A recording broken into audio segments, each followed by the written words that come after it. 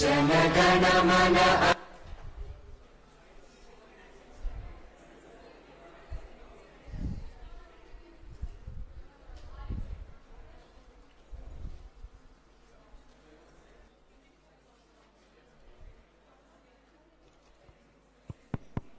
Hello.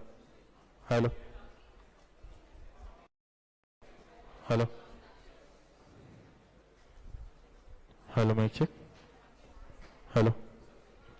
Hello. Hello, mic check. Hello. Hello. Hello. Hello.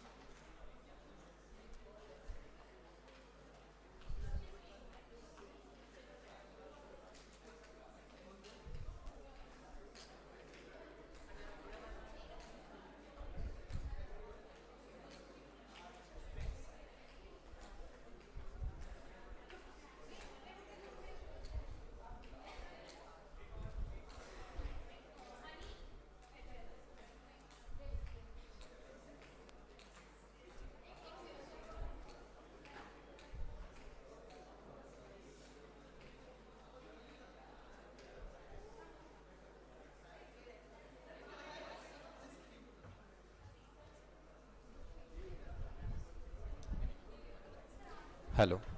All the delegates, please listen here. Everyone, silence please. Can you hear me? Good morning. Louder यार, अभी तो breakfast किया है. Good morning. Okay, so please not leave these two. These two are not for the delegates, sorry. Rest you have to take in this one. So the people sitting on the last two, all the delegates please occupy only these ones. So each table for one group.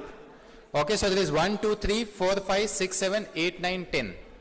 So 10 groups please occupy these 10 tables. Yeah, so the last two please find your respective group and you can sit on this.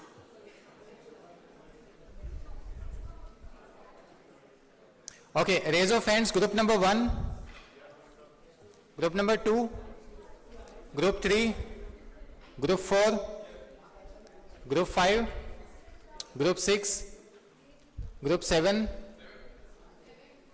Okay, find your table there. Okay, last वाला छोड़ दो. Group 8, group 9, group 10. Oh, you are taking that one? Okay. Thank you.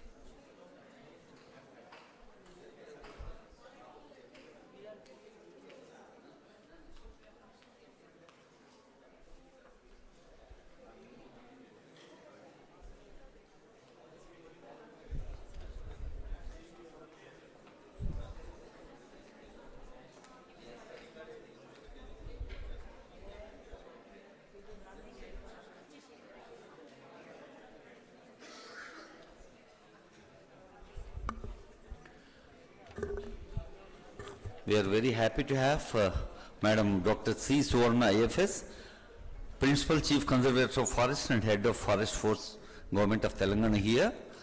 And Madam will be delivering her keynote address as a part of inaugural session here.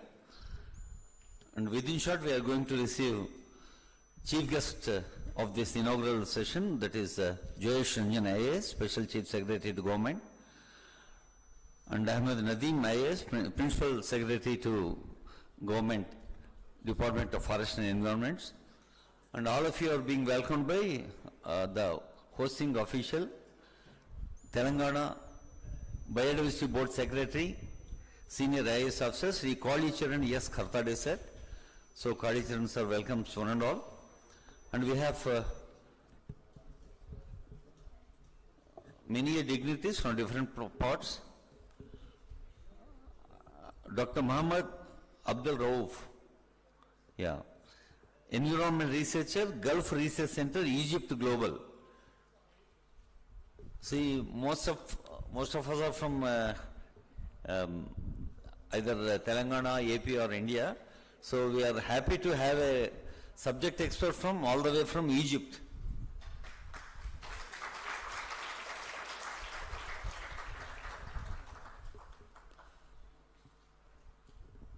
Mr. Sheikh Imran, is he there? Okay, we'll introduce once all the dignitaries come.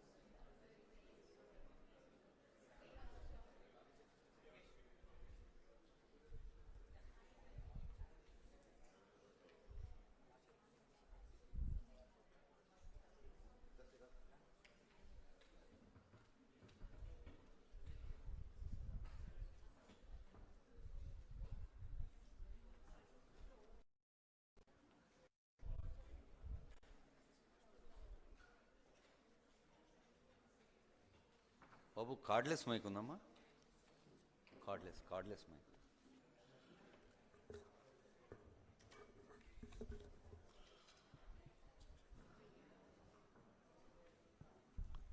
Are Srinivasamurthy garu, former member secretary, Madhya Pradesh biodiversity board, IFS retired. Srinivasmurthy garu, please give a big hand. We have Dr. C.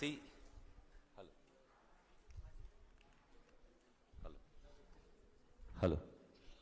Dr. Sri Srinivasul garu, Professor, Usmania University. Madam Farida Tampal, State Director, WWF India. Farida ma'am. She was here. Yeah. Dr. Bhargavi, Senior Scientist. And we have Dr. M.R. Vishnupriya ma'am, Chief Scientist and Head from CCMB.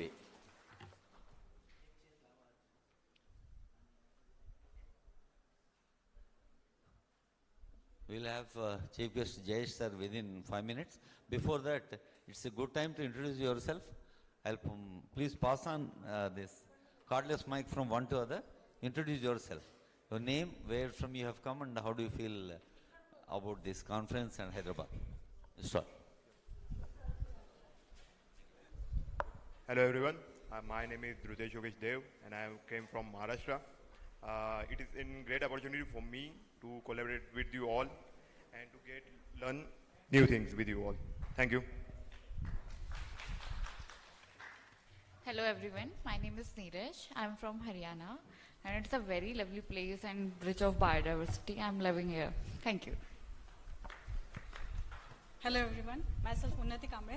I'm from Maharashtra and I'm thankful to be part of this. थोड़ा जोर से mic na. Yeah. Keep microphone a bit nearer to you. Okay. So Please repeat your name and the place. Okay. Myself Unnati Kamre. I'm from Maharashtra and I'm very thankful to be part of this conference. Thank you. Hello everyone, I'm Anshika Dhananjay Chetri from Assam. I'm currently pursuing my masters in Mumbai and I look forward to learn from all of you and also exchange ideas. So I'm very grateful to be here. Thank you. Hello everyone, my name is Pooja Bhoi. I'm from Chhattisgarh and I'm really excited to get to know you all. Thank you. Hello, I'm Simeon. I'm from Italy. I'm doing some research here at ICRISAT Hyderabad, and I'm very happy to be here in this beautiful place. Thank you.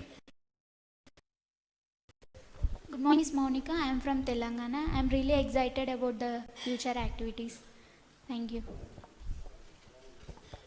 Hi everyone, I'm Achyut Nadgowda. I'm from Karnataka. I'm doing my masters in environmental science. I'm very lucky to be here as all of you and looking forward to meeting you all. Thank you.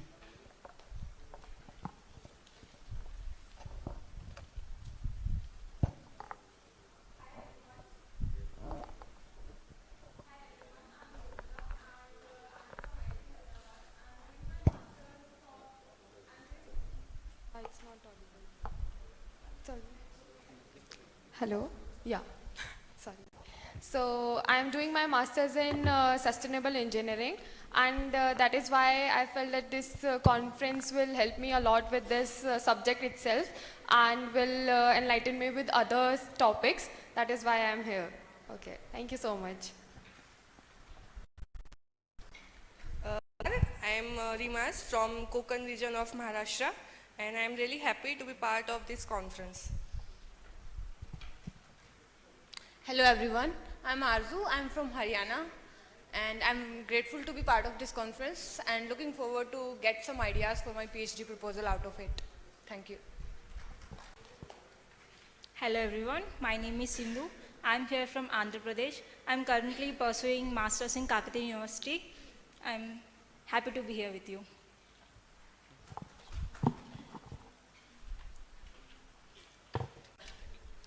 Hello everyone. My name is Sagar Banwale and I'm currently pursuing my masters in New Delhi and I'm here to learn more about sustainability and all this stuff. Thank you. Looking forward to see you. Good morning, everyone. My name is Sachin Mangrati. So currently, I'm pursuing my LLM from NLU, Assam, and my specialization is in IPR, intellectual property rights. And I'm looking forward for the new concepts and new theories that are going to be helpful for our sustainable developments and the environment that we are going on. So thank you. Looking forward to it. Good morning, everyone. My name is Jitin Jakumar, and I am from Dadra Nagar Haveli and Daman and Diu. I am doing MBA in specialization in finance. I am and looking forward. Good morning, everyone. My name is Cornelius Murithi. I'm from Kenya. Currently, I'm pursuing my master's in botany, specializing in biodiversity conservation at the University of Kerala. I'm happy to be with you all here. Looking forward not only to learn from our seniors, but also to learn amongst our peers and build long-lasting collaborations and connections for future work. Have a good day, everyone. Hello, Namaste, Sastrikal Adab to everyone representing Mini India here and also people from outside India. I am Sonali Singh. I am from Bihar, but currently I am pursuing PhD in Environmental Sociology from IIT Bombay. So to describe my feelings as of now for this conference, I would only like to say, बड़े अच्छे लगते हैं ये नदियाँ, ये रहना और तुम. Thank you so much.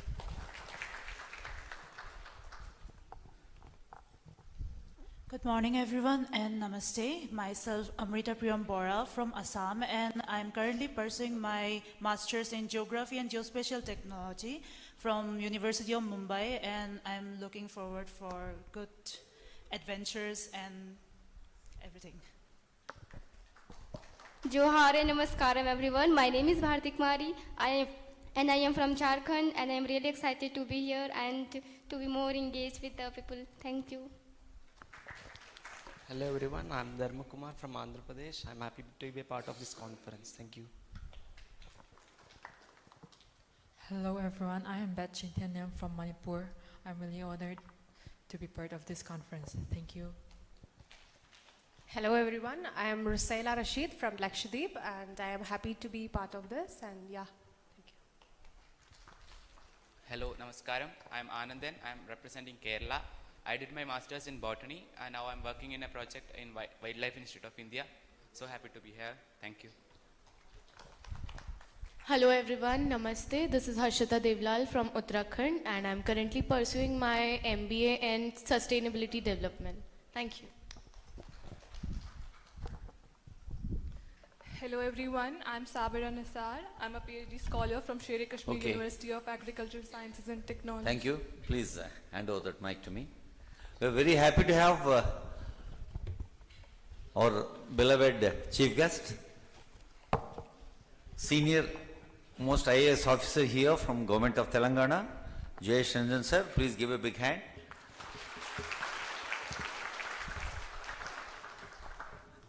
Last year we had National Biodiversity Conference in the same hall with young and energetic youth from different universities of India. Now, Telangana Biodiversity Board is fortunate to have international conference here. We should be thankful to Kali Charan S. Kathade IAS for planning so, and the guiding senior officers are here. International Youth Biodiversity Conference 2026 is going to be inaugurated by our beloved chief guest, Sri Jayesh Ranjan IAS, Special CS to Government, Metropolitan Area, Urban Development, MA and UD, Sports, Youth Services, Youth Advancement, Tourism, Culture, Special Officer GHMC.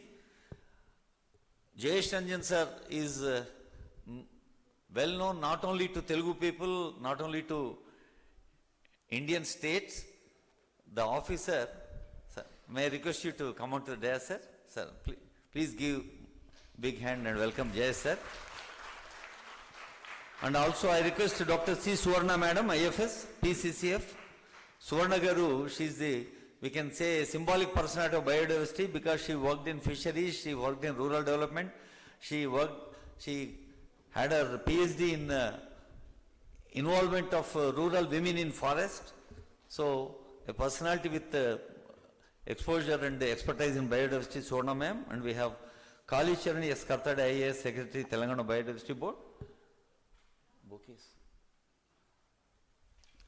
I request Kali Charan sir to welcome JS sir and Swarna madam with bouquet.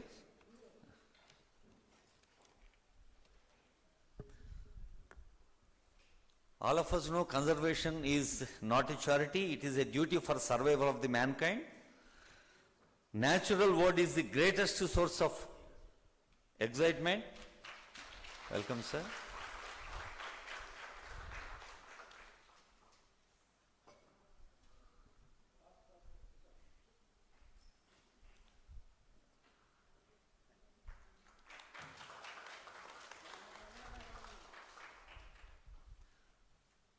I request Chief Guest and Madam Suvarna Garu to light the lamp as a mark of inauguration.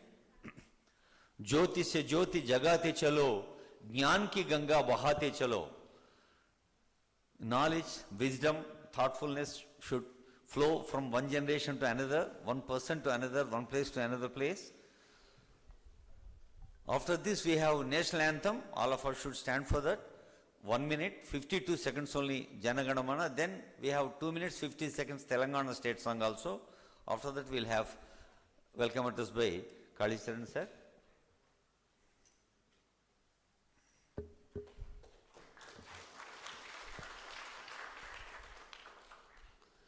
Ajnana Timirandhasya Jnananjana Selakaya Chakshurun Militam Yena Tasmai Shri Gurave Namaha. Nature is the greatest guru of whole mankind worldwide. I request Muhammad Abdul Rauf to join for the lighting of the lamp. Jay sir, he is the environment researcher, came all the way from Egypt, sir.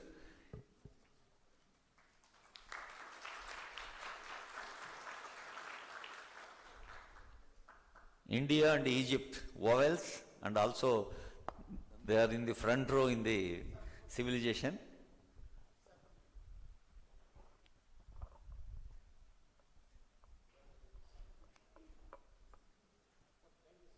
Please raise for the national anthem, Jana Gana Mana, followed by Telangana song. Jana Gana Mana Adhinayaka Jaya He Bharat Bhagya Vidhata Punjab Sindhu Gujarat Maratha Dravida Utkala Vanga Vindhya Himachala Yamuna Ganga Ujjala Jaladhi Taranga तव शुभ नामे जागे तव शुभ आशीष मांगे गाहे तव जय गाथा जन गण मंगलदायक जय हे भारत भाग्य विधाता जय हे जय हे जय हे जय जय जय जय हे. We have Jai Jai He Telangana, Telangana State.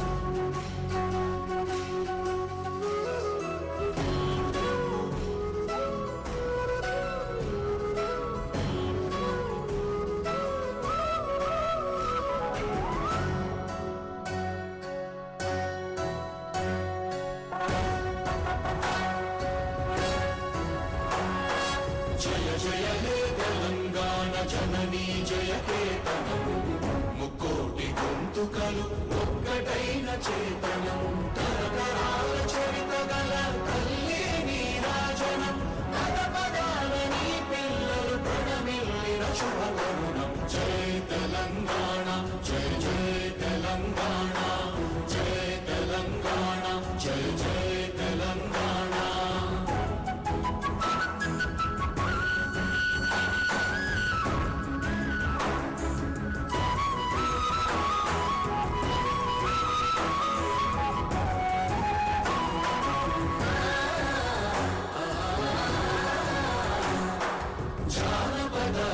జీవన జావళీలు జాలువార కవిదాయక వైతాళిక కళల మంజీరాలు జాతిని జాగృత పరచే Gita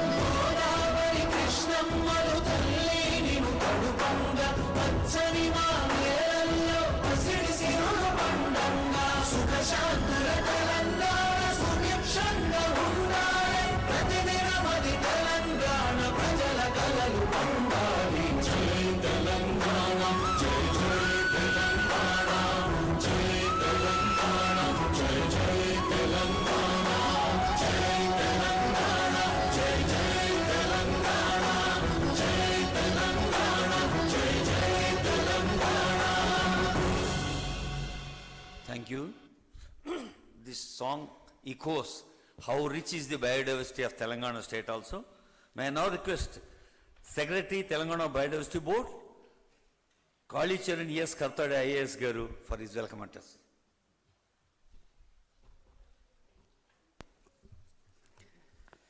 Thank you. Respected Chief Guest Sri Jayesh Ranjan IAS, Special Chief Secretary to Government of Telangana, Metropolitan Area and Urban Development, Sports and Youth Services, Youth Advancement, Tourism and Culture, Special Officer for GHMC, respected Dr. C. Suvarna Ma'am, IFS, PCCF and Head of Forest Force, Government of Telangana, our distinguished international keynote speaker for today from Egypt, Dr. Muhammad Abdul Rauf, Environmental Researcher, Gulf Research Center, Cairo. Distinguished dignitaries from the Greater Hyderabad Municipal Corporation, our partners from T-Hub, Heartfulness and Dharmavanam Nature Arc, qualified mentors, partners and members of the scientific and biodiversity conservation community, and most importantly, the vibrant energy of this hall, our international and national youth delegates. Namaskaram and good morning, and a very warm welcome to Hyderabad and to this beautiful and evergreen place, Kanha Shantivanam. It is my pride, privilege and honor to welcome you all to the International Youth Biodiversity Conference 2026, convened by the Telangana Biodiversity Board, here at Heartfulness, Kanha Shantivanam. This day marks not just the inauguration of a conference, but the beginning of a new phase in youth-led ecological leadership. Friends, exactly 1 year ago, we all gathered for the National Youth Biodiversity Conference here in the same hall. We united 67 young minds across the country from all the union territories and states, and culminated in the historic Hyderabad Declaration, where youth pledged to protect biodiversity and seek pathways for sustainable entrepreneurship. But today, standing here in 2026, we have cautiously chosen to evolve and to evolve further. We have moved from a national dialogue to an international commitment. We have moved from environmental activism to nature-positive economic action. This evolution reflects Telangana's continuous commitment to position itself as a hub of the emerging bioeconomy and green skilling revolution. The International Youth Biodiversity Conference 2026 is not just a routine conference. It is designed as a green career boot camp. Our theme this year is precise and very urgent: biodiversity for life, skilling youth for a green future. Now the question is, why skilling? And why not? But why now? Dear friends, if we look at some of the data, it tells us that while global industries depend entirely on nature for raw materials and stability, our economic systems are failing nature. It highlights a startling imbalance. Over $7.3 trillion in global finance flows annually towards activities that harm nature, while only $220 billion goes towards saving it. We are seeing species extinction rates moving 100 times faster than the natural baseline. This is not just an ecological tragedy, but it is a massive economic risk as well. But within this risk lies your opportunity. The world is pivoting towards a nature-positive economy. There is a demand for green architect, carbon auditors, biodiversity data analysts, and sustainable supply chain managers. However, there is a gap. The job exists, but the skilled workforce does not.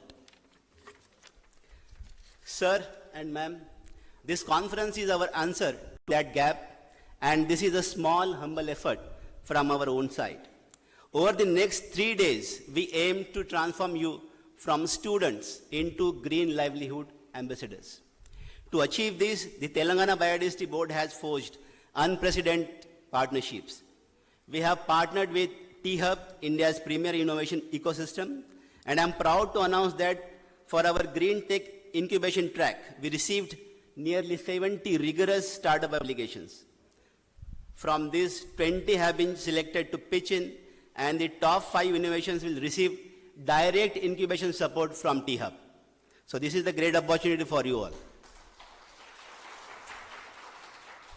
We are not just discussing ideas, we are launching green startups and green businesses. This collaboration represents not a one-time initiative, but the beginning of a continuous green entrepreneurship pipeline for the state and for the nation as well. In the global context of CBD and Kunming-Montreal Global Biodiversity Framework, the role of youth becomes central rather than symbolic. Through our valued youth knowledge partners, the Global Youth Biodiversity Network, that is GYBN, and the Naturalist School, this conference actively strengthens youth leadership, policy literacy, and field-based ecological competence, while directly supporting delegates in the formulation of Youth Biodiversity Strategy and Action Plan, as we have at the national level and subnational level. And I'm proud to announce that Telangana is the first state in the country which has formulated and prepared its own strategy and action plan post Kunming-Montreal Global Biodiversity Framework. So this is an achievement for the Telangana Biodiversity Board. So in doing so, IYBC 2026 ensures that young people are not just merely consulted, but are prepared to co-create the future of biodiversity governance. To incorporate modern technological advancement, we have embraced the future by bringing in MindLift AI. As our AI knowledge partner, MindLift AI introduces the transformative role of AI in biodiversity conservation. We are grounded by the support of the GHMC, showcasing how megacities like Hyderabad can thrive with blue-green infrastructure.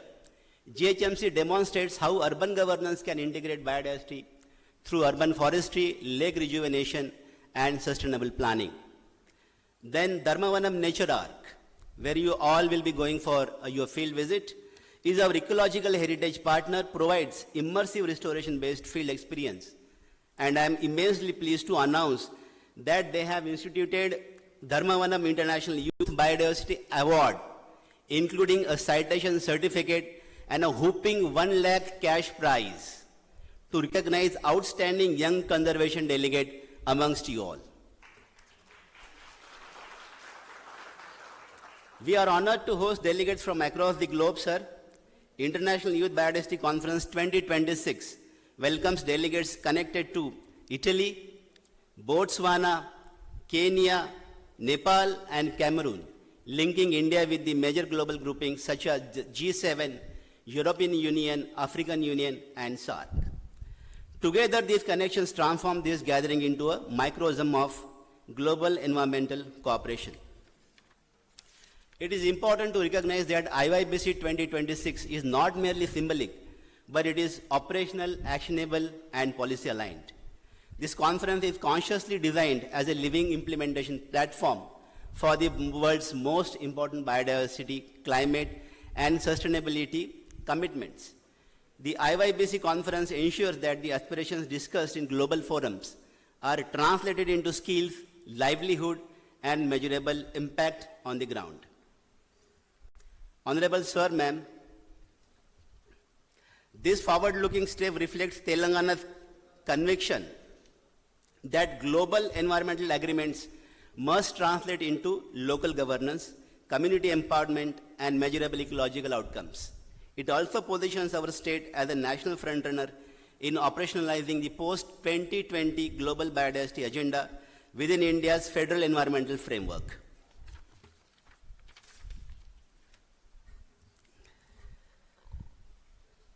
What emerges, therefore, is something far greater than a 4-day conference. IYBC 2026 becomes a convergence point where international environmental law, national policy decision and vision, state-level governance, scientific knowledge, entrepreneurship, energy, and youth aspiration meet in one coherent movement. And that transformation from promise to practice is the true significance of the International Youth Biodiversity Conference 2026.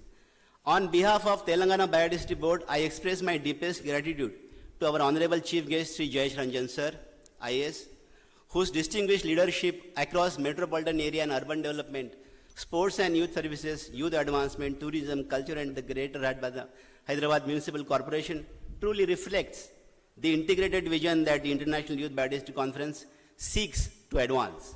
Sir, your work powerfully demonstrates that the future of our cities, our youth, and our natural ecosystem must evolve together, where sustainable urban development, meaningful youth engagement, cultural vitality, and ecological responsibility are not separate agendas, but a shared pathway toward resilience and inclusive growth. Your continued effort in strengthening Hyderabad's urban resilience, enabling innovation and entrepreneurship among young people, and promoting tourism that harmonizes heritage, culture, and nature resonate deeply with the core spirit of IYBC 2026, that is skilling youth to lead a nature-positive future. Your gracious presence here today is therefore profoundly significant because this conference stands at the very confluence of urban sustainability, youth empowerment, green innovation, and biodiversity stewardship. So we are sincerely grateful for your encouragement, guidance, and continued commitment to empowering young minds as partners in building a sustainable Telangana, sustainable country, and a sustainable world. I also acknowledge with deep appreciation the invaluable support of senior administrators, scientists, partners, and organizers whose collective efforts have made IYBC 2026 possible. Now, my dear youth delegates, look at us all, but you can consider us as your own partner as you see to your fellow colleagues. Biodiversity is not a distant environmental concern, it is food on our plates, water in our rivers, and stability in our climate, and dignity in our livelihoods.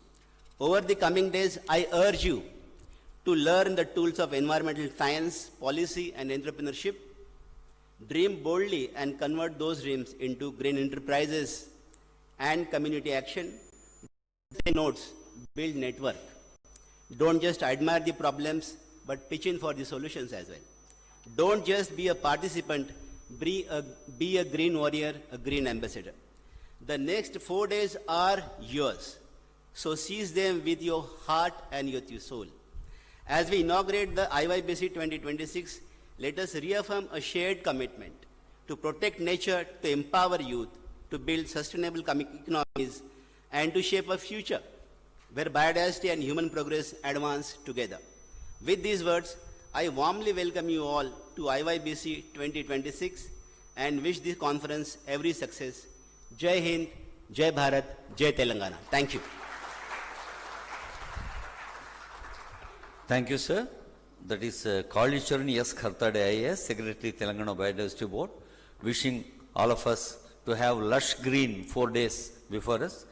Now, I request Snehanjali, Ambassador of National Youth Biodiversity Conference 2025, to present brief what has happened last year. Snehanjali.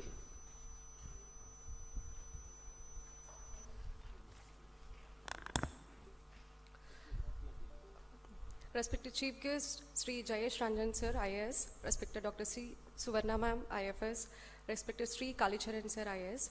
A very good morning to everyone. Namaskaram. I am Snehanjali, completed my PhD in Forest College and Research Institute. Here I stand before you as an ambassador for National Youth Biodiversity 2025, where I was a delegate, and I'm very happy for today being here. So I want to share my experience. Like last year, when I attended the National Youth Biodiversity Conference 2025, I came with curiosity and enthusiasm to learn. But the experience transformed me in many ways, academically, professionally, and personally. During the conference, we started as individuals, and we were from different regions and backgrounds, but soon we became teams, united by a shared purpose of biodiversity conservation. Groups such as Sanjeevani, Jingalu, and Sahyadri, which reflected not just the names, but collective identities built on collaboration, learning, and friendships. I was part of the group Sanjeevani. The conference provided us with valuable exposure through expert lectures, mentors, morning bird walks, People's Biodiversity Register, and finally, a great initiative, Hyderabad Declaration. We also had the privilege of interacting with inspiring conservation leaders such as Sri Dusharla Satyanarayana Garu and Padma Shri Rahibai Soma Papreji, whose life journeys motivated us to connect with knowledge and traditional wisdom and community participation. And also, the knowledge gained during the conference influenced my academic and research journey. As a part of National Service Scheme, I have taken lectures to forestry students on People's Biodiversity Register, where I have learned here, and I also have been awarded with a certificate. So I tell all the delegates here to use this opportunity, because this is, you're the lucky students to get this opportunity. So use and take all the guidance, lectures from the mentors, and be the conservation. Further, their exposure encouraged me to participate in biodiversity-related field activities such as Kawal Bird Walk, where I received a participation certificate. And the exposure from this National Youth Biodiversity Conference contributed positively to my academic progress and supported me during the completion of my PhD. It focused on youth participation in biodiversity conservation, promoting traditional ecological knowledge, creating sustainable livelihood opportunities. Finally, at this moment, I could like to express my sincere gratitude to Sri Kalicharan sir for his visionary leadership and for providing youth like us with his valuable platform for giving me this opportunity. And my journey with this platform will certainly continue. I will always remain grateful to Telangana Biodiversity Board and organizers for creating such transformative opportunities for youth. Thank you. Thank you, Snehanjali. Now we are going to have Honorable Chief Guest's message. Jayesh Ranjan sir, he is Jana Ranjan, citizen friendly. He is Janesh Ranjan, admin friendly. I request Chief Guest for his message.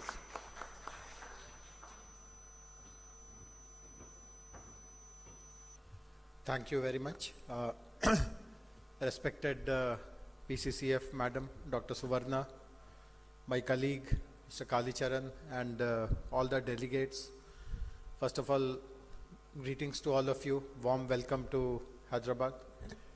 And first of all, I'd like to congratulate the state, the Telangana State Biodiversity Board for putting together this event. I was going through the program schedule, and it's really created with lots of imagination, lots of creativity, very holistic and comprehensive exposure has been planned for all of you over the next 3 days. So I'm sure at the end of this, you would have come out with lots of new ideas, new insights. I would like to, instead of giving a very general speech, I thought I'll tell you something about an important milestone in our state's journey, Telangana's journey. As many of you would be aware, Honorable Prime Minister has set a very important vision for our country, that by 2047, India should become an advanced country. India should become a Vikasit Bharat. And different states also have started preparing their vision documents to align with this goal of becoming an advanced nation. So in our state of Telangana, we also did this exercise over the last 6 months. And on the 9th of December, we released our vision document. This is called Telangana Rising. You can look it up on the internet. This is a very, it's a short document, but it has been prepared with lots of meticulousness, lots of depth. So I'll give you a very broad overview of what is there in our state's vision, and then I'll tell you about the role of sustainable development. So if you read our Telangana Rising document, it has 3 components. It comes in 3 parts. One component is the economic development, one is social development, and the third one is sustainable development. So if you look at the economic development chapter, the headline of this chapter is that by 2047, Telangana aspires to become a $3 trillion economy. Now, this $3 trillion has come from the larger goal which the Prime Minister has set, that India will become a $30 trillion economy by 2047. And currently, we in Telangana, we contribute 5% of the country's GDP. So if India becomes a $30 trillion economy, our target is that we should contribute 10% at that time, which makes it to $3 trillion economy. And of course, the rest of the chapter explains where does this 3 trillion come from, which sectors will contribute. Many of you would be aware that Hyderabad is a very strong technology hub. It's a very strong hub for life sciences, pharmaceutical, and what are the other ways in which we will progress to $3 trillion. We also, for the first time, have written about how the whole state will contribute to this goal. See, typically, states which have large capital cities, like let us say Hyderabad in Telangana, Bangalore in Karnataka, Chennai in Tamil Nadu, it inevitably happens that these cities become a big magnet for economic development, growth, job creation, and often we see criticism also that all development is happening in Hyderabad, nothing else is happening elsewhere. So for the first time, we have created a plan through which how the rest of the state will also contribute, and we have divided the state into core urban region, peri-urban region, rural region, and how can these areas also, beyond the core urban, can also contribute to this $3 trillion growth. But if they have to contribute, what infrastructure support is required, what institutions have to be created, what governance is required, and so on and so forth. So this is the chapter on economic development. We have a equally important chapter on social development. So in social development, as you know, when we were writing about this economic development chapter, see, to reach 3 trillion in the next 21 years, currently our economy is at $400 million.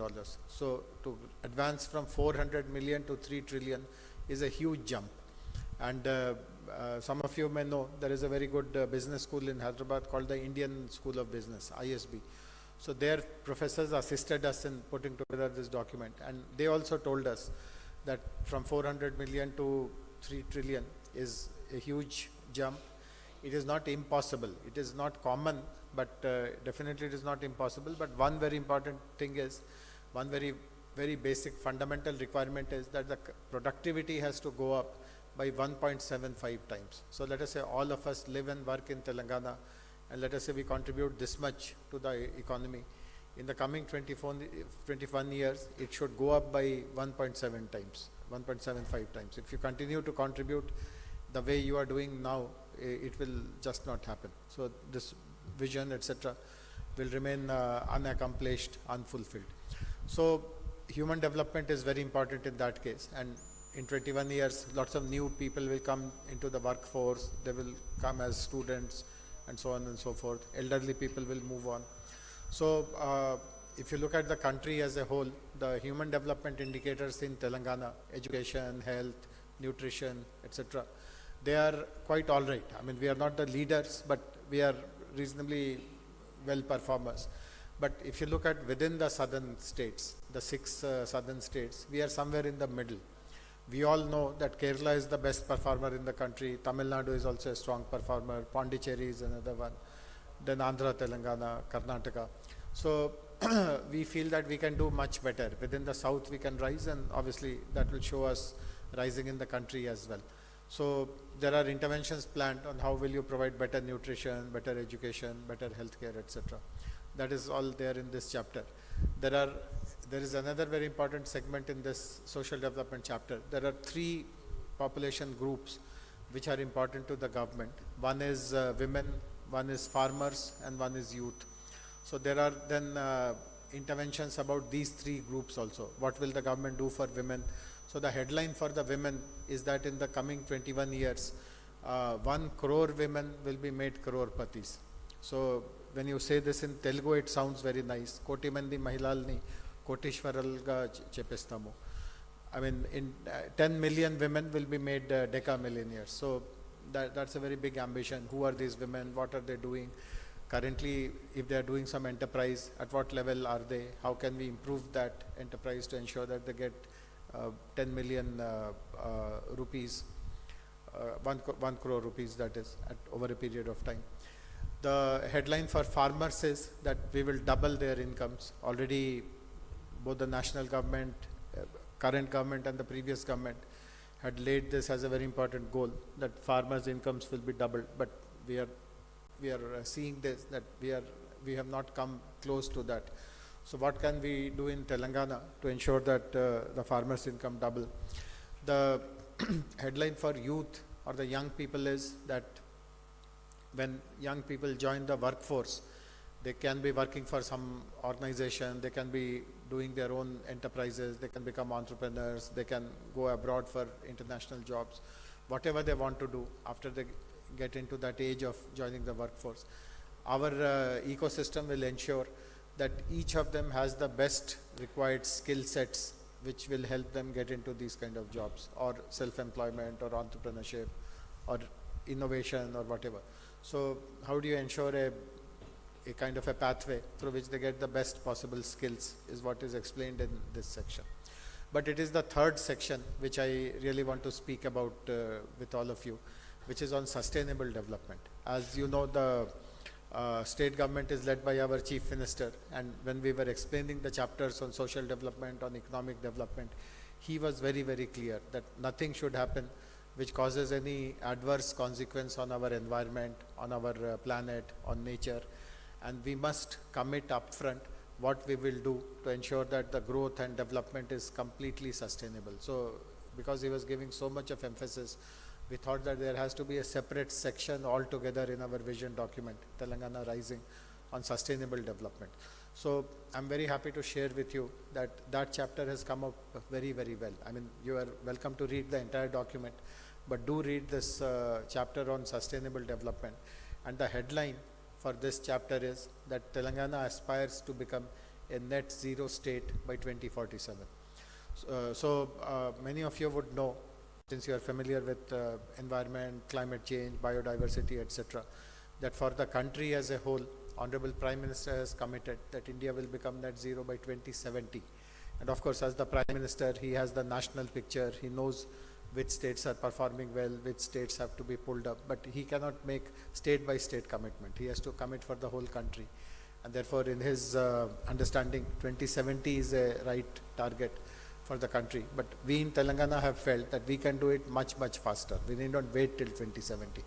The foundation in Telangana is already very strong, and if certain important decisions are taken, firm decisions are taken, and if there is a resolve to implement those decisions thoroughly, we can do it much faster. So while the goal of the state is 2047, I am currently looking after the metropolitan area, the Hyderabad metropolitan area, and we are working on the possibility of exploring the possibility whether Hyderabad can become net zero by 2040 itself. We did not even wait for the whole state to become net zero by 2047, not to speak about the country which will become net zero by 2070. So how do you do that? So already in our government, lots of very important decisions have been taken.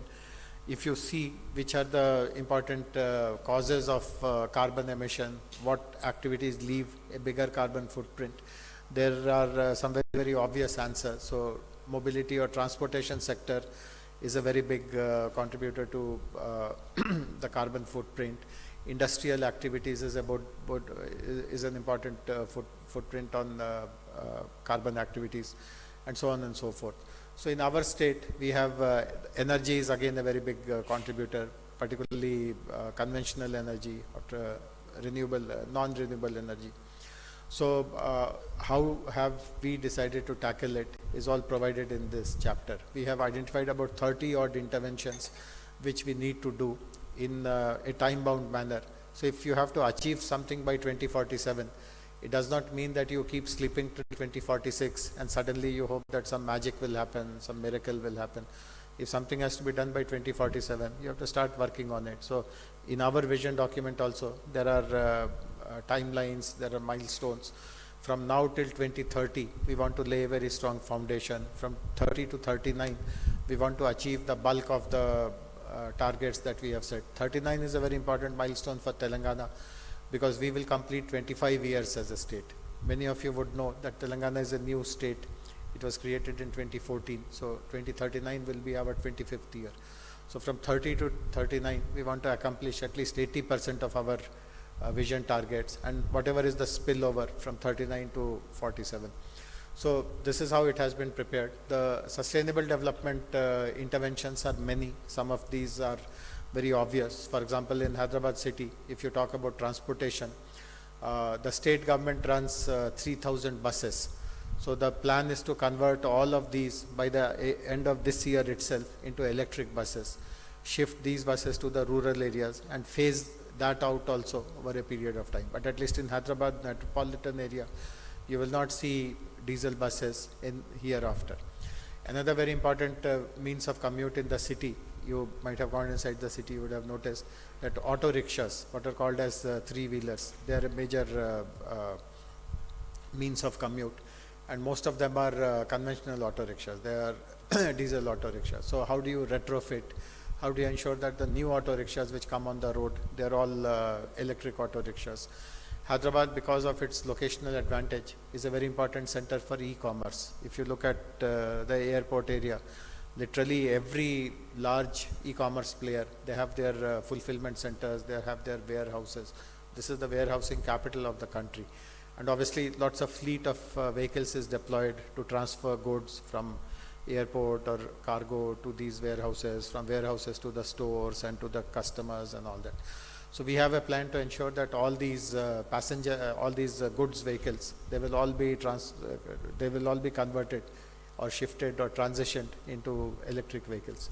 And finally, it comes to passenger vehicles. So people who own their own cars, who own their two-wheelers, etc. How do you motivate them? How do you offer a carrot and stick policy to ensure conversion from a ICE engine vehicle to a electric vehicle? So there are plans for that. Similarly, for industries, industrial activity, as I told, is an important contributor to carbon emissions. So it has been decided that all industries which are located in the metropolitan area, within a matter of 1 to 2 years, all of them will be shifted outside. It's a very big decision. Close to 2,500 industries are located inside the metropolitan area, because industrial development in Telangana, or which was erstwhile Andhra Pradesh in the past, has started from the decade of 50s itself. And in those days, Hyderabad was a small town, so the industrial parks were located in the outskirts. But what was outskirts in the 50s and 60s and 70s has become main city now. And obviously the pollution load cannot be acceptable inside the city. So all these industries are being shifted. We have come out with a policy. People who own lands or industrial units in the city will be given a very generous incentive, and they will be encouraged to shift where better infrastructure, better quality infrastructure will be planned. So there are multiple such interventions. Green energy is again a very, very important aspect. And of course the conventional methods of climate change mitigation, like planting more trees and creating rainwater harvesting structures and things like that, all that will be done. We are also in the process of planning to completely ban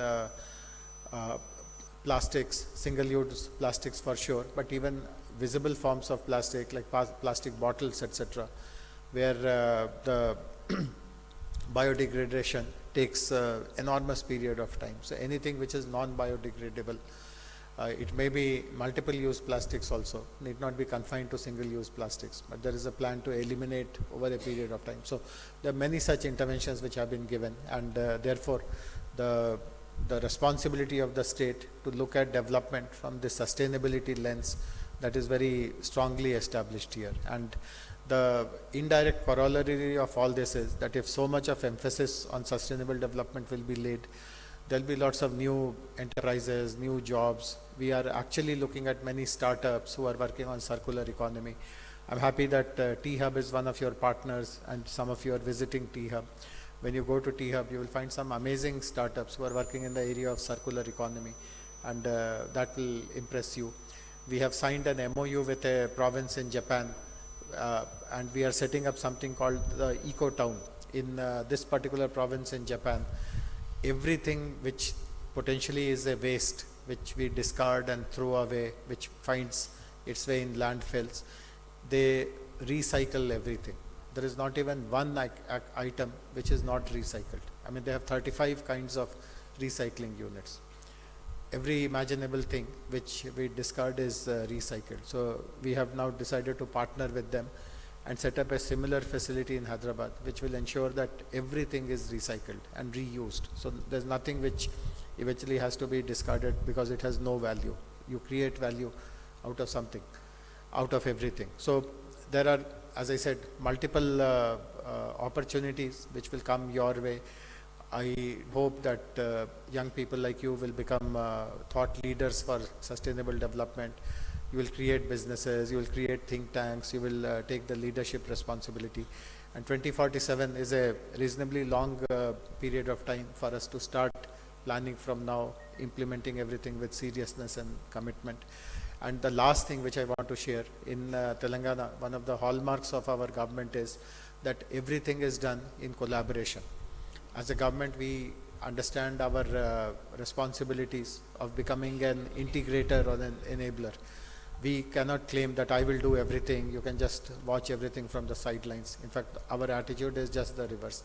If someone else has better talent and aptitude to do it, then we must bring them in the forefront and encourage them to do it. Our role should just be to support that particular individual or entity or organization. And for everything, we have multiple partnerships. So when Kalicharan was explaining that you have started forging partnerships, not just for this, my request would be not just for this conference, but look at it from a long-term perspective and ensure that all these partnerships deliver this net zero goal that we have set upon ourselves. So once again, I'm very glad to be present with all of you, share some of these ideas and thoughts about what Telangana is doing. And do let us know if anything interests you and if you'd like to contribute and support and become a part of it. It can be from a learning perspective, it can be from a commercial perspective. Anything that interests you, please feel free to stay in touch with us. So good wishes to all of you. Best wishes for the success of this immersive conference on biodiversity, and thank you very much for inviting me. Thank you, sir. Thanks a lot for inaugurating and also inspiring us. Right from rural base to the metropolitan pace, it was so comprehensive and informative and inspiring. Youth will be carrying this message to their places.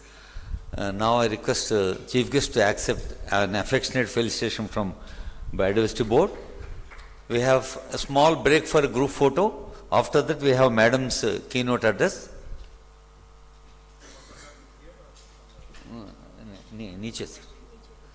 I request photographer to be group photo ikkade chedama kindiki veltam.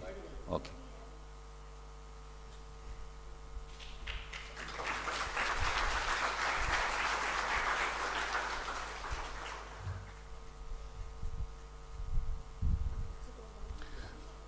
We are coming back here after the group photo. Honorable Chief Guest has to attend some other important. Yeah. Yeah, please come down, all of you. Please join for the group photo. जितना जल्दी हो सके उतना जल्दी.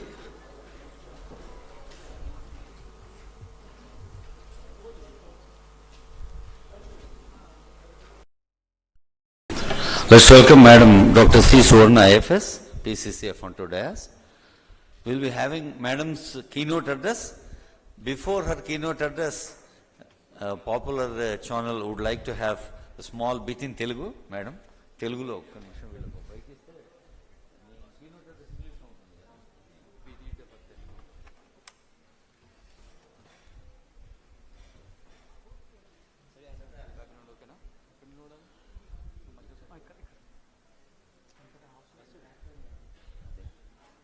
Of చేయమని చెప్పనా అది? ఓకేనా?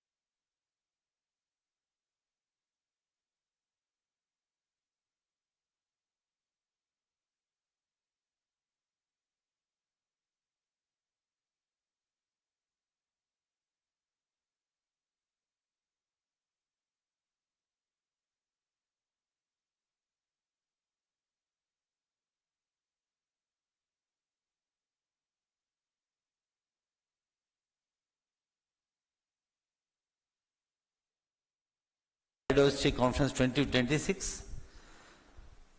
As it was told by Director Kalicharan Sir, Secretary Kalicharan Garu and Chief Guest, skilling youth for a green future. So let's expect a lush green future for us. Now let's request Dr. C. Suvarna Madam, IFS, PCCF and Head of Forest Force, Government of Telangana, for her keynote address. Suvarna Ma'am.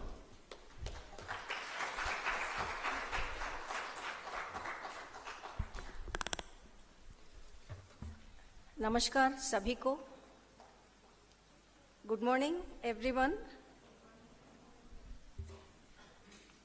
I welcome all of you to this International Youth Biodiversity Conference 2026, Kanha Shantivanam.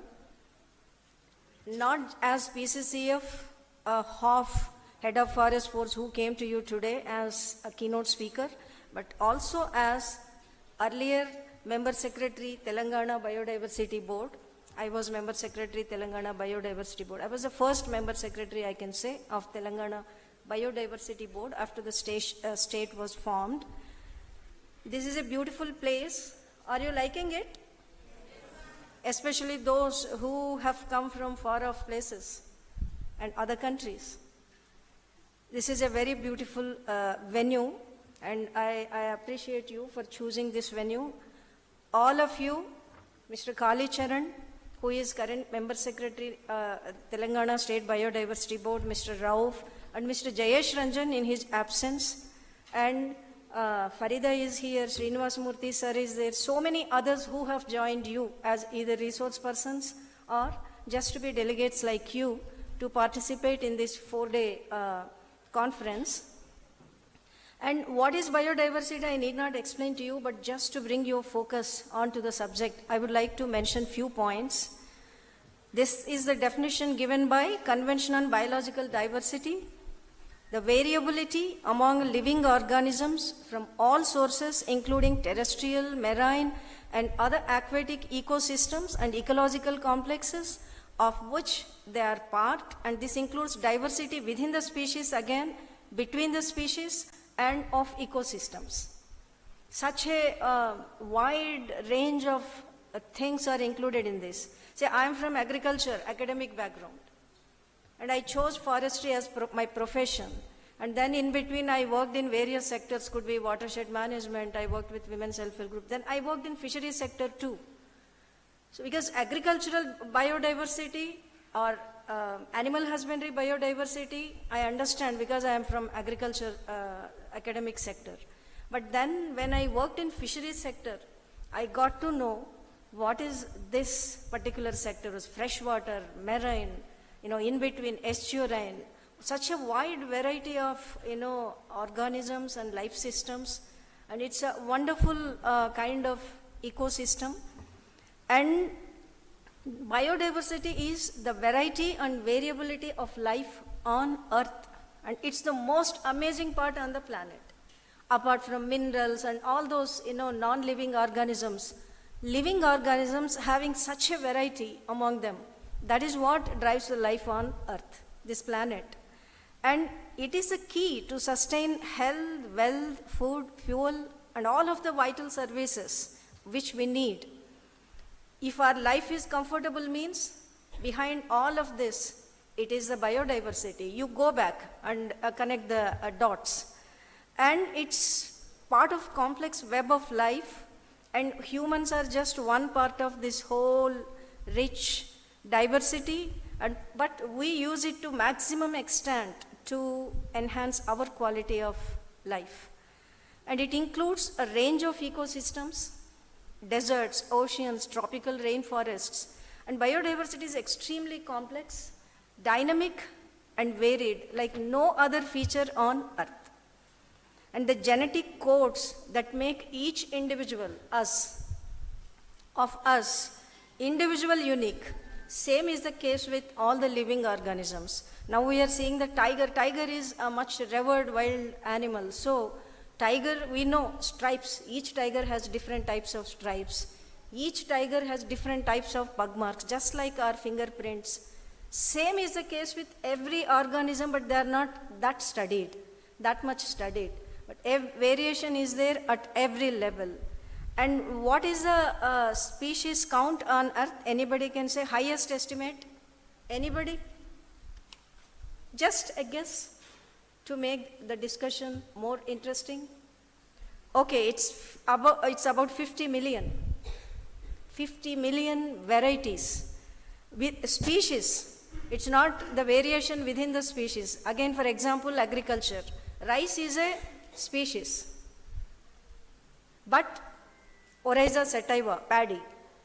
But within that, hundreds of, maybe thousands, in India itself, hundreds of farm races are there. There would be land races. That we are not counting. Species alone, 50 million.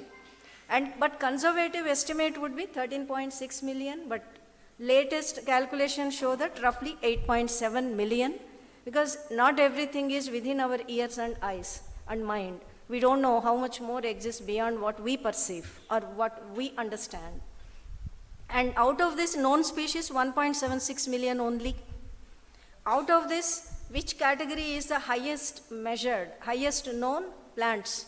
Because plants stand at one place, easy to, check. And then recently in Telangana, one orchid species, which survives in this kind of hot environment. We could, EPTRI scientists could, while doing third-party evaluation of campus scheme, they could identify. It was never on record in Telangana flora. Now, plants 70%, but birds among the known species 12% only. So much variation is there. Probably you can imagine what would be the fate of microorganisms, which are not visible to eye. And then what are the main threats? All of you are aware, habitat degradation and change, development we are talking about. So this is the reason we keep talking of development at what cost? It should be sustainable to sustain the development itself. So the 31% of threat comes from this, habitat destruction. Habitat loss, 13%. Totally, because we are diverting forest lands for taking up various development works. We are damaging grasslands, thinking that nothing is here. Scrub jungle. So only when big trees are there, that's considered as forest for a lay person. But you guys should know that grassland is a forest as per the definition legally. And a mountain crevice is, a rock crevice is also an ecosystem. Desert specific organisms live. So everywhere you have wastelands, so-called waste or wasted lands. Today we just took a detour to go, because there was a rock formation there on which some temple signs were there, but we just wanted to go there. There we could sight several beautiful birds because it's undisturbed, that location. Otherwise, it's considered as, it's already diverted for real estate. But if no human activity is there, so many birds you can see there. And invasive species, fisheries I have seen, one tilapia, it has invaded all the water bodies, freshwater bodies of India, without even stalking the species. We haven't stalked because I worked there. But still, it dominates every water body. And of course, climate change, it's happening. Rising temperatures, rising oceans, pollution, diseases, and forest fire is another thing, though mostly it's ground fire that's happening.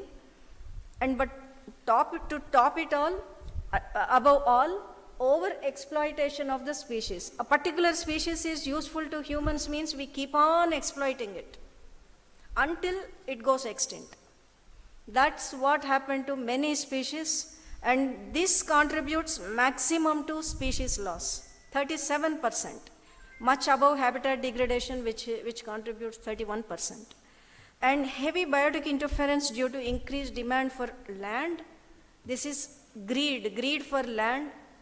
It's eroding valuable biodiversity, and which is needed for genetic diversity pool. And our whole human existence depends on this. But we forget that. We think just, a little bit us and next generation, our children, what they will get. That's all. Beyond that, we never look at. And that's the reason why biodiversity is vanishing rapidly and within a short time, because when I was member secretary Biodiversity Board, I came across a publication which said 10 years back, that time, 10 years before that, one survey was conducted of paddy races, farm races. Over 100 were found, more than 100 such farm races of rice were found in 2 or 3 districts where the baseline survey was done. After 10 years, same survey was done. The count came down to just 10.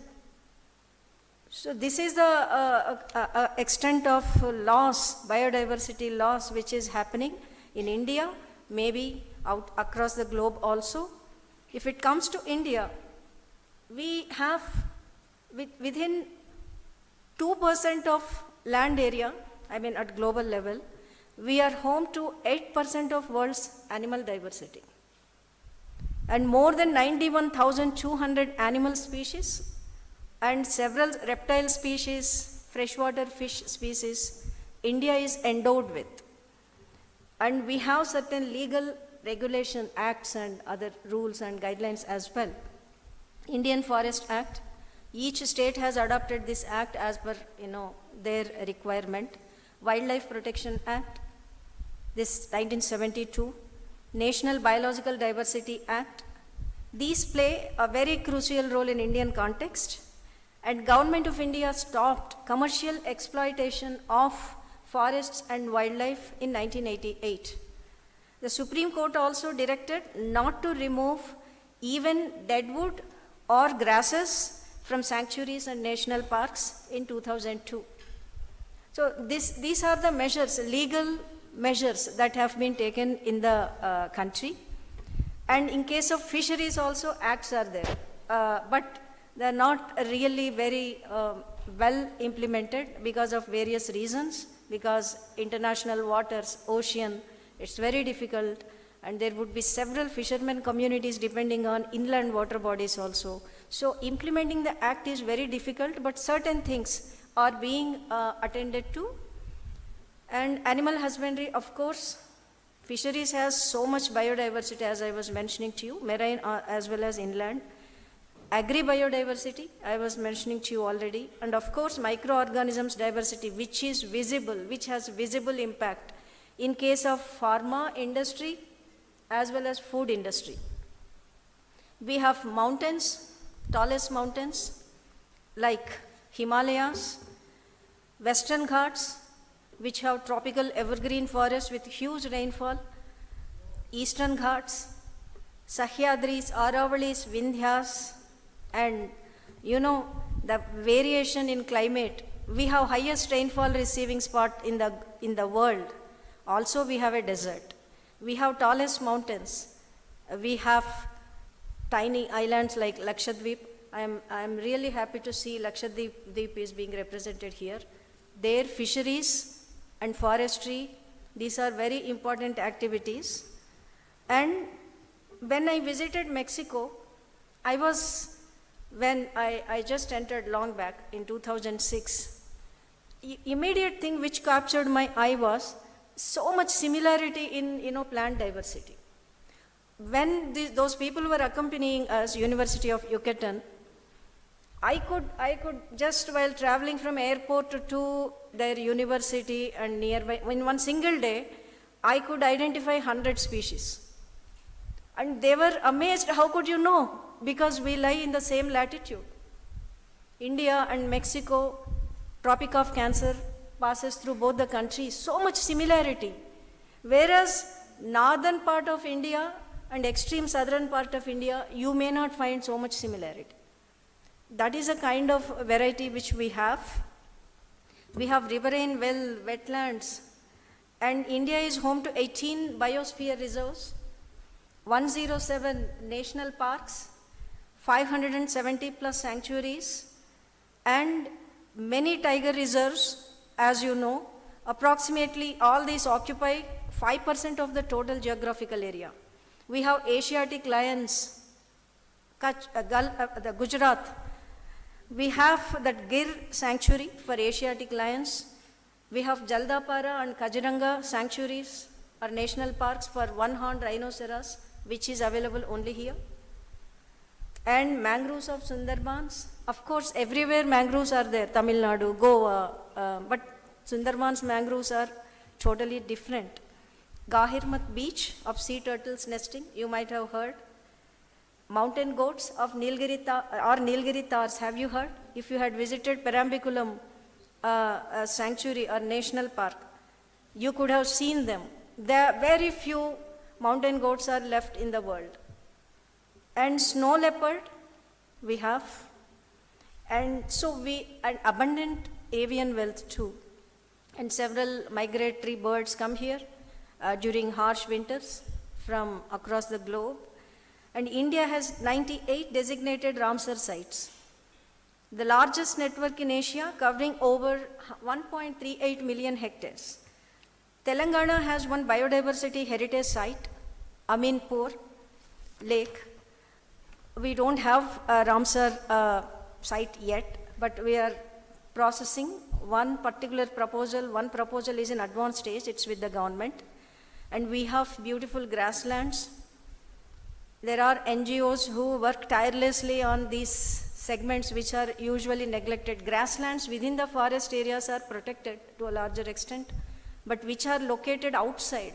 People think that, ye to khali area hai, this is a vacant land. Let's go for real estate or let's do something else. But you could see so much biodiversity there, like Indian fox. One documentary is made by very, very wildlife enthusiastic individuals. You must watch, I think it should be available over YouTube. And a variety of insects which we generally don't bother about other than butterflies. And wastelands and weeds, which are weeds from agriculture point of view or horticulture point of view, have huge medicinal value. Also, they give lot of biodiversity for the commercial species. You know, weeds, you extract genes for getting disease resistance, for which you have already put the things into food security system. For that, these act as backup plans. And drought resistance, salinity, medicinal value, nutritional value, they cater to various kinds of things which we humans need. Alternate medicine, Unani, Ayurvedic, pharma industry, seed industry totally depends on. Food security depends on this genetic variability. And role of CSOs, NGOs bar CSOs, and people with shared interests coming together, like Butterfly Society we have, Hyderabad Butterfly Society. Deccan Birders, Hyderabad Birding Pals, Friends of Snakes, Rescue Charitable Trust, Wildlife Pune. Here, once when it was started, the girl was very young, in 2007 or so. I am told, Neha, you may be knowing, Harvard return, she got into this sector, and she is pursuing this sector. And WWF, of course, HITICOS, so many organizations are involved. They are doing the work which government, I head forest department, which we do, probably it's little different. They have the flexibility and they bring to our notice what's happening, what are the gaps, what can we do. That is what we need. This kind of collaboration really helps. And if it comes to our state, Telangana, we have 9 wildlife sanctuaries and 3 national parks and 2 tiger reserves. 1 biodiversity heritage site, as we were mentioning. This occupies 19.43% of forest area, all these. And they occupy 7% of overall geographical area of the state and 26% of the state forest area if we add tiger reserves also. And we do ex-situ conservation, Nehru Zoo Park, Kakatiya, this is one of the best zoo parks in the country, Kakatiya Zoo Park, and we have mini zoos, deer parks, and 109 urban forest parks. These are the parks where we have interface with the humans, in the sense We allow people to enter into the forest area. They can walk around. They can go and see the floral and faunal biodiversity. And it gives them oxygen too, lung spaces. And above are all centers of biodiversity conservation.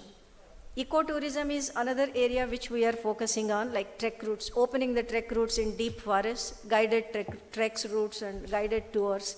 That also we are taking up.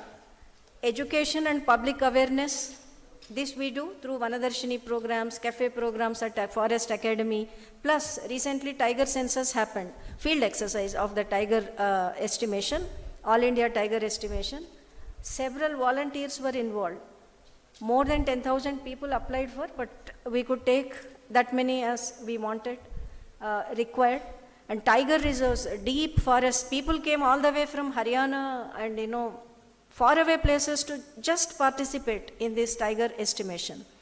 They went deep inside forests with bare minimum facilities, food or accommodation, and they walked on a forest terrain while the threat of wildlife, wild animal attack looming large, but still, they enjoyed, at least, everybody, whatever feedback we got, they really took it as an opportunity. And they were most of them were, young people. And there were, above 50 also who were really interested and who were physically fit. But it was an eye-opener, especially for the first-time visitors, it was like an eye-opener. Oh, it's so difficult to walk on forest terrain with all your shoes and everything, somebody, base camp watcher or somebody, even a Chenchu person who, a primitive tribe, they walk faster than you. With all your gear, you can't walk faster than them. And they know what happens in the forest when they watch, they hear the sounds, and they can know like what's going to happen next. It will be an amazing experience. Next, if some of you are interested, next after 4 years, another census would happen, then you can also participate. And we are also doing a program earlier, Haritaharam, now Vanamahotsvam, planting not just within forest area, but outside also. Within forest area, we are not going for monoculture now. All native species in a mixture, a combination. So all our compensatory afforestation plantations do have a mixture of plantations. And this year, 26 monsoon, we are going to plant 160 million. We are proposing to plant 160 million. This includes everything. Out of this, only around probably 12 million would be from forest department. Rest all from other, mostly it comes from urban forestry sector. Hyderabad Metro, then GHMC and other municipalities, and Panchayat Raj and rural development. Because panchayats are also involved in this. Wetland protection is another thing entrusted to us, though it's not exactly our job, because outside, all these wetlands are located outside the reserve forest areas. And this notification of certain forest lands where there is a significant ecological activity, could be avian visitors, or it's important. Such wetlands we are identifying, and we are going to go for notification. We will be placing all the proposals in State Wetlands Authority. Actually, around 12,000 wetlands are identified in the state. Most of them are shrinking because of various reasons, encroachments. And very small ones, though, they will disappear unless protection is given. So we are trying to focus on that with the help of satellite imagery and all that. And Telangana is moving from conservation awareness to green economic action. Awareness about conserving the resources is one thing. Next, what Mr. Jayesh Ranjan was spelling about, like green jobs, green skilling, Vision 2047, Telangana Vision 2047. Everywhere, in the beginning, when Indian School of Business people had one interaction with us, that time itself I raised, okay, you have everything, but where is the sustainability part of it? How much how much, space you are giving to that part. So that was focused on later, and everywhere they tried to incorporate that. And it's a matter of pride to watch this transition of National Youth Biodiversity Congress 25, till then it was national, with the international participants being present here. It has become almost like IYBC, International Youth Biodiversity Congress 2006. I appreciate Biodiversity Board and your other partners, collaborators for this. I also appreciate those who came from different parts of the globe, like Kenya, Italy. You were incidentally here at ICRISAT, but it's good that you are participating. And we have Nepal. Nepal is there. Which is the other country? Botswana. Botswana. I welcome you all. And Telangana's, this Telangana Biodiversity Strategy and Action Plan also includes all these interests, also integrating with Conving Montreal Global Biodiversity Framework. So Telangana Biodiversity Board won UN awards also for access benefit sharing initiatives and all. With limited resources, it has to be taken forward. So I really appreciate the board for organizing this conference.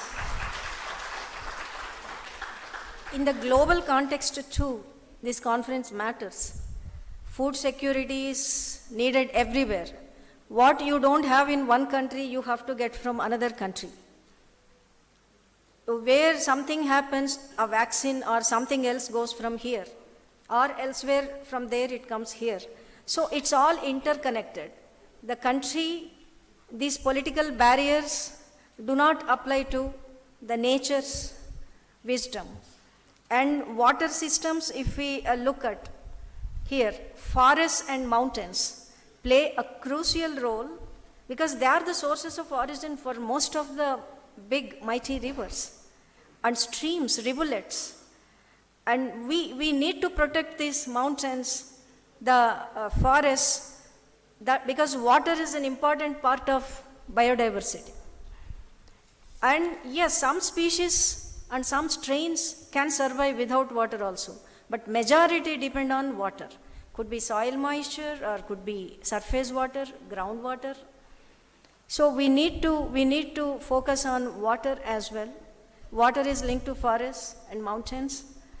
And of course, afforestation and other conservation measures which are visible and which we are taking up, they do add to climate resilience and provide stability. And each forest system or ecosystem, I can say, offers a unique microclimate. Even one urban forest park, it will have a calming effect. When you enter there, the whole microclimate would be different. And documentation of this rich biodiversity could be through people's biodiversity registers or through intellectual property rights. We need to have proper documentation. As I was mentioning, in spite of such a scientific vigor which we have, if not we, other countries, still we could document only certain percentage of estimated species. We don't know how many, and then think about the races, farm races, land races. We don't even know. For naked eye, everything looks alike. I don't know how much we are losing. So first, baseline documentation is required. I think this conference minutes you have to include this documentation of biodiversity at various levels and in various categories. It's very important. And of course, biodiversity professionals, we don't have that terminology till now. Green economy, we are calling it as green skilling, green jobs, green entrepreneurs. Yes, biodiversity should be incorporated in all these sectors. Climate resilient planners, this is another term which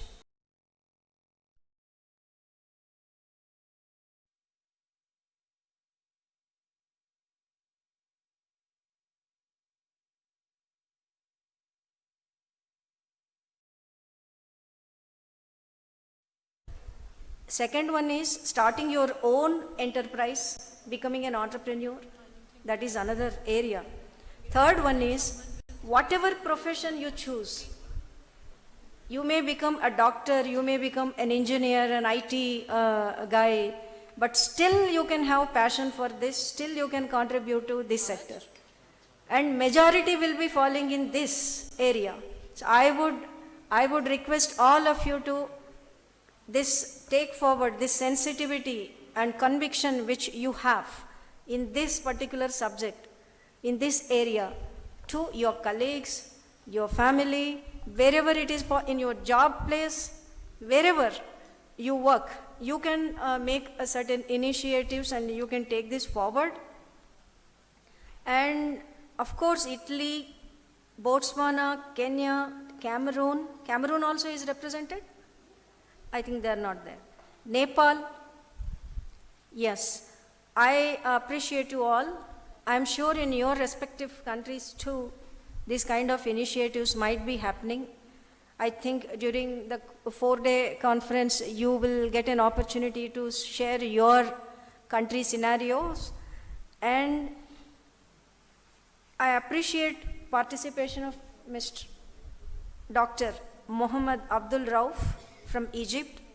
Definitely it helps in bringing focus on global environmental policy insights, plus contribution from these delegates from other countries would definitely help in giving an international touch to the whole conference and to understand what's happening in other states. And of course, Green Career Bootcamp model of IYBC 2026, I think this will be mostly focusing on renewable energy, waste management, conservation, apart from overall total focus on biodiversity and young people, job creators, as I was mentioning, job doers, job creators, and you maybe have whatever job you are doing, your voluntary contribution. These three are important. And we have this T-Hub incubation pathway, turning youth ideas into green startups. If anybody needs help, I think a T-Hub incubation pathway helps. Probably Biodiversity Board also would be helping in this. And MindLift AI integration, bringing AI into conservation career. GHMC has Urban Biodiversity Wing, and Hyderabad was the first city to have biodiversity documentation in the country. Dharmavana Youth Biodiversity Award, this came from NGO sector. And of course PBRs, People's Biodiversity Registers, where communities, CSOs and Biodiversity Board are actively involved. And I'm sure this conference, the proceedings of this conference, the objectives of this conference totally align with global and national environmental mandates and operationalizes all the international treaties and, I need not spell again, and mission life of Government of India, aims toward converting global commitments into local livelihoods and youth leadership. So we have to use all these frameworks, plus our Government of India's policies and projects, schemes under implementation. We have to integrate all of them to achieve outcomes. And I would like to emphasize toward the end that you are partners in this governance. So observe, because whenever we attend workshops or conferences, symposiums, you are still young, so your observation skills are much sharper and better. Still you are eager, you are looking with hope towards future, what you are going to do. You are choosing a direction of your life, professional life I mean. But still, you will be hearing, but something only goes into your head. You will be looking at, but not everything is absorbed. So be keen in observing and absorbing. That would help you. That is where ideas crop up. Not just, superficial attendance and, that would not help. You will know something, but you will miss the essential thing. And Telangana Vision 2047 also reflects whatever we discussed till now. exactly. And this is a beginning. I think every year this is going to continue, and I would be looking forward for more such gatherings. And there is a saying, live and let them live. Them means animals, plants, they are all others. We have to live and let them live. But I would say that let the biodiversity live, that includes flora, fauna, and everything, so that we can live. Otherwise, our survival itself would be at stakes. And further, I can only extend my best wishes, wholehearted best wishes, because this is my beloved subject, for all of you, to the board, to the delegates, to all other participants, resource persons especially, and I am sure this is going to lead to some outcomes, measurable outcomes. Thank you everyone.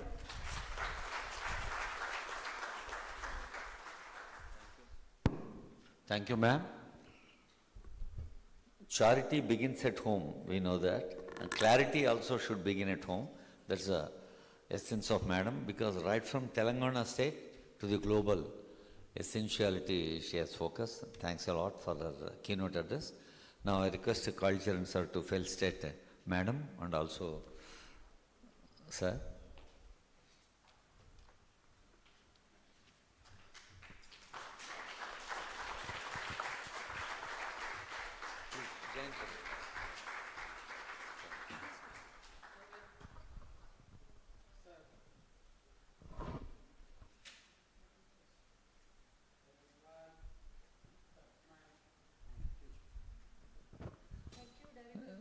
Now we have felicitating Abdul Rauf Garu, who he has come all the way from Nile River to the Godavari River. Egypt. No, felicitation by director and madam.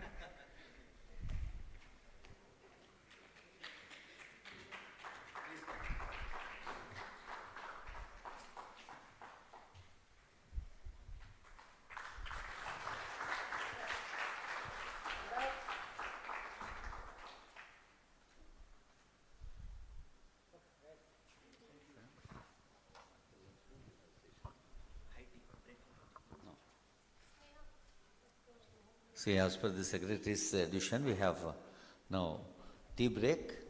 Tampam madam, please. Madam has two gifts to felicitate Suvarna madam and also Abdul Rauf ji from WWF.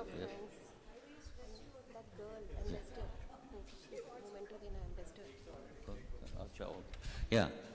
Now, I request Shilpi Sharma madam to propose vote of thanks. And before that, Snehanjali, ambassador, will be receiving blessing. Snehanjali, Rama.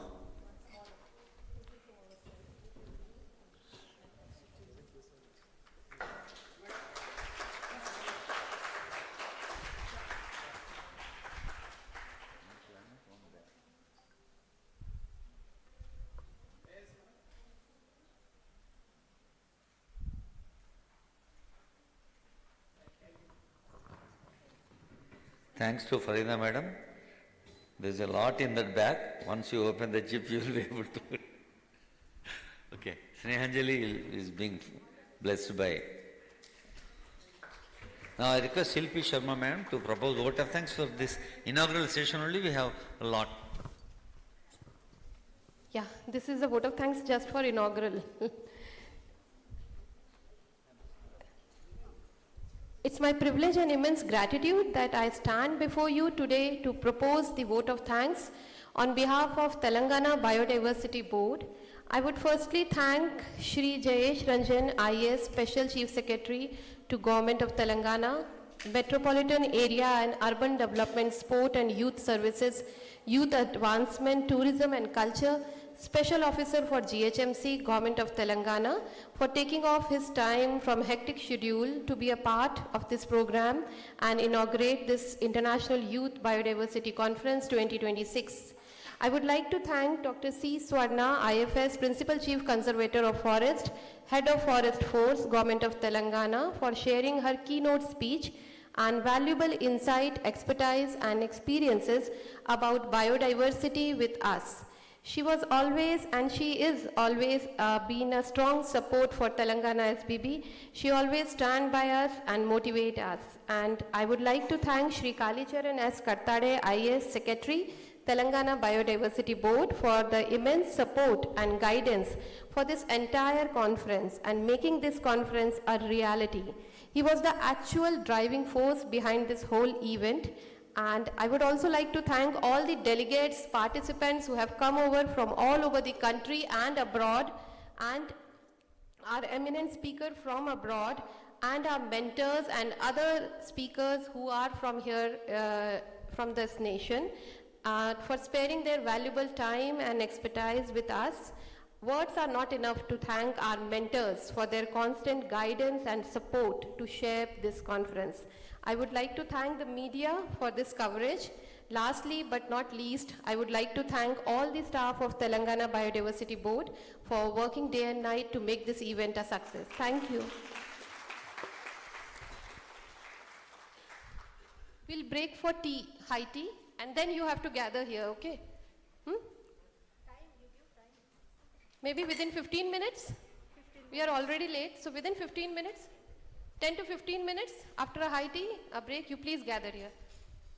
Till then, groups, co-seating arrangement.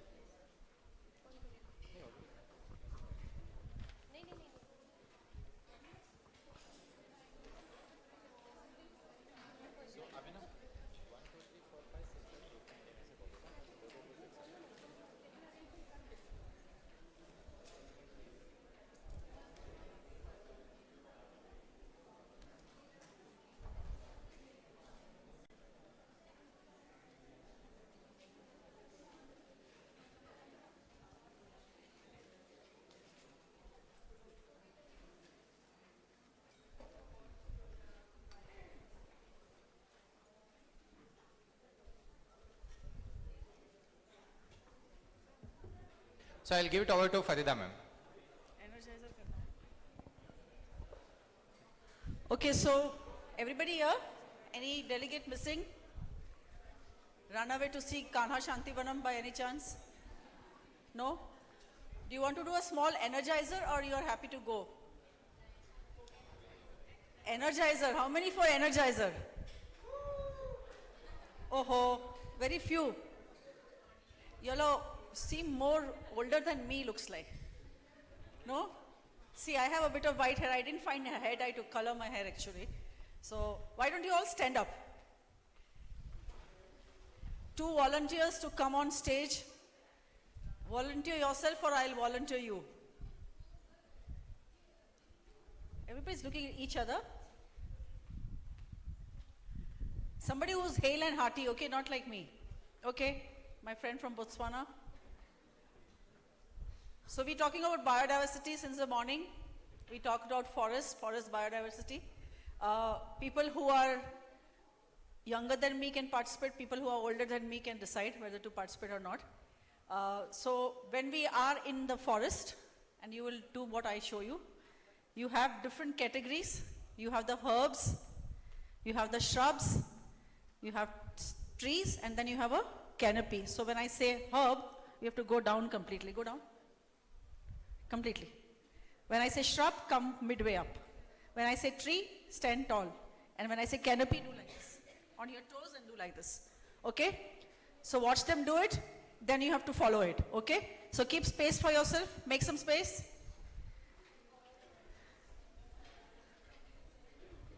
Okay. So let's do a demonstration with my friend from Kashmir, from the tip of India, and to the land of elephants. Yes? Okay, so let's do a herb, shrub, tree, canopy. Okay? So that's the demonstration. So when I say that, you have to do that action and show me. Okay, let's start with the canopy. Tree, shrub, herb,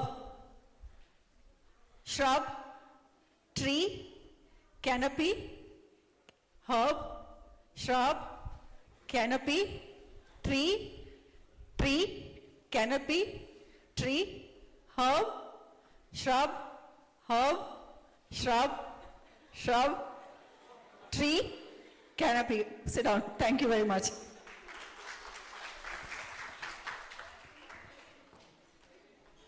Okay. This is for working up your appetite for the next meal to come, right? Because it's just about 9:57 and by 1:30 they'll say, okay, let's go to eat. So you need to work up your appetite after all those muffins and the beautiful biscuits and the coffee and tea. So we did in the morning, and that was a mission where you all went to space and came back also very quickly in 6,000 years.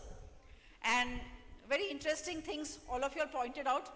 And I was looking at the group composition to see why your group brought out certain points, and it was very interesting for me. Some group had people who are working on sustainable engineering. So that group had very interesting points. Some groups had economics and policy, and also they had some interesting points. So all of you had some interesting points. You used technologies which were known. One group came out with a technology which is yet to be done. What was that group? Which was that group? Actually, I don't know where the spaceship designs are.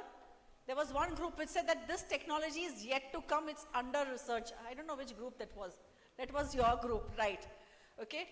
So the main idea here was to make you understand that as life on this planet, we want all the luxuries. So some of them also said we need recreation space, right? So we need our parks and gardens, we need our cinema halls, we need everything. Then some of you all said that, you know, if there's no water, what will we do? So we need water over there. So some of you said we will take water from here. I don't know how that is going to happen. Some of you said that we will create an aquatic system over there, which was very interesting. As human beings, we believe we can create everything. Correct? So just this is a thought. We want all the luxuries, all the amenities, all the technologies, all the resources that we have on planet Earth to carry with us on the ship. And one very interesting thing came out from human beings. They said that 3 people only allowed. Husband, wife, and 1 child. Right? Which was that group? Okay. And then one of my friends there, she said, don't worry, we'll take both your daughters and go. I have only 1 daughter, of course. But they said only 3 people. I don't know where that logic came from, but some of you missed that presentation. It was very interesting. And I don't know where those spaceships have gone. Maybe they already took off, but without me. But yeah, so very interestingly, this particular exercise we have conducted with varied group of people, right from school, children at school, to college students, to general public, and even to the corporate world whenever we do this corporate engagement programs in the campuses or outside. And each one came out with different, the levels of creativity at the youngest level was much higher. Some of you just made one round chakkar, one round, and then put the points on the side. Some of you are very artistic and actually divided the whole spaceship into sectors or sections, saying that this will happen. One group said that this is the wildlife and this is a forest. Then there's a one sharp divide. Then there's a wildlife over here. This was a forest, this was a wildlife. Then this was XYZ, a medical facility and all. But a sharp divide in between. Does it work in real life? Forest and wildlife have to have interaction. And that is why sometimes our urban infrastructure planning goes haywire, is when you have, suddenly you decide that our lake should be bundled with cement. And you cement the lake on the side towards the water. And then what happens? That interaction between a natural bund, a natural mud bund with the water completely goes away. As a result of which, the lake slowly starts becoming just a small cesspool, because you have bundled the whole side. There is no fresh inflows, because through percolation also water gets added to a lake. So these are all things which we have to think about. I can give you an example where in Darjeeling, somebody here from Darjeeling or from West Bengal, I saw 2-3 people over here. There is a place called Jhor Pokhri. I don't know if you know about that.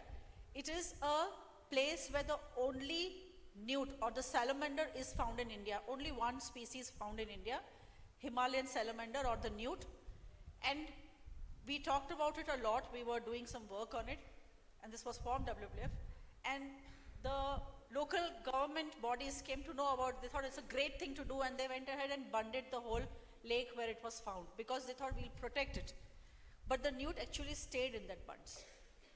So this is what we cannot have sector like this so sharply divided, what you had done on your spaceship. So you have to, these are all things for action for those who are of your policy, those who are into genetics, those who are into other sustainable engineering.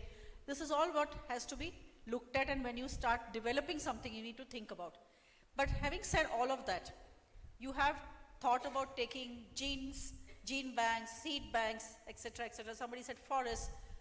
So finally, the conclusion is that whatever we want on Earth, whatever we are enjoying on Earth, we want to have the same thing wherever we are. But we have only one planet, and that is planet Earth. There is no planet B. We only have one planet. So that is a message which we have, and I think this is a game. You all have it with you, take it with you, share it with various audiences, do it. It is a great way to interact with people and try to drive home the message in a fun and interactive manner. So any other questions, if you have, welcome to ask. Otherwise, we can start with the next session. Thank you very much.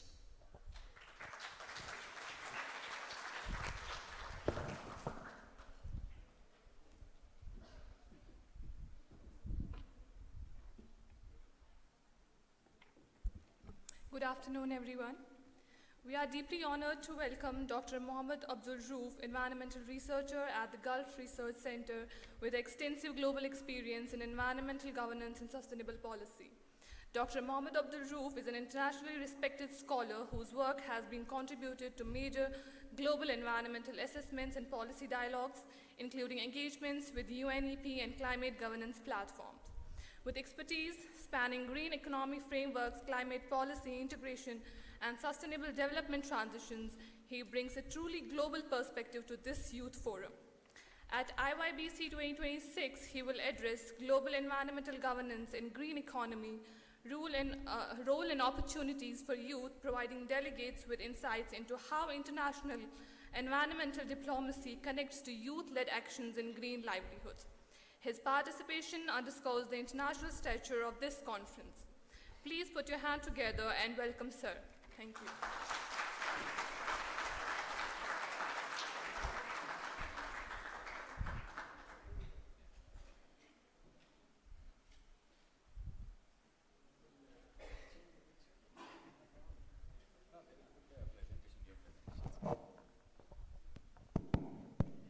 Yes, thank you so much. It's really a great pleasure to be attending this important conference.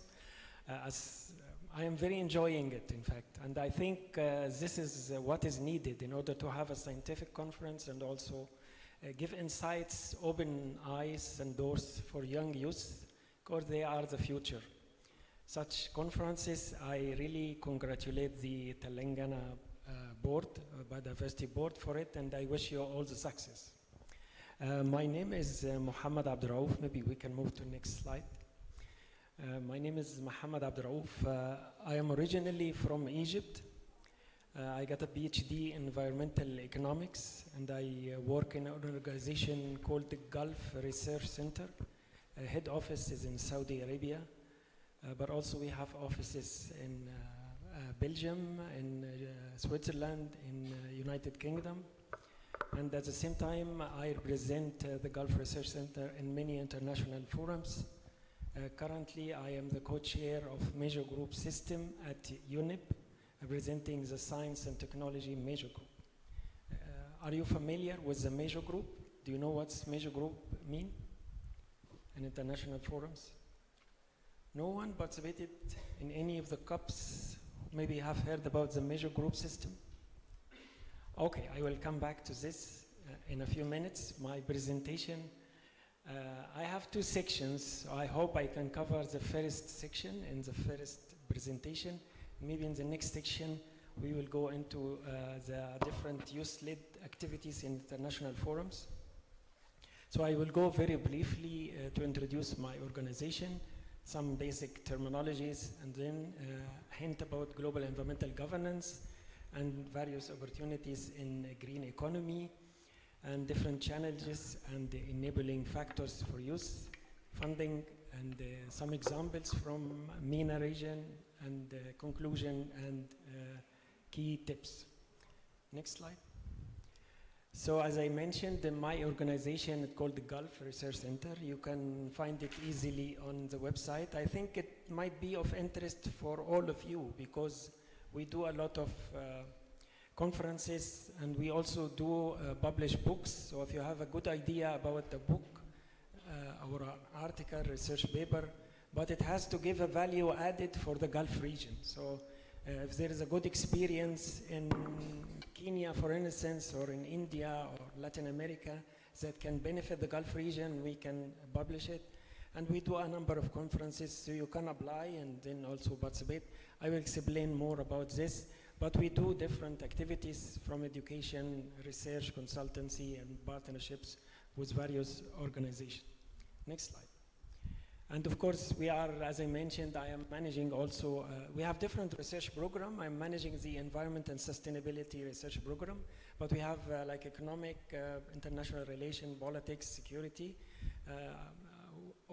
most of the activities related to UN I supervise. So we are accredited to ECOSOC, UNEP, Global Environment Facility.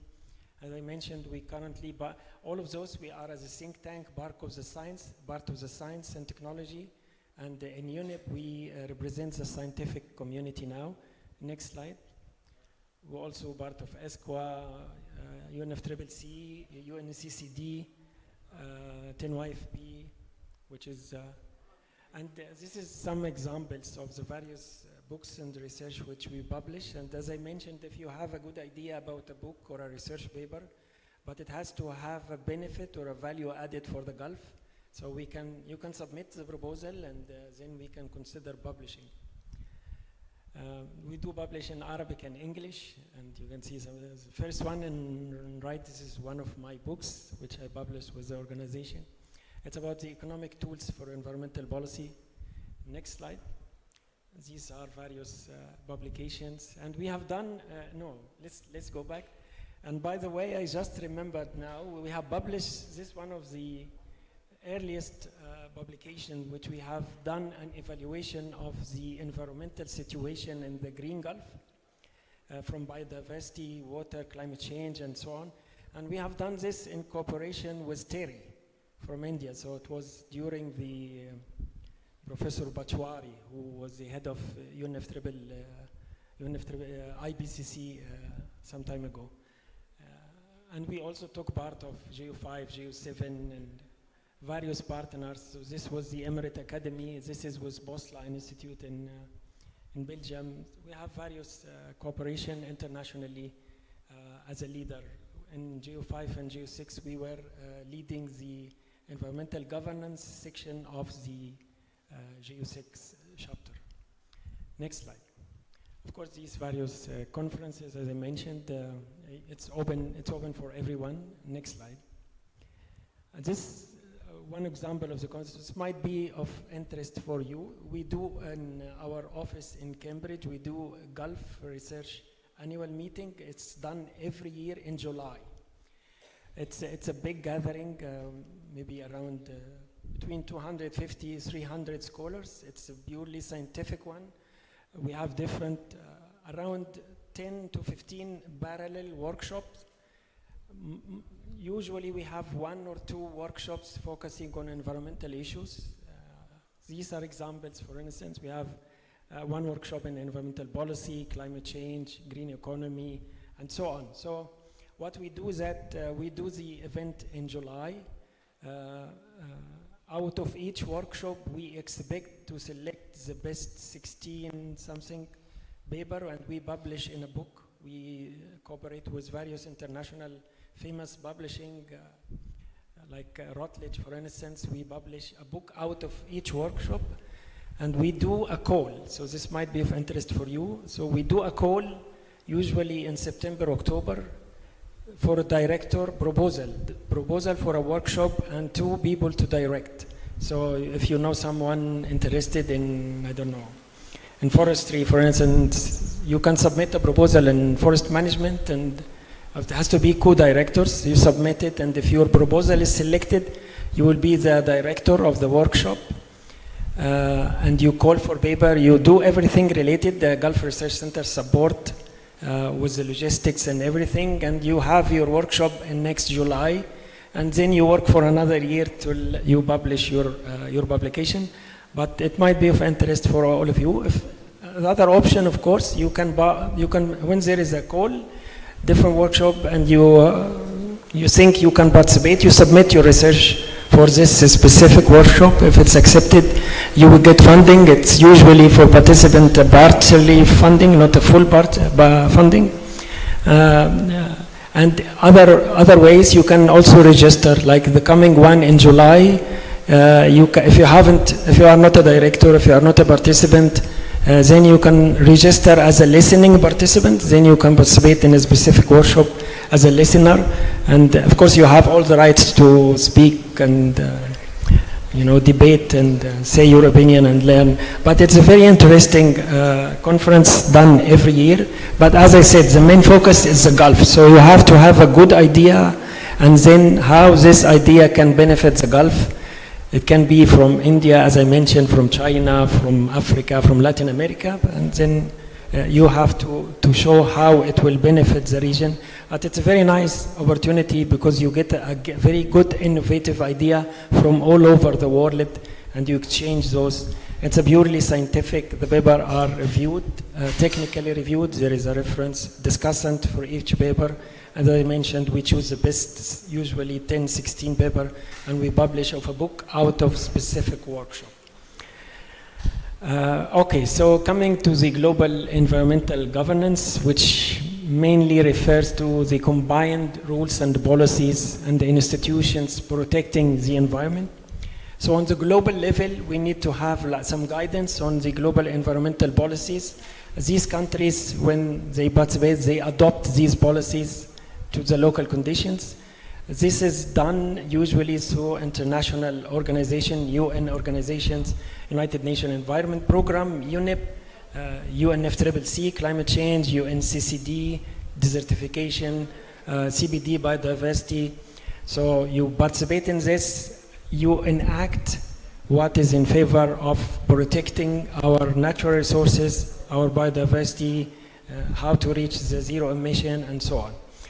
Those are very important because when you adopt and you attend this conference, it's a good chance as a civil society organization, as academia, as a media, as a local authorities, as indigenous people, farmers, different groups, you participate and you influence the negotiation, you influence the decision in favor of your group interests. So there is a lot of sometimes competing interests. Farmers have their needs, business have other needs, youth have their needs, but women have their needs. So it's really a very important international forum in order to influence the policy on the global level. And this is very important because this is where the future, and that's why you can find a big fight in climate change. For instance, climate change, yes, the aim is very noble, but of course there is a lot of interest, political interests, economic interests. So there is a big fight, but for youth, the door is open to participate various different groups. We will come back to the youth avenues in the next section. But it's very important because this is where the international policies, the governance of environmental policies are shaping, and how you influence the shaping of these policies for a better future for all of us. Of course, our goal is to green transition and green economy, which is an economic model fostering sustainable development without degrading the environment. So we have the traditional model of economy, which we can call the brown or polluting economy. But on the other hand, we are aspiring for a green economy. So we need all what is environment friendly in terms of lifestyle, business activities, farming, any activity that can take into consideration the protection of environment and the future needs. And of course, through past maybe 60, 70 years, the traditional economy has proved to be, yes, progressing, but on the other hand, depleting and destroying our natural assets. If you destroy your natural assets, your environment, it will not be sustainable. So we need a green model that can balance economic needs, social needs, and environmental needs. And it's in environmental term, it's really a sustainable model. And of course, all this, what's in international forums speak now about the triple planetary crisis, which is a framework adopted by the United Nations, especially UNEP, came from UNEP, to describe the interconnection between environmental crisis for humanity, climate change, biodiversity loss and pollution. And by the way, on international level, we have a panel for climate change, which is IPCC. Biodiversity, we have also EBS. Now they established the panel, in fact, but still not operational. We have a panel on science panel on chemical waste and pollution. It has been adopted in June last year. The first plenary of this third panel convened in Geneva 2 weeks ago.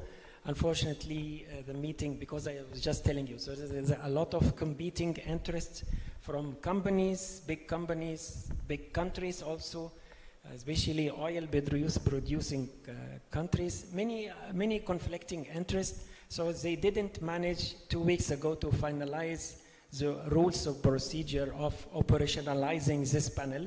So the meeting was adjourned. I think they will resume. They still need to decide the date for the resumed session. But at least for the triple planetary crisis on the global level, we have 3 panels that give us criteria, monitor situation, and see how things are developing and moving. Next slide. So the system, yes, this is a further explanation. It's a system for global governance, compromising of international organizations, rules and norms used to protect the environment. And the key actors, many actors in fact, but the key actors, of course, the governments, they sit with each other, they negotiate, they decide what is the best. But of course, as I mentioned, there is a lot of, different interests, mainly economic interests that is pushing this. And we have international bodies, international like CBD, UNFCCC, UNCCD, and many others. But also we have the civil society and youth, which are important for monitoring, evaluation, and also influencing, affecting the international negotiations for the sake of better environment. And the main aim is to have an equitable governance, ensuring the rights holders to be represented, especially like youth, indigenous people, women, in actual decision-making processes. This will guarantee that what we have out of each international process is really taking into consideration the importance of natural resources and ensuring that sustainability is embedded there. Maybe you have heard the big failure last year of the plastic treaty. Have you heard about that? Have you heard about the ongoing negotiation on the ending plastic? Because in the United Nations Environment Assembly 2023, as far as I remember, they enacted a resolution to adopt a binding treaty to end the plastic pollution, which is very important on offshore and onshore, have a lot of, and many other alternatives and all that. So the aim is to have ending plastic, of course, for some important needs, because plastic in our life and everywhere. So, but in general, there are a lot of areas where we can end the plastic usage across the life cycle. And the negotiation, they held 5 rounds of negotiations. And all these negotiations were attended by various civil society organizations, youth, local authorities, indigenous people, trade unions, and so on. And there were many lobbyists, especially from governments. I mean, not all of government, but governments who are benefiting from chemicals and plastic industries, and also big companies. And unfortunately, in the last round of negotiation last year in August, there were also a meeting. It was supposed to be the final round of negotiation, and we'll adopt the treaty and we'll go ahead. And everybody was expecting that, but they ending, fighting, about, let's put indigenous people and local authorities. Other groups, no, indigenous people, local authorities. Indigenous people and local authorities. As they kept debating about and for one day. Can you imagine how this? And then let's include all the life cycle, not all the life cycle. And then some minor, debates and negotiations ended up a complete failure. And as a result, the chair of the negotiation, who was coming from Panama at that time, resigned.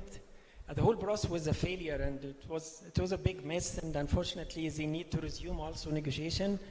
Last 2 weeks ago also in Geneva, they elected, only 2 weeks ago, after about 7 months of vacuum, they elected a new chair, I think from Latin America again, and they will resume the negotiations. The aim is to reach a binding treaty to end the plastic pollution, but unfortunately, as you can understand, there are many countries and companies globally who are against this because this is against their, economic needs. Next slide. Yes, this takes us about various opportunities, and of course, you see, so that's what because you're ending plastic, yes, it will cause a lot of harm to various businesses. But on the other hand, it opens doors for other businesses. So you need to use the chance for the green innovation about various alternatives. And that's a good opportunity for youth, entrepreneurs, companies, countries. So you don't have to think about your current status, there is a lot of opportunities because these open doors for various activities, various business ideas, and so on. So green jobs is very important in various activities in waste management, energy efficiency, renewable energy. And by the way, I missed in the morning the exercise the exercise you did in the morning about the spaceship, and I missed, maybe I haven't heard it, I missed the waste, what will do the waste. But anyway, but if you really want to be sustainable, you should aim for a zero waste. So all your waste should be as an input for another, industry, and we aim for zero waste. We cannot maybe achieve it 100%, but as much as we need. But as mentioned, also there is a good room for innovation and entrepreneurship in various activities, technologies. And by the way, everybody from all fields are linked and can participate. So not only those who are working, in biodiversity or, forest management or environmental economics, governance. If you work in IT, for instance, there is a good room for developing various programs, various, activities for awareness, for instance, using AI, using social media. Musicians, they can create, various pieces, so everybody can have a room and can have a room to play. There is a good room for innovation in this area. Of course, in sustainable lifestyle, to shift the whole consumption habit to a sustainable, friendly environmental products. And of course, you need to acquire the technical skills in various sectors. So this is very important. And if you start early, you will have a good advantage and a leading position. Next slide, please. So the transition to a nature-positive world affects diverse professionals, passes from technical and science roles. We have species monitoring, ecological restoration, GIS mapping. All this have an important role to play. Policy and law, which is a very important way to govern our activities. But by the way, not everything, it's not the best way to govern everything by policies and law. Of course, they are very important, but in my personal opinion, you need to have a mix of policies, compromising of incentives, firm laws, for especially for hazardous and dangerous situation, you need to take a decisive action, decisive penalties. But I prefer I prefer incentives. Because if you have incentives, you incentivize companies and individuals to shift towards an innovative green lifestyle, products, and so on. So policy and law is very important. Also, of course, this includes lobbying, awareness, education is part of this policy mix. And then nature-based solution, which will open doors, because nature-based solution is cheap and very environment friendly. But I believe also in our modern societies, we need a mix between technological solution and nature-based solution. So our grandfathers everywhere used to live in harmony with nature. They have a very good knowledge of how to use water, energy, ventilation, and so on, green buildings with a very basic, technological means and tools, very simple, very economic viable. So you need also to have a mix. It also depends upon, if we are in the middle of the city with the crowdedness and all that, we need the technological tools, for instance. But some other parts of the cities, especially older ones, we can have the traditional knowledge giving us the best way to adapt and live in a sustainable way. Yes, so these are different opportunities. I mentioned some of them, but again, renewable energy will be one of the important fields that will be growing, and there is a lot of opportunities for youth to enter in installation, maintenance, and various activities related to renewable energy, circular economy or green economy. There are different terminology about circularity, but circular economy, one of the terms. Green economy is the biggest one. Circular economy focuses on circularity mainly in waste reduction, recycling, sustainable design, and so on, and also sustainable agriculture, where you promote food security and eco-efficiency, farming, conservation activities, biodiversity restoration. So all these areas are important. You can have your own business, you can have your own think tank, you can have your own educational organization. So there is a lot of opportunities. I remember I was giving a lecture in Jordan in 2015, and I was speaking mainly about the green economy. It was a relatively new one, different principles, what to do, and so on. And after the lecture, one of the young ladies, Jordanian young ladies, came to me, and she was a fresh graduate, and I'm interested in the field. I want to join. What do I do? So I told her, I can't tell you exactly what to do, but this is the start. You need to start, and you need to find your own way, educate yourself, and so on. And I gave her some guidance, and that's what I can do from my side. But I was very happy. 1 year later, I was attending a conference in a big hotel, and during the break, there was another conference, and I found the same lady coming to me. It was in another conference. Then she said, I'm very happy. I must tell you, after your lecture, I took some courses, and now I am a manager of a USAID project on green economy in Jordan. So you cannot expect. But I mean, this opened doors for various activities in research, in education, in sustainability, awareness, and so on. So you think about what is the best way, and you fill the vacuum, because there is many gaps, because we are in transition period. And by the way, the future, this is definite. The future will be for a number of fields. Environment, biodiversity, nature is one of those. Future will be for anything that is environment friendly. Three things you remember, and you remember that I told that. 3 things will depend on future 100%.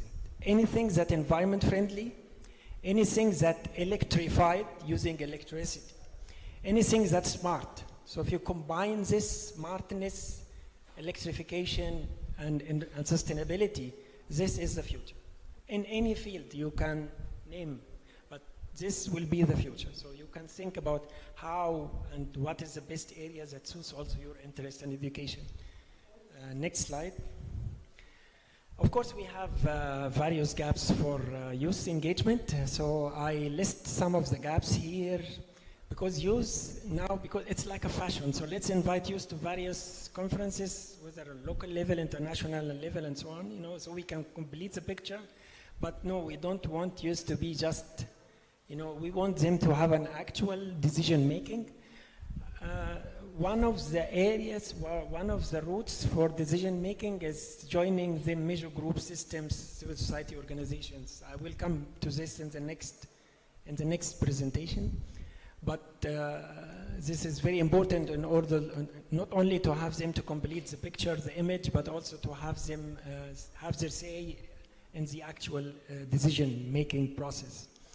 Also the skills gap, which there is a lack of access to various specialized vocational training, because these are the new areas, but as I told you need to find your own way, which suits your education, passion, and so on, and you can develop yourself in any area that's needed. But also we have financial constraints, but we have also various funding opportunities which you can use. Nothing is free, so you have to try and you have to do your best. And one door is closed, you go to the other door, so don't forget. So in general, lack of formal specialized training, limited access to finance, these are the most important challenges for youth engagement in green economy, global environmental governance. But we have formal environmental education, mentorship, like what you are doing, capacity building programs. And as I was talking to our colleagues here from the board, I think maybe one of the additions, I know you are doing some of the capacity building, but maybe in the future you can have during the conference half a day or 1 day on a specific specialized topic where you can provide a specific capacity building in one of area, or maybe a parallel workshop. In UNEP, for instance, we do how to understand each General Assembly where a lot of people are coming. Some of them are coming for the first time. We give them a very nice training called how to understand UN and UNIA, United Nations Environment Assembly, how to engage in negotiation, deal with governments, media, international organization, do side events, what to do, and then we give us a case study. So like a case study of a negotiation.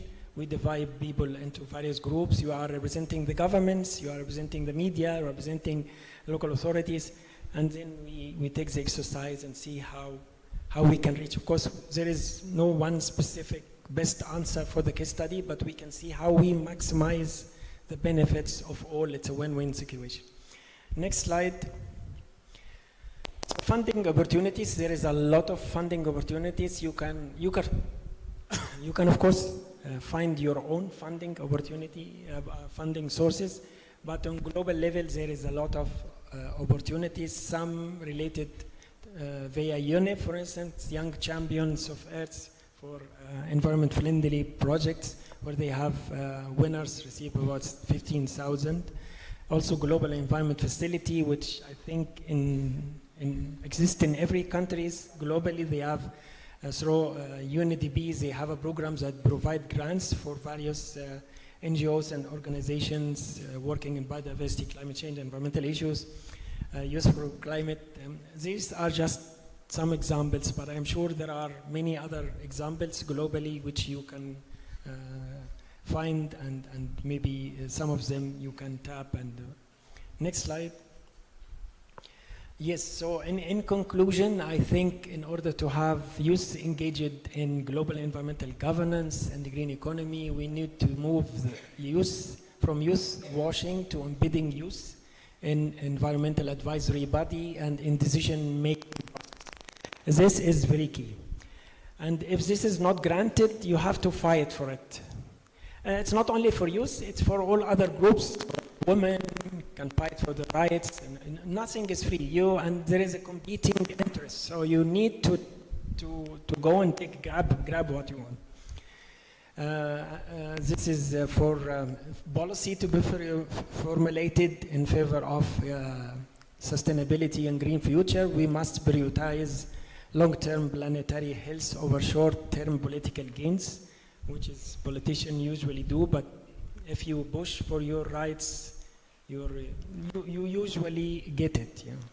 And by the way, one of the best technique which I learned, and I know some people who learn it, usually when you need something, you can apply it not only in environment, or you apply it in all in your life, and this is maybe a tip for you also, because when you need something, don't go and ask for it. I just need so and so and so. Usually, the decision maker or the organization head or some have a resistance. He's coming asking for this and this.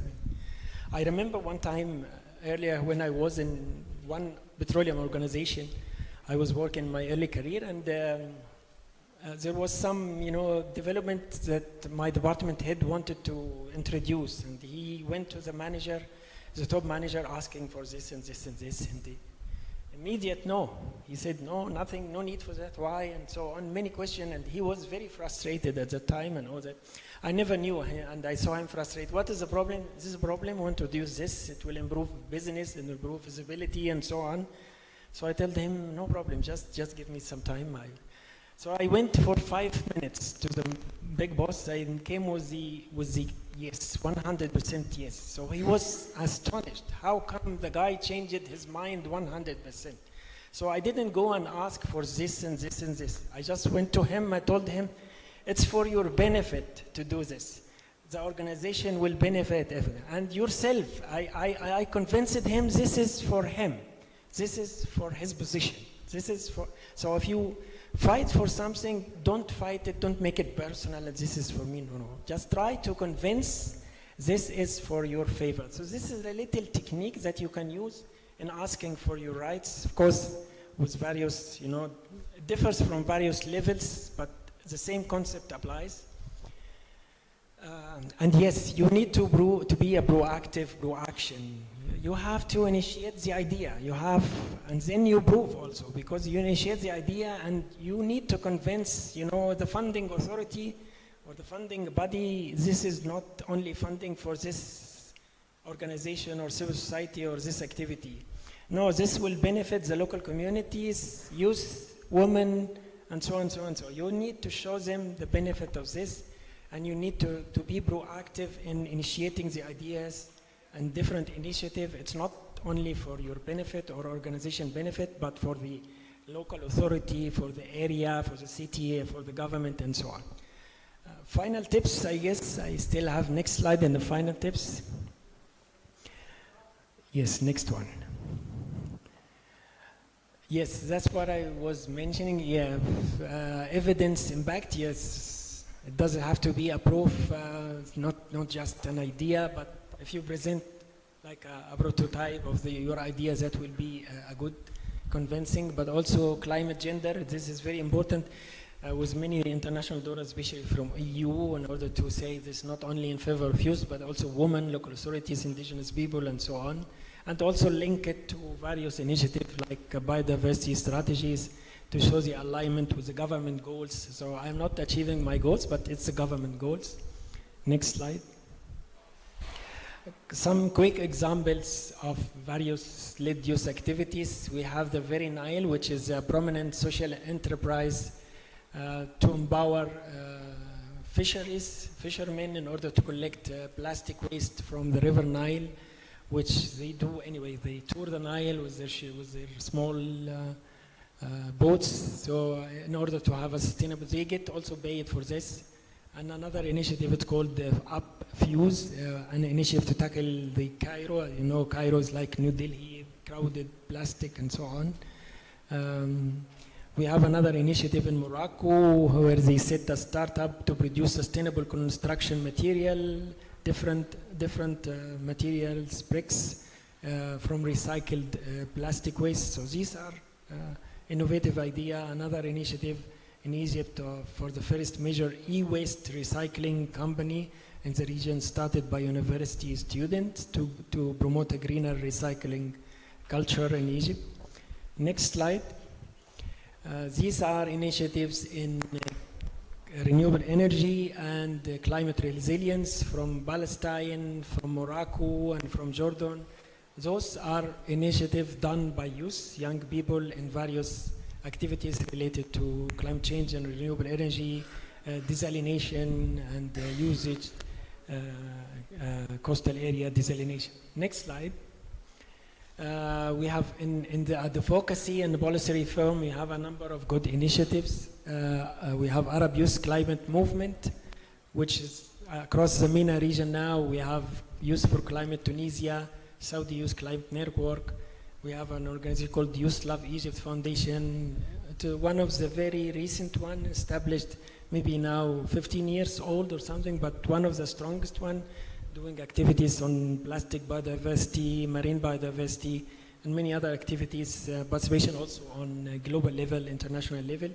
And maybe many of you heard about Fridays for Future, which initiated in Europe and doing a big activities influencing decision making on global level, especially in climate change and biodiversity. They have a very big presence in various international forums, COPs, and so on.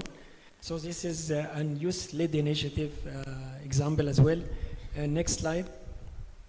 Yes, I thank you for your kind attention for this section. Next section, hopefully I can, after maybe we take questions, or with the next session, depending upon the time we have, we will go through onto the various youth initiatives on international forums, what they do, what is the differences. This linked to my first question when I joined here, saying what do you know about major groups, but we'll leave this.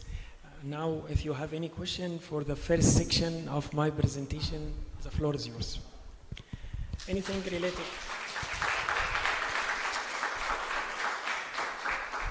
Anything related to my organization activities or the global governance, green economy, and so on? Everything is clear? Nothing at all? Okay, please go ahead.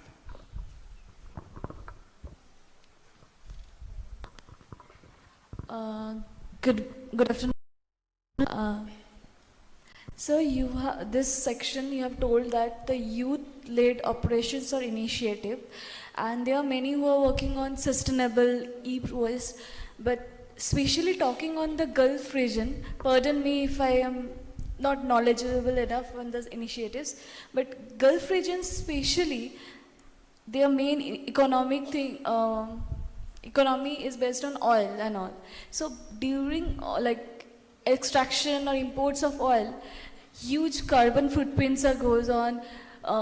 When we are extracting the oil, marine life, salinization, marine life is also hugely affected. And we are going to talk about the carbon frames and all. So all these things are a major problem for the biodiversity and the ecology. But on the other hand, the main economy of the Gulf sectors are running on this. So how can, and you have told all the youth initiatives, mainly what I've seen are on the sustainability and the, but nothing on the pollution that is going on from there. So how you are conducting that? Okay, thank you. Let's take a couple of other questions and I go through. Yes. Just one more thing I would like to mention. Please keep your questions short, okay? And if the speaker needs more clarification, they will ask you. But please keep the question.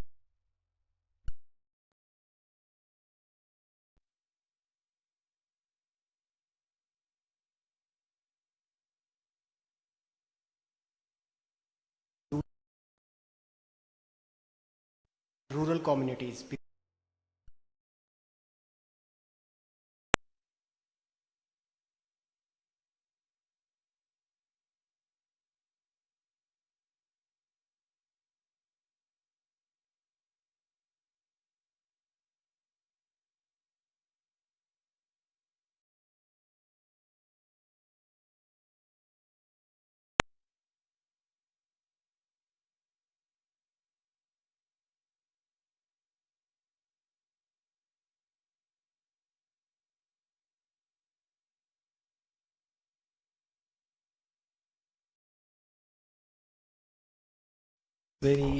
So coming to the first.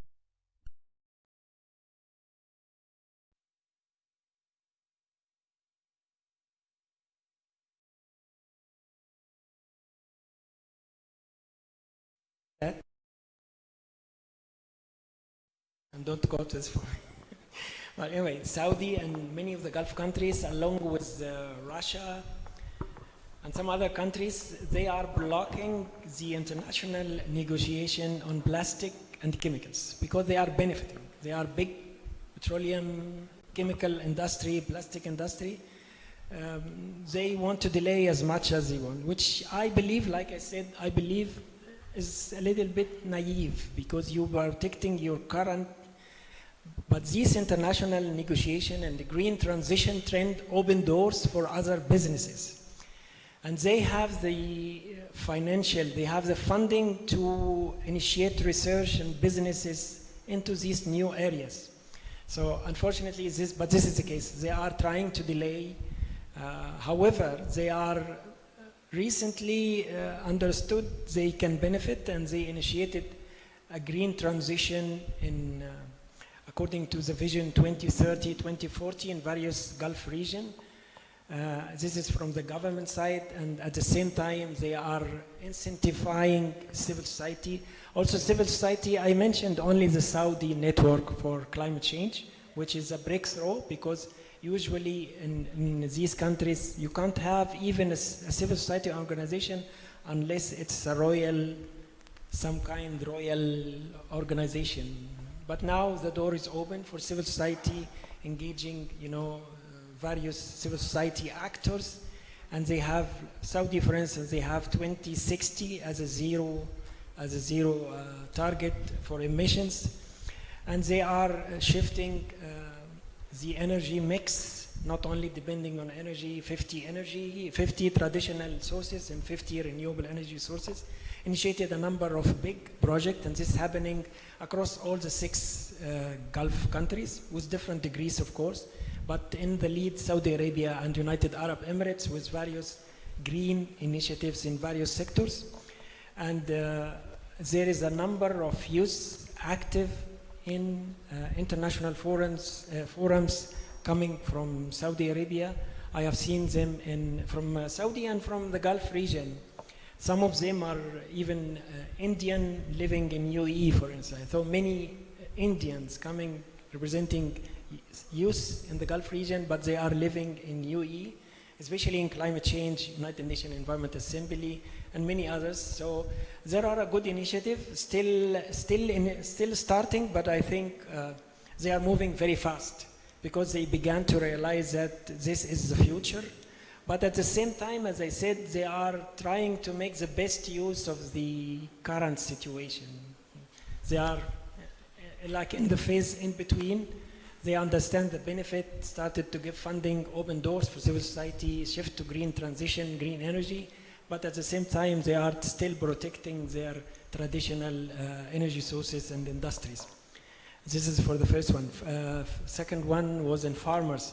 This is a dilemma also because I mentioned, so you go to the international forums, you see farmers, major groups or farmers constituencies, but at the same time you see the big farming companies, so it's a business, it's as I told you, nothing is free. You have to fight for your own right. No one will give you. So you have to find the right way, the right tools, the right avenues. Otherwise, you will lose. But like I mentioned, if one door is closed, go to another because we have faced this. In international forums, we go and we see a blockage. I represent in the last United Nations Environment Assembly in December, just 2 months ago in Nairobi, Kenya. We had a very, attack for the science, because science gives facts. Some countries don't like that, affect the decisions. And we have a very strong attack, not listening to science, giving priorities to business. It was like a strange change, but we shifted our focus on some of the countries who really support science, and we managed to get Switzerland leading a number of 50-something countries, giving a strong declaration that United Nations Environment Program and Assembly should listen to science and scientists when doing any activities or resolution or declaration and so on. So if one door closed, there are other doors. So we are lucky in that. Last question on traditional knowledge, and this is this is a problem because our science is based on the Western science, dominated now. But we have a lot of wisdom and a lot of knowledge that can even, in some cases, be much better solutions to various environmental problems from traditional knowledge globally. Take in the Gulf region, for instance, we have a water system called the Aflash. It's a water system that can use gravity. When the water comes, they are building the cities, the agriculture, the industry. This is a long time ago in the past where they use no energy, only the gravity.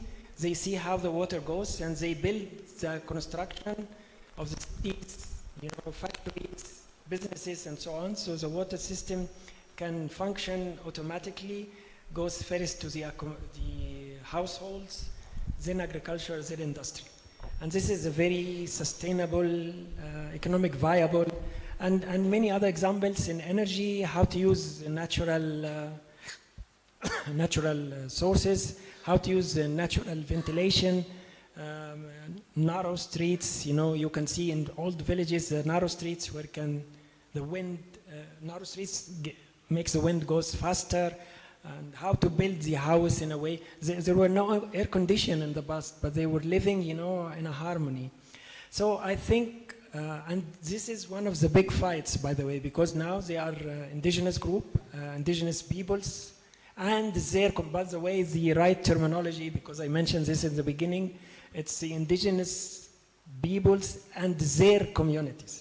Not local community, because any community can be local, There are good knowledge in local communities, but indigenous people and their communities are one of the major groups, and they are fighting for, including indigenous knowledge and all that. And I think also in many universities globally, they are thinking and integrating, traditional science with Western science.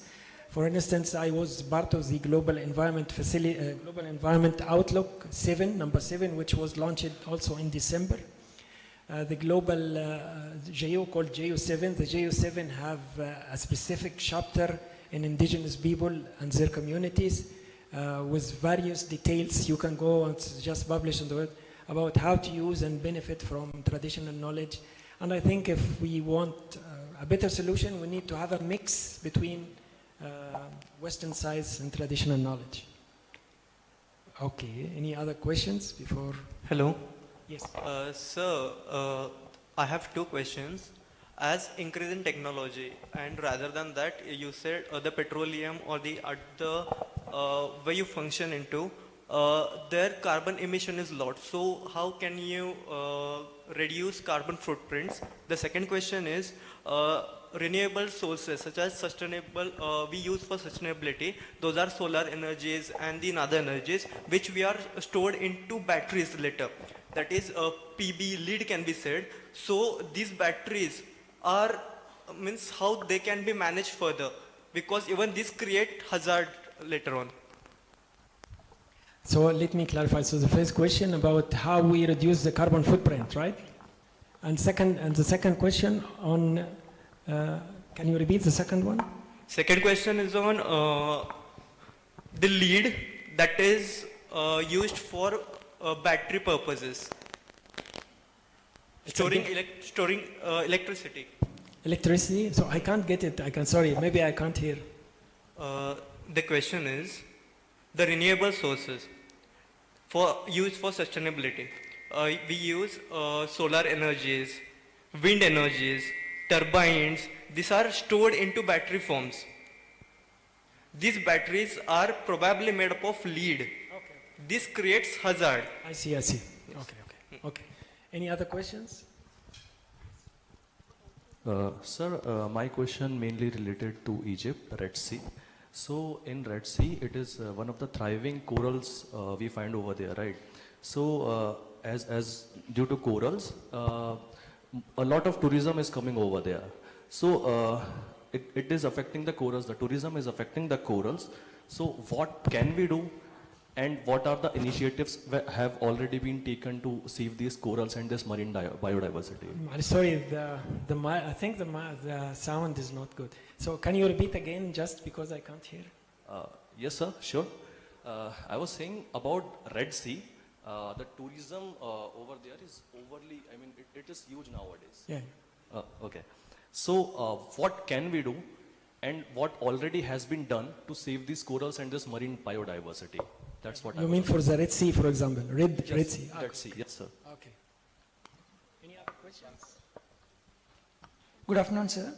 Thank you for your kind lecture. Sir, you told that youth initiation will help in green development, biodiversity loss and climate change.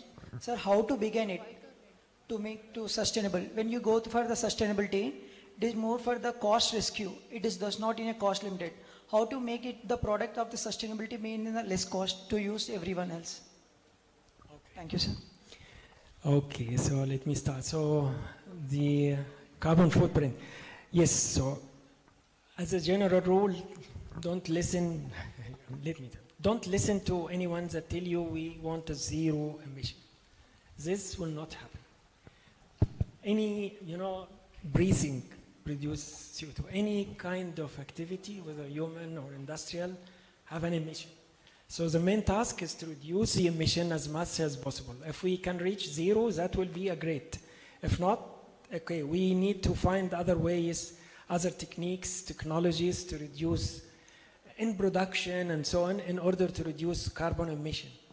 And this is not an impossible, as I mentioned, the water system, energy system, ventilation system in traditional societies was functioning with almost zero emission, with the minimum economic cost, so. But in modern society, as I mentioned, because it's population growth, cities, urban facts, and so on, we have emissions. So we need to find ways, and this is one of the ways. So in building, in waste, in agriculture, how to reduce emission, how to use the emission from one industry as a source input in another industry, recycling. The whole world is built on recycling. Anything you can imagine from, even humans. It's a recycling world. If no recycling, the world could have ended long time ago. So it's our mistake in Western science, in modern science, that we are building these, big industries with big emissions. We should have taken into consideration the byproducts from the very beginning. But as I mentioned, we need to minimize as much as possible. If we can reach zero emission, which I believe can be reached through recycling, because we always, in any activity, have some kind of byproduct or emissions. This is, I forgot the second. No, he had another one. Always I forget. Yeah. You are right. So yes, because they are promoting the batteries. This is a solution. You are definitely. I fully agree. Batteries also has a lot of problems.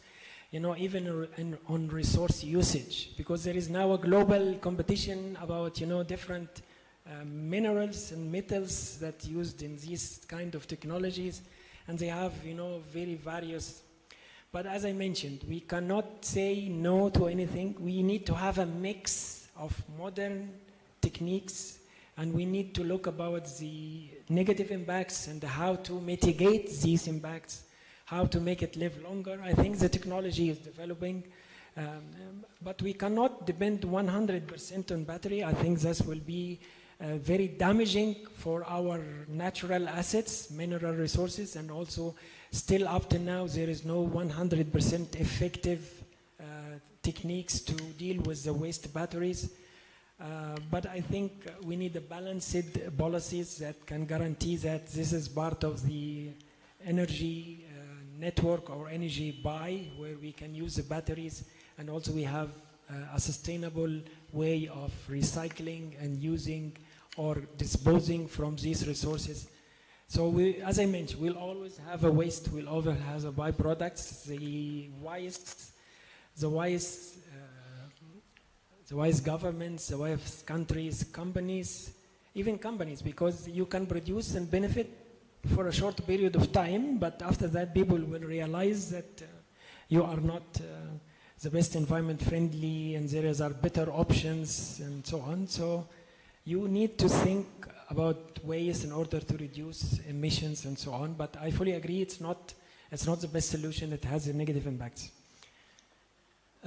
Red Sea, yes, the Red Sea is, have a lot of problems. One of the initiatives I didn't mention here was, for instance, a civil society organization called HEPCA, which is the Hurghada Marine Environment Protection Association, which are doing a lot of big activities to protect the marine environment in the Red Sea. Of course, in order to protect marine environment or any protection activities, like I can mention, there are key players, governments, civil society, youth, media, academia, and so on. So you need to have everyone playing his role. But in terms of marine biodiversity, for instance, which is always estimated, which is very important, I think there is a big room for civil society organization to step in, because a lot of activities can be done to raise awareness and educate people, young people. There are a number of good initiatives. I know HEPCA, for instance. I worked with them in one of the projects, but I'm sure there are other activities. I know many projects by Environment Authority in Egypt to protect the Red Sea, especially from tourism and petroleum extraction industries. It's not always perfect, but at least we have some activities in this area. This was the second one. The last, yes, the last one.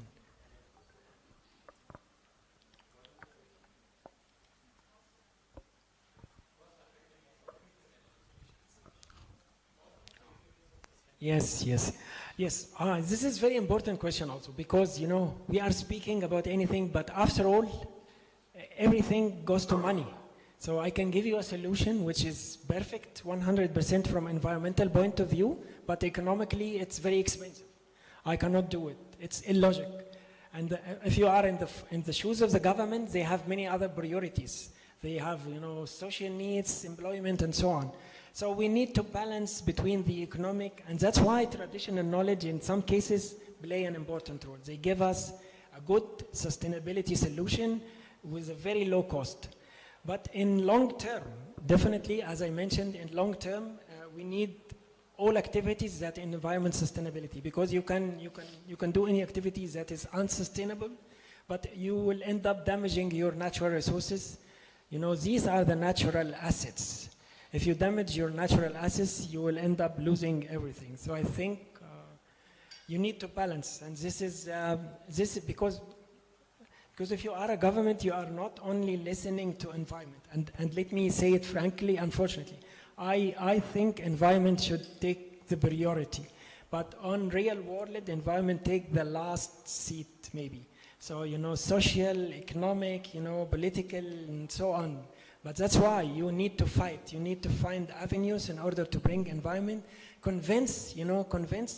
I know one organization in Egypt, plastic bags are not banned in Egypt. I know one organization, civil society organization, who managed to reach to 2 governorates, and now these 2 governorates only ban the plastic bag usage inside their governorates because of the civil society actions, awareness and so on. So anyway, you need to fight for your own rights. So, I'm a business journalist. I'm from the media.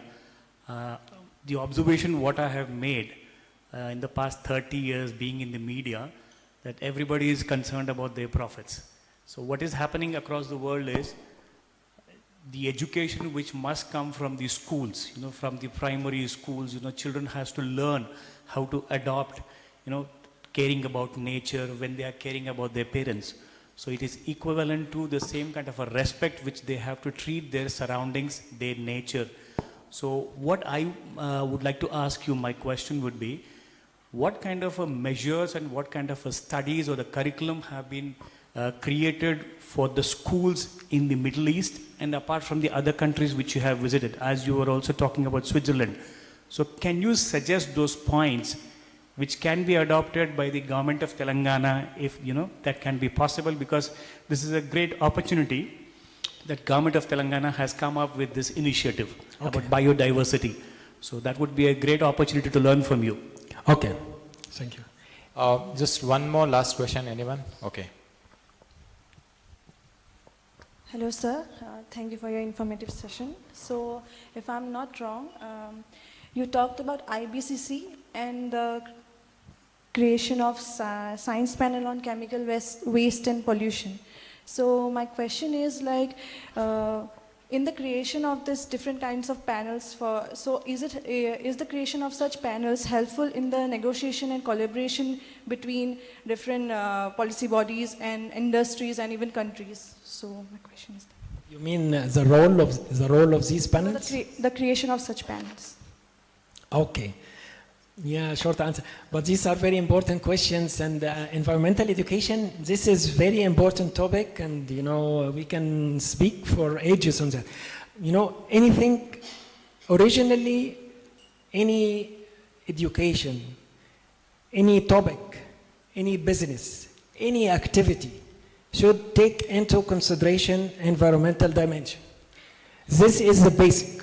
What happened is that we established business without knowing the negative consequences. We establish, you know, curriculum without taking the environmental dimension. So originally, our educational system should include environmental dimension, because if you're not including an environmental dimension, something is missing and you're losing a lot. So what's happening, as far as I know, in various countries, there is no one fixed way of integrating an environmental dimension. Many countries have environmental sciences in various primary, secondary, and so on. Environmental sciences as a one topic. Some other country, this is happening in Egypt, for instance. In other countries like Saudi Arabia, step by step, they are trying to integrate environmental dimension in each topic. So if you are studying geography, it has an environmental dimension. If you are studying, you know, engineering and so on. So, on different degrees, of course, different levels. I personally don't have a preference. I don't think the two ways are okay. The important thing is that we need to integrate environmental dimension in our education, because this is missing, and this is producing, you know, generations, you know, careless about environmental protection. But this is the problem. We should have taken this into, you know, there was no environmental, you know, environmental science. It came recently. Why? Because it was missing. Because if you do any activity from engineering point of view, you should take into consideration environmental dimension. If you're doing medicine, you should take environmental dimension. But this was missing, and as a result, environmental science came, and there's a history about but definitely it's an important topic. There is no one way to integrate it in curriculum. Different experiences in different countries. You see what is again coming to the cost, because if we want to introduce the environmental dimension in every level and in every material, it will be cost a lot, the cost. So you see what is your needs and what is the best fit your countries. And by the way, things are dynamic. So maybe you introduce it for a temporary period, and after some time, you shift the system to another one, depending upon the awareness, education, problems, and so on. This is for environmental education. Yes, these panels are very important, and that's why you can see the plastic failing, the panel of chemicals established but not operational, because the panels give guidance and norms and also review the country's commitment, because some countries don't want to commit to something and not be able to fulfill their commitment. So the panels give guidance, review what's happening, and there is a whole process of civil society, international organization following the process, scientific community, you know, so a lot of pressure. So the existence of panel is very important, whether in biodiversity, chemicals, or climate change. However, we may say that there are different degrees. So there are, on the global environmental governance, there are non-binding resolutions, decisions, declaration, a number of output from international forums that really coming out of negotiation process, government agreed, but they are non-binding. they have they are more morally binding because you agreed on that, but you are not forced to agree on that.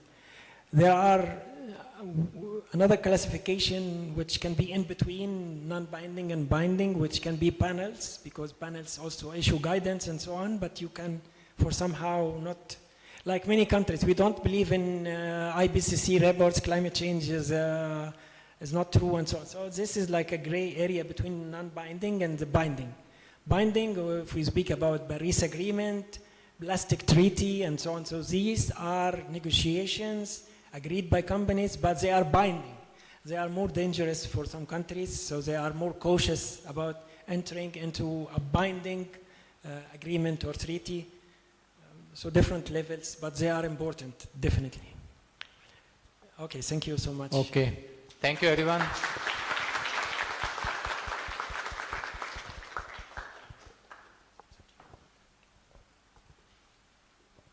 Thank you, sir, for sharing your thoughts with us. It was an honor to hear from you. Thank you for gracing this occasion with your presence. Thank you so much.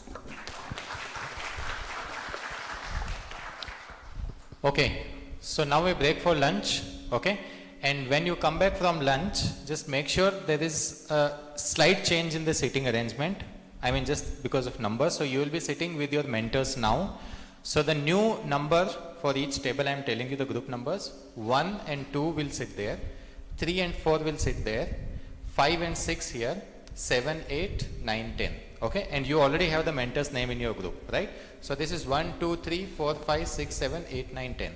So when you are back, sit in this arrangement. Okay, so we'll come back here in 20 minutes.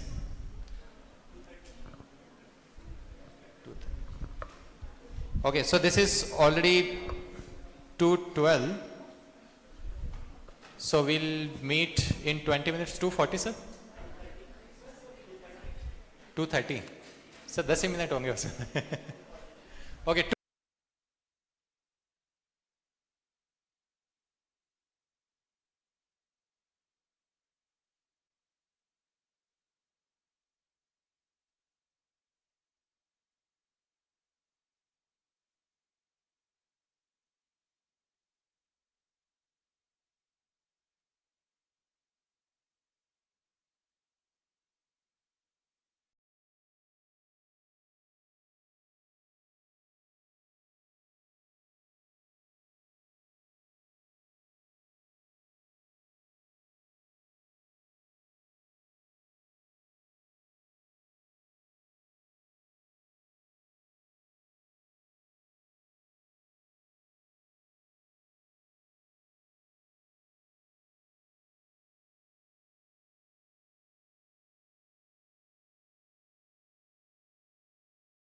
Young people, right? And as it rightfully should be, because it is a youth conference, and I'm happy to be the first young person also to start a session maybe today. So again, good afternoon everyone. Amazing, perfect. So my name is Sheikh Imran. I am just as young as you are. I'm 24, and I'll be starting a session on how you all can participate in civil society spaces, take all your stories working on the ground to international platforms, local platforms, and different forums, and how you can share your lived experiences. So if the slides can catch up, then we can start. Perfect. So in the meantime, maybe I'll just start by telling about myself. Again, my name is Imran. I am an agriculturist. I studied agriculture. I've been working on the field for the last 6 years. I've been living across different parts of South India. I've worked with MS Swaminathan Research Foundation. I work with various other local NGOs as well, primarily on agro-biodiversity conservation, on indigenous traditional knowledge, and also helping farmers transition to sustainable agriculture. So that's my background. And in this process, I also realized while working on the ground that You can't just treat biodiversity or conservation in a silo or as a single point activity, right?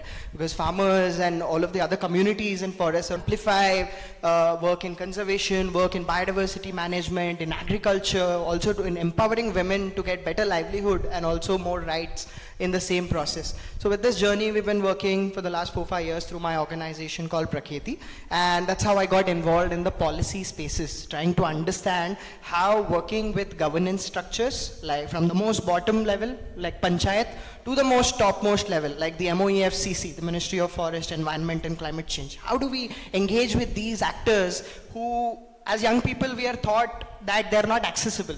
You can't go to the minister, you can't go to the secretary, but you can and you should. You definitely should go there with your lived experiences. So we'll just talk about that with this very small word, but has a very big meaning called youth climate diplomacy. I think it's very tough to understand this word, what it really means, but we've put it there for now. So can we go to the next slide? Perfect. So I think Dr. Mohammed really summarized the international process really well by showing how big it can be, how many different kind of players that can be in this space apart from governments. And trust me, not everyone is a good person in the world, right? If everyone was, then maybe we wouldn't be facing biodiversity change and climate change. So as you can see, I've been to COPs, I've been to SBs, I've been to FAO events and all of these international forums. They're always filled with fossil fuel lobbyists. They're always filled with big agri-tech. They're always filled with people who are supporting deforestation. And on the other end, there are governments, there are officials, there are scientists, there's the IPCC, like someone mentioned, who's saying you should not do this, this is wrong, right? So this is like a clash between two forces, one that has a lot of resources, a lot of lobbying power, and the other one which is maybe sometimes just a bunch of kids like us just saying, no, don't cut trees, right? So this is where the word civil society comes in. How many of you have heard of the word civil society? Anyone? Can someone just briefly define civil society? What you understand by civil society? Anyone, just if you want a mic, maybe someone can help, but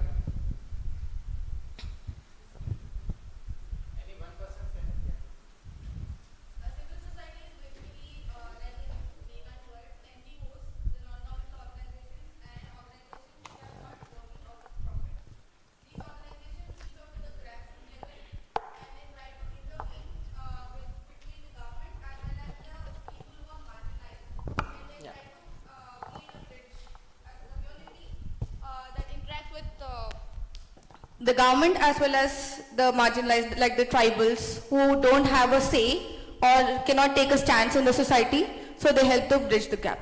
Exactly, so you're 100% correct. So there's the private sector, which is companies, organizations, then there's the public sector, which is governments, the biodiversity board, and in between these two is civil society, that is connecting both of these together, which is making sure the impact that we all want to do is much larger, going to as many people on the ground, and we're actually enabling people to bring change and not just wait for someone to hand it to them.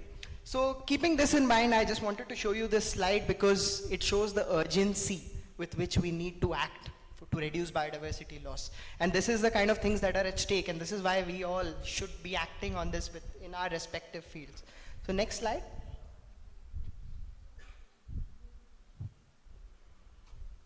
Perfect. So how many of you are still in school or college studying?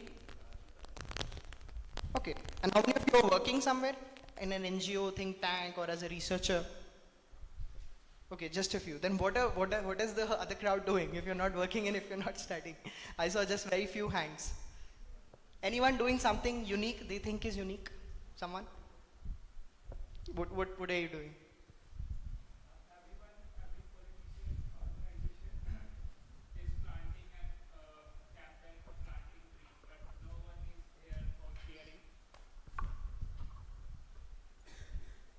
Hello.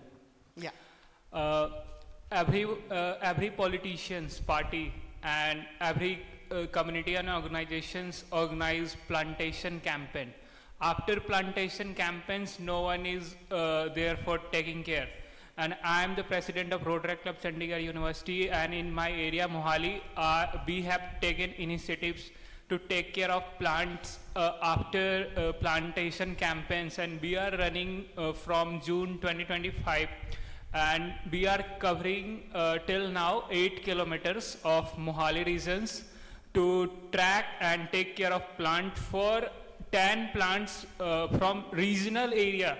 We have appointed volunteers to take care of plants, and I think this is good initiatives. Like in India, there is decreasing of greenery, so it is good initiatives. You can also opt. Perfect. Thank you so much, and you're doing a great initiative. And in short, maybe you're a social worker or an environmentalist, correct? So thank you for sharing your lived experiences. So you can see we can be anything. I think young people are doing everything. We are already experts. We are on the way to become maybe experts and reach those levels as well.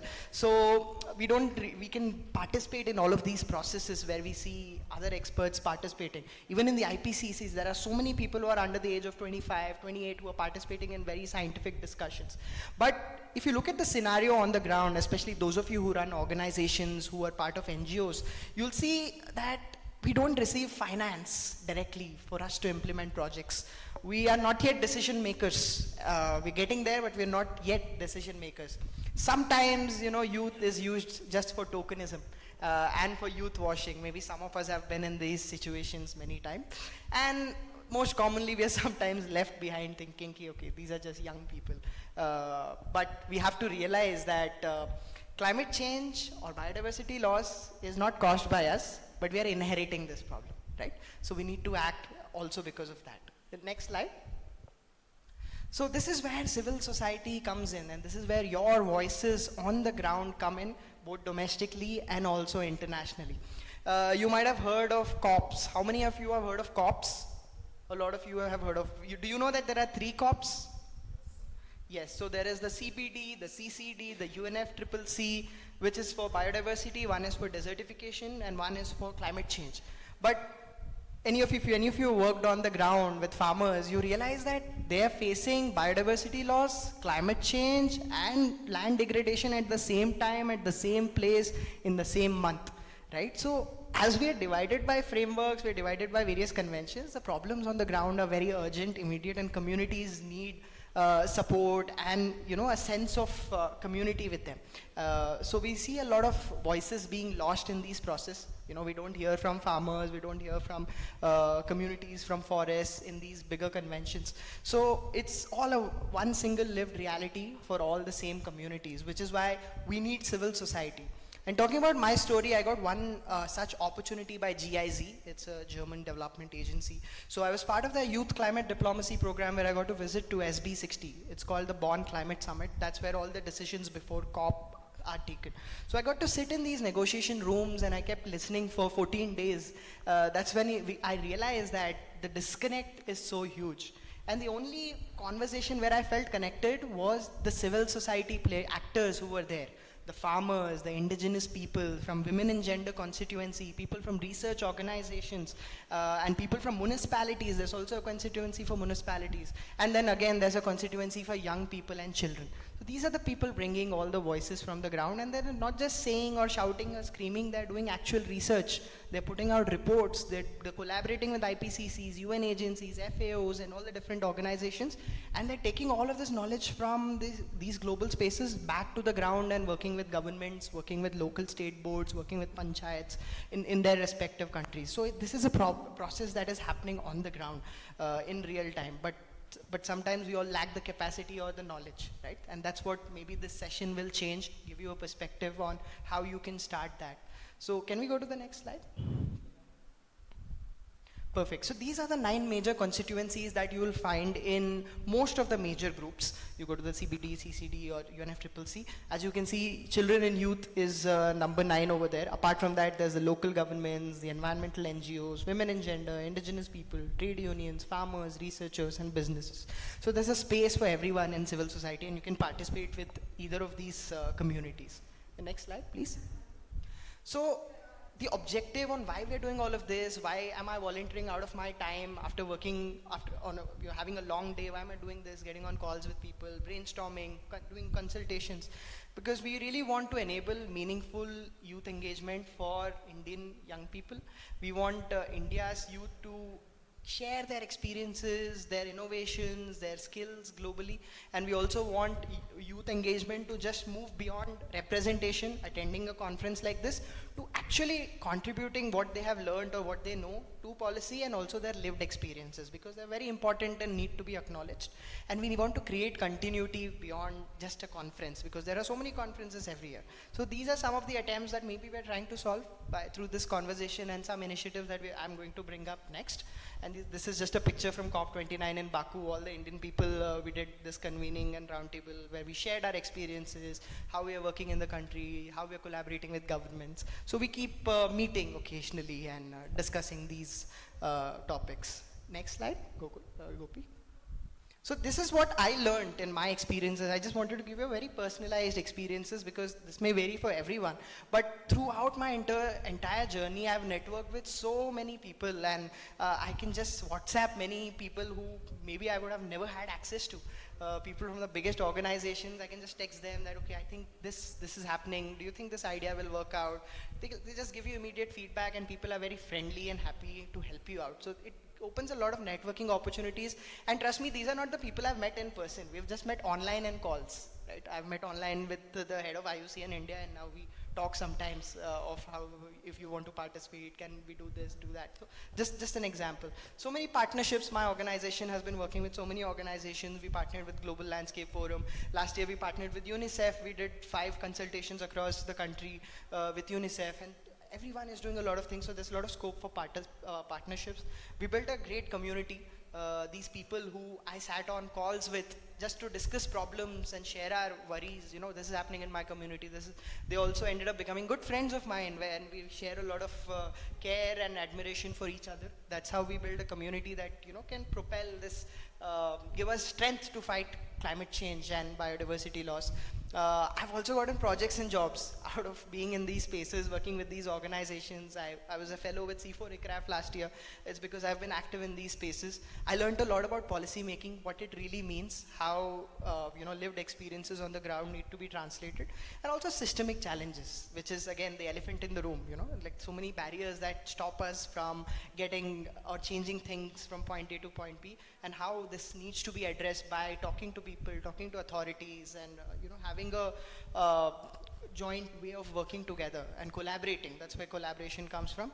And a lot of care and acknowledge. I think when we talk about climate change, biodiversity loss, there's a lot of sorrow. You associated it with sadness. There's so many, you know, things that come to mind negative when you think about this. But having a community, having that care, that warmth, and that acknowledgement, I think the social side of these things also need to be discussed. It needs to be promoted, and I think we need to, you know, form together as one community, which only comes with a lot of care, right? And also sometimes it gives you a purpose or to work on something. So it gives you a drive as well. So these are some of the things, some of the places I've been able to go because of actively, you know, working on the ground and working with communities. And these are some of the wins and some of the struggles that we have had just in the last year. You know, I never imagined that I could organize a roundtable with 15 countries, negotiators from 15 countries at COP, where they were listening to us, trying to understand what are the problems. And we did something so innovative that some of these countries never talk to each other. Like the head of the European Union delegation is sitting with the head of the African group of negotiators, and they're discussing how can we make this space better? How can, this is all organized by a bunch of young people who had no money as well at COP because things are so expensive. But we still ended up doing that. We did this consultation and we submitted this policy brief. We are working with IFAD, the International Finance for Agriculture Development. They have agreed to finance 5 to 6 projects that we have highlighted from our network from Latin America, Africa, and South Asia. We've put out a global youth statement with consultations from 30,000 people last year.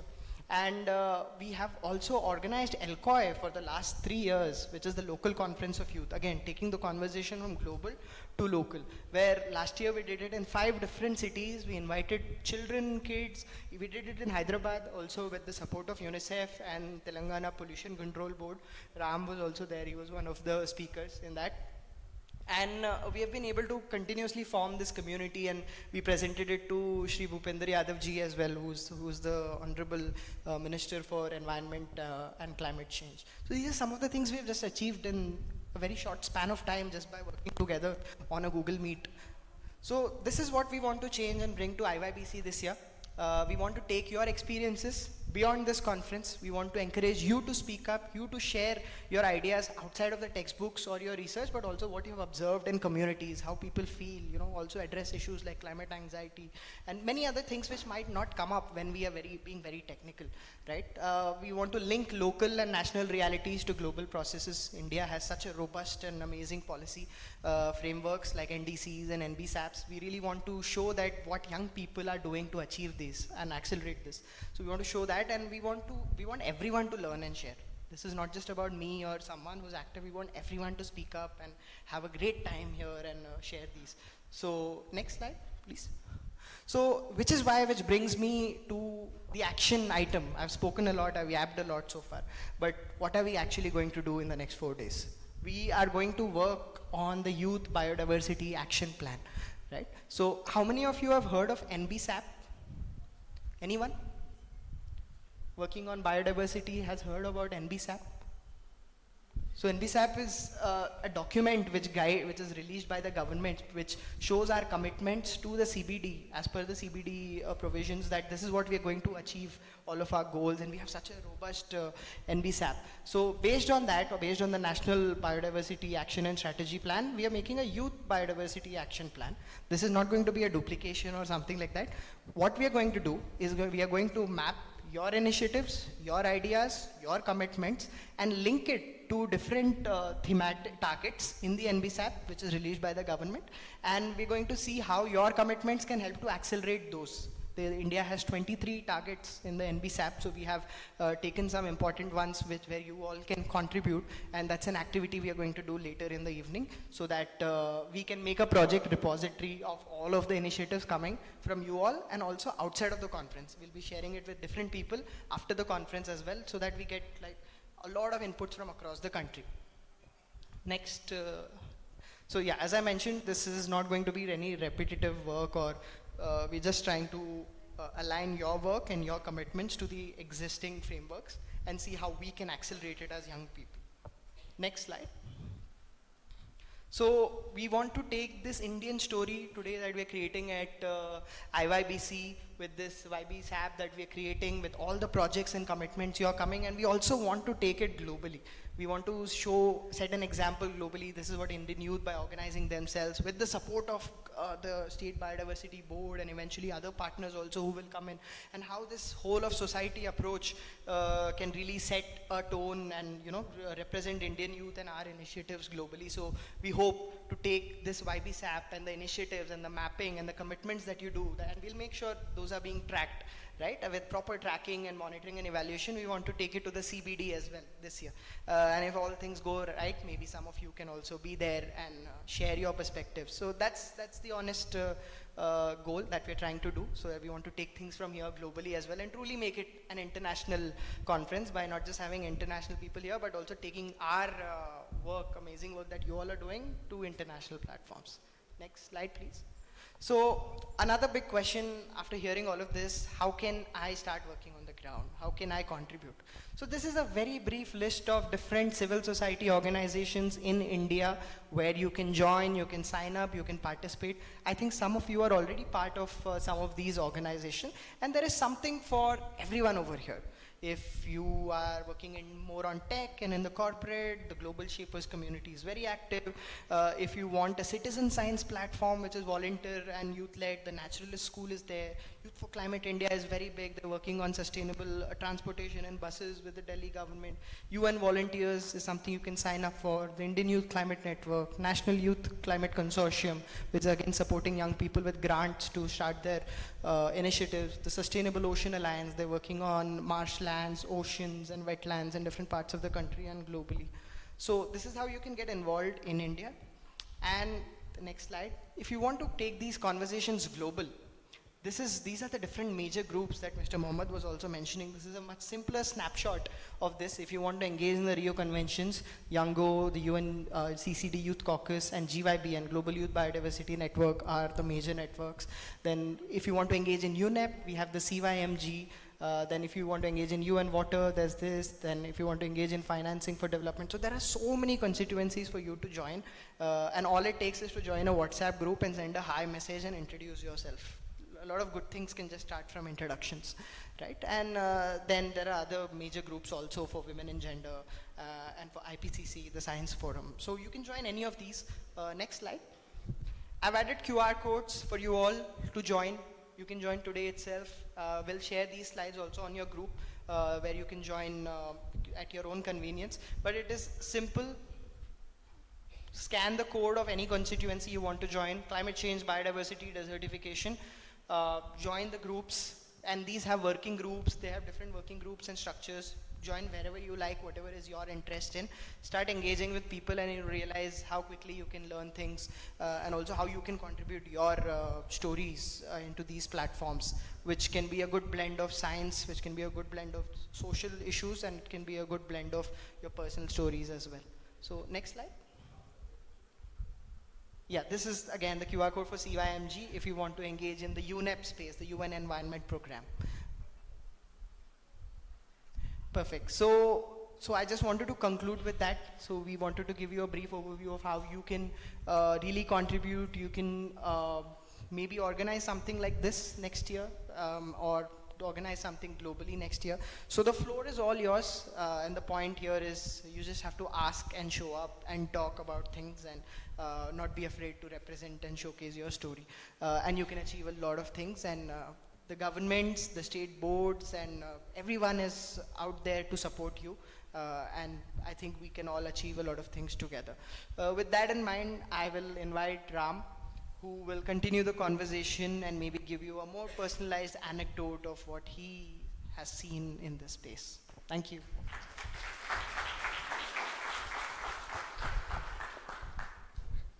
Thank you very much, Imran. So, based on what you have heard so far from Mohammed sir, from Imran, what kind of questions do you have? Like just one or two words if you want to say. Don't use mic, just shout. Very short, you don't have to say the full sentence. What kind of things do you want to know more?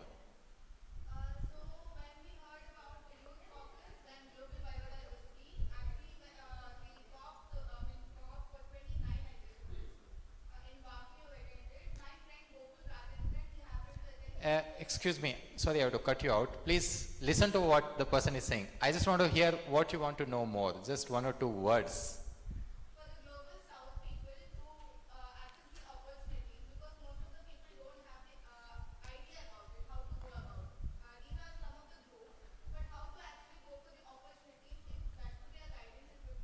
Yes, so please also learn to summarize what you want to say. You want to know more about opportunities? Yes. To the point, what do you want to know more? Actualization of youth activism into policy, okay. Anything else? What kind of things do you want to know more? How can youth from rural India can connect with these NGOs? Okay. Anything else? Okay, so basically I just got the gist. I hope everyone else agrees this is what you want to know. Anything else you want to add? Anyone from this side? No? From that side? Anything you want to know more? Yeah, not questions. Questions we'll take later, but okay. What do you want to know more? Mike? So like what we are seeing, the cops and all, they're all performing in international languages. So how Indian rural, more inclusive Similar. language? Yes, yes. Okay. So what I want to convey here, can you please set this, this one here in the middle. Okay, so basically what I want to tell you is, first of all, how many of you are interested in what has just been presented? Like, you know, you've seen a lot of pictures of youth people and going internationally and parts. How many of you are interested in doing something like that? Show me raise of hands. Okay. How many of you really understood the full picture of कि ये लोग वहाँ तक पहुँचे कैसे? How did they reach there? No? You still have questions? Okay, so let's try to break down the whole thing and what is the system and how can you break the system and how can you also reach there. But before talking about that system, let me first just talk about when we are talking about things at the international level, because there are two approaches. One is to go bottom up, what we are doing here, and one is to understand what is happening top down and then seeing from the other perspective. So it is just a change of perspective. So which is the highest international body which works across all the things? UN. Okay, so let's understand what is the United Nations system is what it is called. Do you know how many kind of like, bodies are there under UN? 6. Someone said 6. Okay, which are they? Number 1? UN? FCCC? No, not here. UNGA, very good. United Nations General Assembly. UNSC, yes. And? Okay. ECOSOC, very good. Your good name? Rahul, yes. So ECOSOC, and then there is 3 more here. Okay, so there is one secretariat ho gaya ya fir udhar kuch ho. ICJ, very good, yes. ICJ is one of the, so these are called principal organs. There are 6 principal organs, okay. Now, majorly these 2 principal organs, they run a lot of conventions, ya fir a lot of programs. So these are normally called funds and programs, okay. One of the very famous programs is related to this whole thing. UNEP, very good. So UNEP is one of these programs which is majorly run by ECOSOC, also participation from this one, okay. And then other programs. So you have UN Food Program, you have, many other things, and it even has UN Decade of, let's say, restoration, UN Decade for this and that. So many other things are happening here. I just want to give a picture. कि कहाँ पे कौन सी चीज fit हो रहा है? Where is all of these things in this bigger picture? Okay, you understood so far? Now tell me which is the thing which is not here, which we are hearing the most there. बोलो बोलो, घबराओ मत. Whatever is coming. CCC. So where is this CCC and these 3 comes? These are all conventions. So they are independently agreed upon, discussed, and then they come up with this thing. So there are 3 major conventions. Which are the 3 ones related to our work? CCC, CBD, CCD, okay. So you have UNFCCC, United Nations Framework on Convention for Climate Change, and then you have United Nations Convention on Biological Diversities, and then we have United Nations Convention on to combat desertification. So these 3 are the programs which run with, let's say, UNEP, like they are not really directly done by them, but usually the secretariat works with them. So they are all connected with our work, okay. And the other way to look at it is, there is this, we have triple climatic crisis, right? So what are the 3 things in the triple climatic crisis?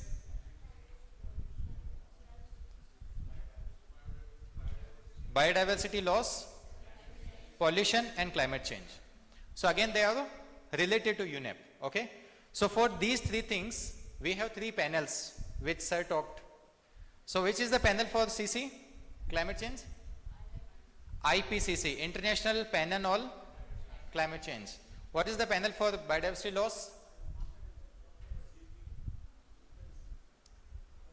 Yeah, he already spoke about it. Anyone knows the name of this panel? IPCC ka, like the parallel panel for this one. This is called IPBES. And for pollution, it recently came out CWP. So anyways, these are the scientific bodies. If you know, you know, otherwise it's okay even if you don't know. So these are the scientific bodies, or kind of like intergovernmental scientific bodies which bring out certain things. So they are related to these ones, but they all are kind of like, under the environment related problems. Okay.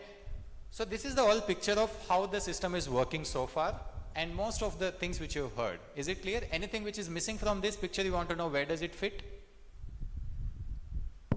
Any questions? No, so UNDP is also here. This is another program, UNDP is also here. Development program, but it focuses more on development. We are focusing more on environment program. And most of these things now, everything, like many of these things work together. So this is also one of the, funds and programs, so the UNDP is also one of the programs. But that is United Nations Development Program.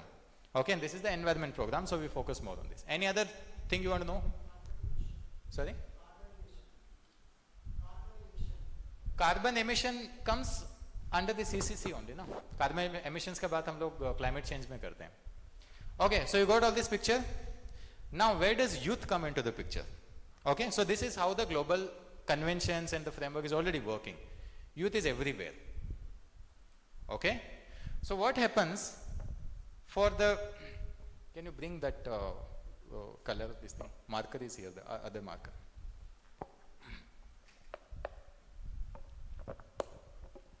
So now for these bodies, we have different conventions or different meetings which happen. So for this one, the meeting is called COP. For here also we have COP. For here also we have COP. For UNEP, we have something called UNIA, United Nations Environment Assembly. And then UNGA ka to hota hi hai khud ka. So basically at all these levels, there is this, so can we go to the next slide, Gopi? So basically, can you see the screen? If you can't see, just stand up and just see, look at this once. So this is how these meetings are usually seen, the meeting room, okay? So there are lots of chairs, you can see the countries' names. Go to the next slide. So this is how it usually looks like. You got it? So what happens now when we look at the room, so this is where, let's say, the chair is sitting. You see on there, okay? So these are the people who are like, co-chairing, co-facilitating, and then there are various seats. You see the seats there? So all these seats, they are mainly for countries which are representing there, okay? Nations. And international level pe, nations are also called states. In India, we call state as like, sub-national unit, but at the international level, states means a country. So this is called member state or the country. So all these things are mainly, there are nations who are the main ingredient or main part of it. Whatever the nation, so it's kind of like when we are saying plastics treaty, this is a treaty between, let's say, 193 countries. Wo 193 countries, whatever they say, this will be agreed upon. As simple as that, right? This is so that's why they all are separate. They are like, okay, UNFCCC, how many number of countries come together? Recently, US said, we are not part of it, so US will not agree. Okay? So this is separate, this is separate, this is separate. So similarly, all the member states who are parties, they sit here. But there are some special seats in all these negotiations in all these places, usually on the back of the room. That is the unfortunate part, but there is special seat. And these seats are for whom? He used the term civil society, right? So we use different terms here. Civil society, or we can say constituency, we can say major groups, but these are all the special entry basically to this room where the negotiations are happening. So for UN CBD COP, what is the youth equivalent of this thing? Who can tell me the name? Bolo, bolo. So I heard someone whispering. GYBN, somebody said? Who said? Somebody said GYBN. No? Okay. So GYBN is the, when the UN CBD meeting happens, GYBN gets a seat here. You got the point? So there is Youngo for UNFCCC, there is Youth Caucus for this one, for UNIA there is CYMG. So these are the different names what Imran just now told you. So this is where you get to sit and this is where you get to discuss. So this is the whole global framework, how things are happening, where youth is allowed to go and sit. I'll come to how from the grassroots we can go and we can take part in this, but this is how the opportunities, this is where the opportunities are.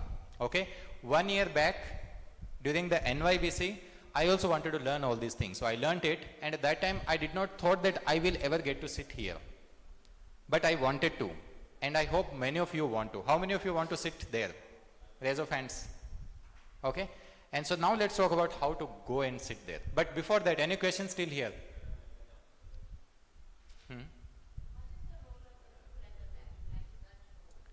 This one? Yes, very important question. So basically, whenever the discussions are happening, honestly speaking, these are not the main players, but they provide very, very important inputs to these people. Okay, and many a times, whatever this person is telling this person, he will say as it is the same thing to the group. So there has been various instances where they come to us and they are like, okay, we want to know from GYBN what is their perception, what is their input about something. And if they agree, they will go and put it as it is. So if the Indian delegation is going in one meeting and they are like, okay, we want to know youth perspective, what do you think? And if they believe that, yeah, youth is saying right, they might say as it is the same words also. So that is how important this role is. Being in the room, even if you have lesser voice, still being in the room plays a very important role. You can influence these main parties and get the negotiations moving forward. You can corner them, you can, like lobby them, get this done, we are not happy, we are not, okay with what is happening. You can come out and talk to press, media, whatever. I'm just saying, I'm not pushing for, like lobbying of these things, but I'm just saying this is very important. Okay, so understood so far? So now what happens, in all of these groups, whether this is GYBN, for UNIA we have Children and Youth Major Group, and for UNFCC we have Youngo. For this one I think we have Children's Caucus is what it is called, sorry, Youth Caucus. So these are the 4 QR codes which you saw just now there. How you can participate, or how I became part of these things, that you just simply go there, fill the Google form or WhatsApp, wherever it is, and then you will start to get notifications whenever the discussions are happening. Join the discussion. Usually these are Zoom meetings, Google Meet meetings. Provide your input, what you want to say. And if you are active, so that is number 1. Joining is very easy. They are all open. You can go to their website and you can fill the form. Second step is most crucial. You be actively involved with these things. If you are actively involved and if you are like, okay, tell me how can I help? Tell me how can I help? The person who is sending emails, you are like, okay, what is your role in GYBN? I also want to become that person. How can I become? So this is a very friendly community. All are, like youth there. So they will help you that, okay, can you please do this? And remember, they need you. Okay, I have been there and I know how much of work pressure there is, and they are like, okay, we need more volunteers. If you volunteer, if you provide a valuable input to them, they will be like, okay, you are doing a very good job sitting in India. Why don't you come to the next COP which is happening in Turkey? And why don't you help us in organizing this meeting or that meeting, what Imran just now told? Okay? So for these things, there is funding. I went to UNIA 7 recently in December, and there were, I don't know the exact number, but I'm assuming there were 15 to 20 fully funded Indian youth who participated there. Why and how? They joined the groups, they were very active, they were contributing, and then they were called. They're like, okay, please come there. So all of these people are needed in all the rooms. None of these global treaties or these global places actually work only by these people. They also need these people. But from there, so that is the demand. Now, how can you be that supply? If you join them, if you are actively part of it, then you can contribute. Okay, so next slide, we'll just see. Okay, so this is the Youth Environment Assembly, and this is some more pictures from, UNIA 7, which I was just talking about. Okay, so with that, I would like to request Imran and Mohammed sir to please join me in answering certain questions which you might have before we close this session. But and if anything else Mohammed sir wants to add as well, if you want to show your slides. Yes. So please put Mohammed sir's slide, Gopi, and Thank you. I will not talk much, but I had some slides about youth. It will complement the picture and give you a better idea about how to participate. But by the way, like he said, you can look for the coordinator of various groups. You can join. You can do volunteer work, but it's better you join through an accredited organization. So your non-governmental organization, your civil society organization. Any civil society doesn't have to be a youth. You can join, and through this accredited organization, you start participating, because you can participate as a non-accredited with other groups, but if your organization is accredited, then you can go officially invited to these meetings. And the role, like they said, you sit in the meeting, you prepare a statement. Usually you have a statement. It could be an opening statement during negotiations, in some groups meeting, closing statement. You present your point of view as a youth in this specific topic under discussion. You have the privilege to submit a written statement as well. You do lobbying with various governments, in order to convey the message. So it's a lot of activities happening when you join this. Let me just, because of course there is a lot, but since I am coordinating the UNEP, so this is entrance at UNEP, in UNIA, United Nations Environment Assembly. Next slide. I will just go quickly so we can give a chance for more questions. Next slide, please. Okay, so I spoke about this, how you influence digital influence, because it's a new opportunity to use the IT and digital media for environment. Next slide. Also let's skip this. So it's advocacy, various roles that youth can do through advocacy, but policy participation, and CUP's national determined contribution, climate change. Next slide. So definitions. So you have a lot of definitions. So you will find something like this. So you see. So we have a major group, civil society. You have observers. You have different types, different names. Do you know now what is the difference between major group, civil society, non-governmental organization, observer, stakeholder? Any idea what is the main difference? They almost mean the same thing, but in different conventions, different international forums, there are different usages. Some also interests use different terminology. No, still, let's wait, don't move. So major group, this is coming out of Agenda 21. So Agenda 21 of Rio established the major group. They said we have major groups of interest. Farmers, non-governmental organizations is one of the major groups. You have farmers, youth, women, media, business and environment, local authorities, trade unions, so 9 major groups.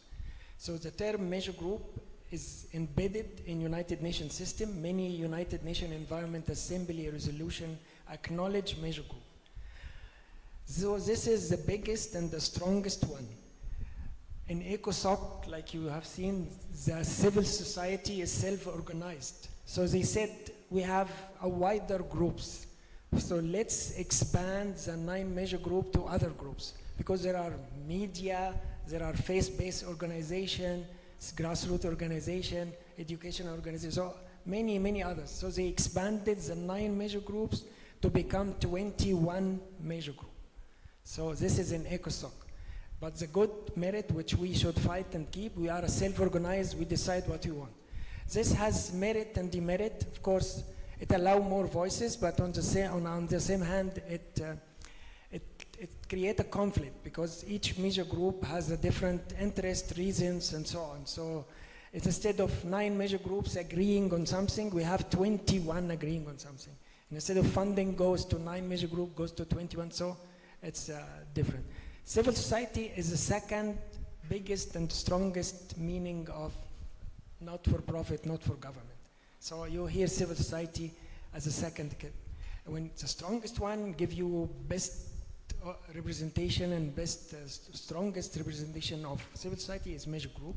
Second one is civil society. The third one is non-governmental organization, but this is vague because you have different categories of non-governmental organizations. Could be a non-governmental organization from business, from women, from children, and so on. But in some international forums, they say non-governmental organizations or observers, but this is like a big blot of everyone. Observer, just an observer, or a stakeholder. So different meanings, and you have many names, whether bingo and I don't know, civil society organizations, environmental organizations, different names. Anyone know Mongo? Because there are different names. People now coming, my own organization. my own NGO, so Mango. So you have different meanings of, but all is civil society organization. Next one, just quickly. Next one, yes. Okay, next one. There is no agreed terminology. Yeah, sorry, it's mixing together. Next one. Oh. This agenda one, next one. Next one, okay, we got through. So these are the 9 which was referred under agenda 21. Those are the 9 major groups. Next one. But these are different names and different categories, major groups and stakeholder at UNED, but you have different children youth constituencies, and those are different major groups and various forums. Ringo, for instance, for science and technology in UNEF-CCC, science and technology major group in UNEP, but it's the same. Next one. Yeah, so like I mentioned, they expanded, including other major groups. Now they reached 21. Those some examples of the added major groups. Each major group has a separate interest and concerns and so on. Next one. I'm listing here for your information. It was mentioned, but just for your information, I think you have a copy of the presentation. So these are the international forums, and which is which. So you can see for oceans, use constituencies, so and so. So you can go through, no need to waste your time now. Next one also, I think, a continuation of different caucuses and so on. Next one. Yes, next one. These are a wider picture of everything. Of course, a part of environment you have an energy, so IRENA has one, social and health, labor, all have an environmental component and have different working use groups, so you can look for whatever interest. Also those different ones. I think this is the last, Yongo, yeah, this is for the, okay, next one. Okay, so what you do, so you need to campaign in decision making, different tools to use to influence UN official governments and so on. It's an interesting process. We can maybe next conference we can do a workshop on how to lobby and what to do, and this could be a nice exercise if you can consider this something of interest. Next slides. So these are the things when you attend the CUPs, you can do this and this and this. So you do network. It has been mentioned by my colleagues. This is a major group. So what's happening in many international forums, you have the major group system or the constituencies. So each constituency usually have a 2 representative, and those 2 representatives represent what we call a facilitating committee. So in UNEP, for instance, we have a major group facilitating committee which coordinates the work of the whole major group system, because there is a lot of activities for all major groups, not only youth, but women, business, and so on. So they do a lot of activities related to the engagement of the whole major group system in the negotiation. They do press conference, for instance, issue a newsletter daily, and so on. Many other activities for the facilitating committee. Next one. Yes, this is the forums which we have done before at UNIA also. Next one, just. And yeah, in UNIA, for instance, we have a dedicated room for our activities. Besides the official negotiation, also there are some people who attend the international forums only to go for side events in the green room, in what we call in UNIP green room. It's a very rich side events in various topics. Next, but it's officially in the agenda. Yes, like you can see on the screen, this is the official meeting by the UN Secretariat, and it's shown on the screen. Next one, this is an example of UNIA Monitor, the daily newsletter, like ECHO in UNFCCC. Yes, next. We do some capacity building, I mentioned as well. Yes. Next one. Yeah, these are different activities, press conference, UN Science Pacific Forum, multi-stakeholder dialogue, and global many activities. It's in fact, if you go there, you will find a lot of conflicting activities happening, and you need to decide what is the best for your interest. Next one. Thank you so much. And this is my email. Happy to take questions. Thank you, sir. Actually, this was filled with a lot of information, but since you might not really be knowing about many of them, so we didn't speak. For example, GOA is mentioned multiple times. This is the flagship report which is presented by UNEP, but we are not going into all those things. We just want to ensure that you have the basics clear and you know what is the entry point and starting point. Okay, so now we'll open for questions. Probably first let's ask questions about anything to know in general about the global environment governance or the systems which are working, not related to youth, but in general how things are working at the global level. So yes, mics please. Can you please circulate mics?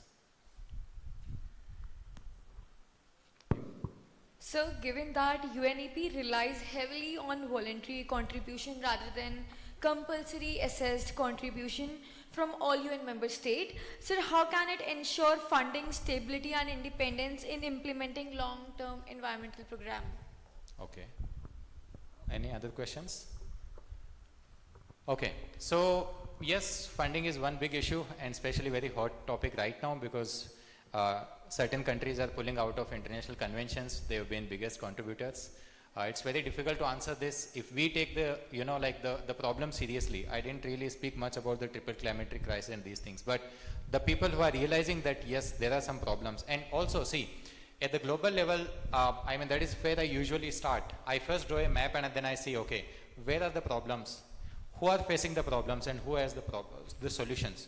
So many times we see that global south is facing a lot of problems. The small island nations are facing a lot of problems. But the solution probably lies in Europe or some other places where there are scientists who can actually propose solutions and do these things. So this is where this jigsaw puzzle becomes. There is problem somewhere, solution somewhere. Those who realize that this is a collective responsibility, they will come contribute. And this is the law of how the international governance works. So some countries are pulling out, but then other countries are chipping in more. So I don't know if I or any one of us will really have answer for that. So let's hope that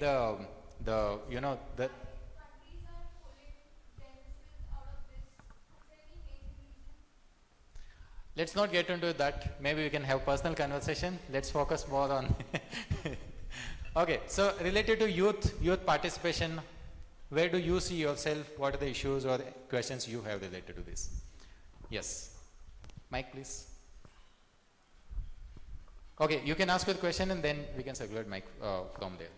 Okay, my question is on, it's at global and at national level.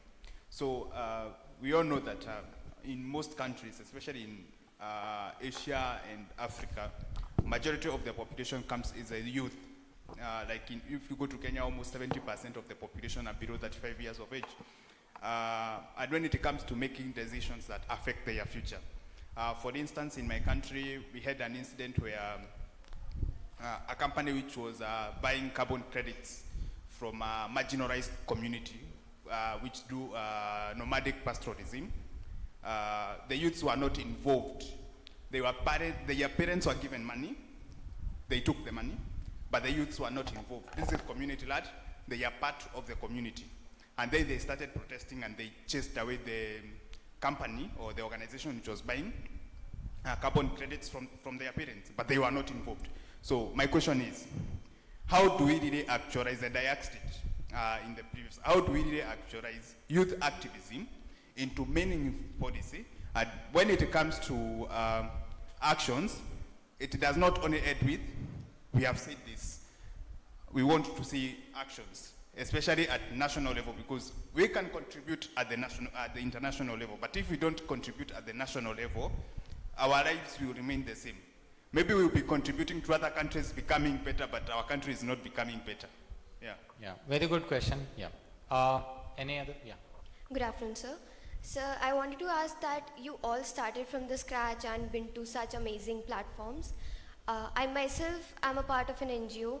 But what one barrier do you think is the reason that it is preventing NGOs from India to being scalable? I see people doing it just as a task to be visible, but not as a solution-oriented program. Okay, so to answer your question, you rightly said that youth is supposed to be there, and that is what was, told by both of them as well. It is, sometimes it's just, for the token that, okay, youth is there, but they are not really part of the whole process. I think we just need to keep trying hard.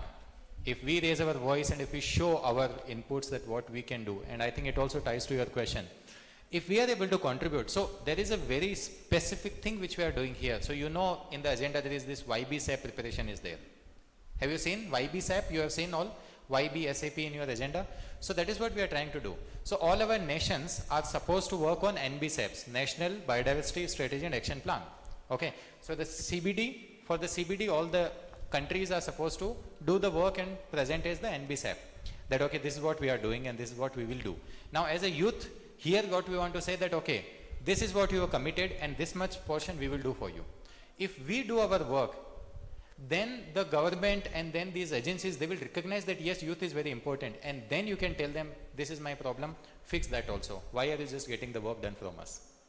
So we have sir from National Biodiversity Authority here who will take the session. So yes, whatever contributions we are doing, if we are able to prove that the youth of today, this generation, this is not here just to like, you know, be victim of these things, but if we show our contributions really hard, they have to listen to us. They will have to listen to us. So I think we just need to keep trying hard. Similarly, for the NGOs participation in India or any of the global south in general, finance is always a big issue. But I've also seen that financial is not one of the major barriers you are asking is the beginning, the starting. See, money attracts money. Until we get first or second fund, it becomes very difficult. But as and when we get to start some funding, then it becomes very easy to get more funding. So I think it is resilience. How do we still keep moving forward and get volunteer support in a very strategic, mindful manner, that we don't burn out the volunteers, but we'll still continue to work with them and like, you know, be resilient enough to prove our presence and do the meaningful contribution. I'm sure that it will work out and it will like, you know, we'll be able to solve the problems of the issues. Okay, any other? I would like to ask Ran to take next one. Yeah, please ask. Okay, 2 questions, we close. Yes, Mike. Sir, I think I have asked you this question before, Mohammed sir, that on the AI, because today's generation, especially the youth, are hugely using the AI and all. But we know when AI need huge databases, so a lot of e-waste like lithium batteries, like other delegate mentioned, and also water waste, like huge amount of water is needed to cool the device, electricity, all this. So in today's world, youth are using AI the most, but also AI is also helpful for us. But how can we come into a balance for it? Yeah, I would like to say that let's stick to the topic here. The question is very important and let's talk personally about that. But for everyone's benefit and the benefit of the time, let's focus on what you have discussed and if there are any questions. I would like to answer this question personally as well because I come from a tech background. Your question, please. Pass on the mic to her. Sir, if climate change is global and urgent, why are countries allowed to set their own target under Paris Agreement? Why aren't they sanctioned for weak and unmet commitment like Canada? Okay, first let her ask the question. You've gotten many opportunities, I'm sorry. Give it to her. Yeah. Okay, for me, it's not really a question, it's a comment. I think we are all saying that financing or finance is a challenge for us. I think another challenge also goes to how to access the funding. With most of the youth, we lack the skills as to how to write proposals to ask for funding. We have ideas, but we don't know how to translate them into paper to attract funding. So I think maybe what could be done is empower the youth more on that aspect, or also maybe make the system more easily accessible for the youth. Yes, thank you. Very, very important point. It's not really, it's all about skilling. I think we all, and today's time it is not very difficult. We will get, we will be able to find courses online which help us in that thing. Okay, any 2 more questions from this side? Please pass on the mic here. Okay. Sir, I just want to know how to stay motivated with all of this because this sounds very tough and youth can get demotivated.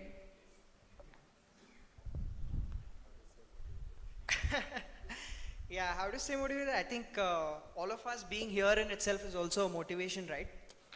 Like You should applaud for yourself. You've come from a long way. It's not a easy task.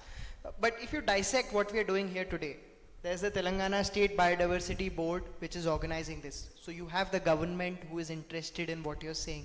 You have organizations like the WWF, you have the NBA here, you have all of these other bigger organizations who work on these challenges. So they're interested in what you're saying, right? At the same time, all of your friends here are sharing some amazing experiences, some good, some bad, but what's important is we're all in this together, right? So that's also something you should be looking forward to. And the more you learn, the more communities you build, and more you look at this from a care and community perspective, I think it really removes that negative outlook, and there's a lot of work to do. So I think that in itself is a motivation, because communities require a lot of attention. Yes. Okay, one question from here.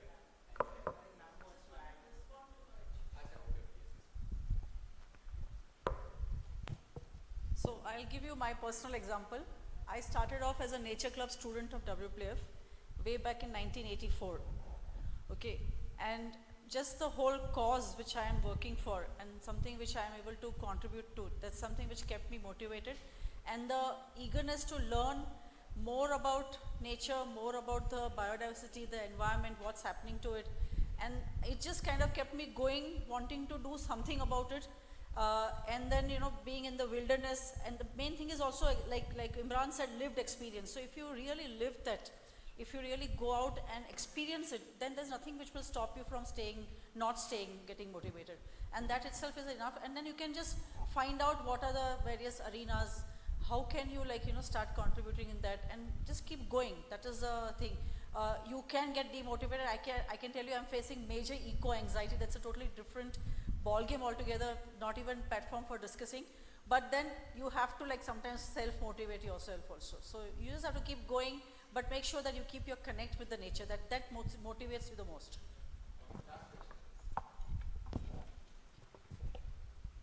My question is for Mohammed, sir. Sir, you talked about the 9 major groups divided into 21 and so forth.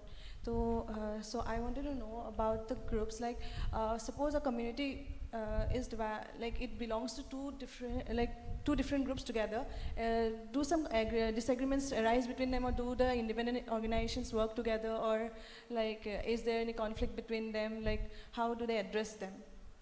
Yeah, that's a very nice question. Of course, so many people, like he said, I think, I don't know, because you can be a youth, but you can work with the women major group as well. You can be a youth scientist, you work in the science major group as well. You can be a youth farmers. So originally you belong to one major group and you dedicate your activities, time, voluntary time to one major group, but the door is open for other major groups. So because this is a civil society, we are not really so strict. I know some colleagues who work in 3 different major groups. So they help youth, women, science, for instance, youth, indigenous people, or farmers, and so on. So after all, you belong, you get accredited through your organization in one of the constituencies. But the room is open, and by the way, the other major group likes that because you facilitate a joint, combined position or a statement of the 2 or 3 major groups. We usually in these international forums get a stronger recognition if we have a joint statement by all major groups or all constituencies.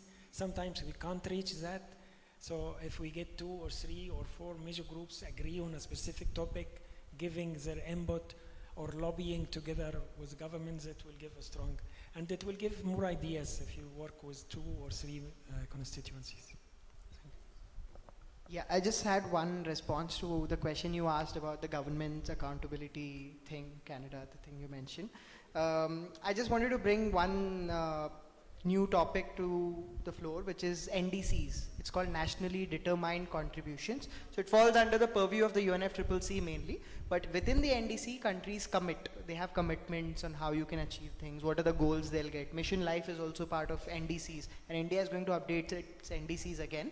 Similarly, in biodiversity, there's NBSAPs. So these are all the commitments on which governments run. And if you have signed the charter, if you're part of the convention, then you're obligated to follow these conventions. Maybe some countries request for a time to do it later because of so many geopolitical and social issues, but you are obligated to follow them as if it is part of the NDC. And another great motivator for countries to add things to the NDC is you can get access to finance if a certain commitment is part of the NDC. I think sir mentioned about GEF, GCF, the World Bank, all of these people, they fund countries. They only fund if, you know, your NDC is talking about it.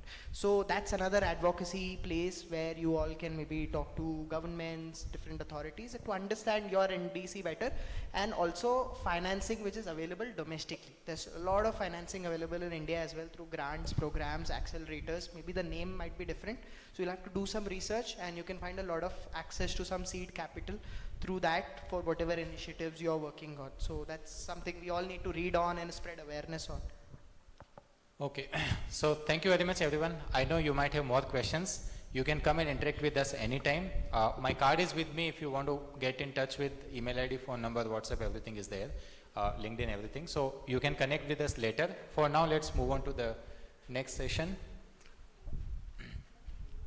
Before that, we just quickly, okay, fine. Let's move on to the next session.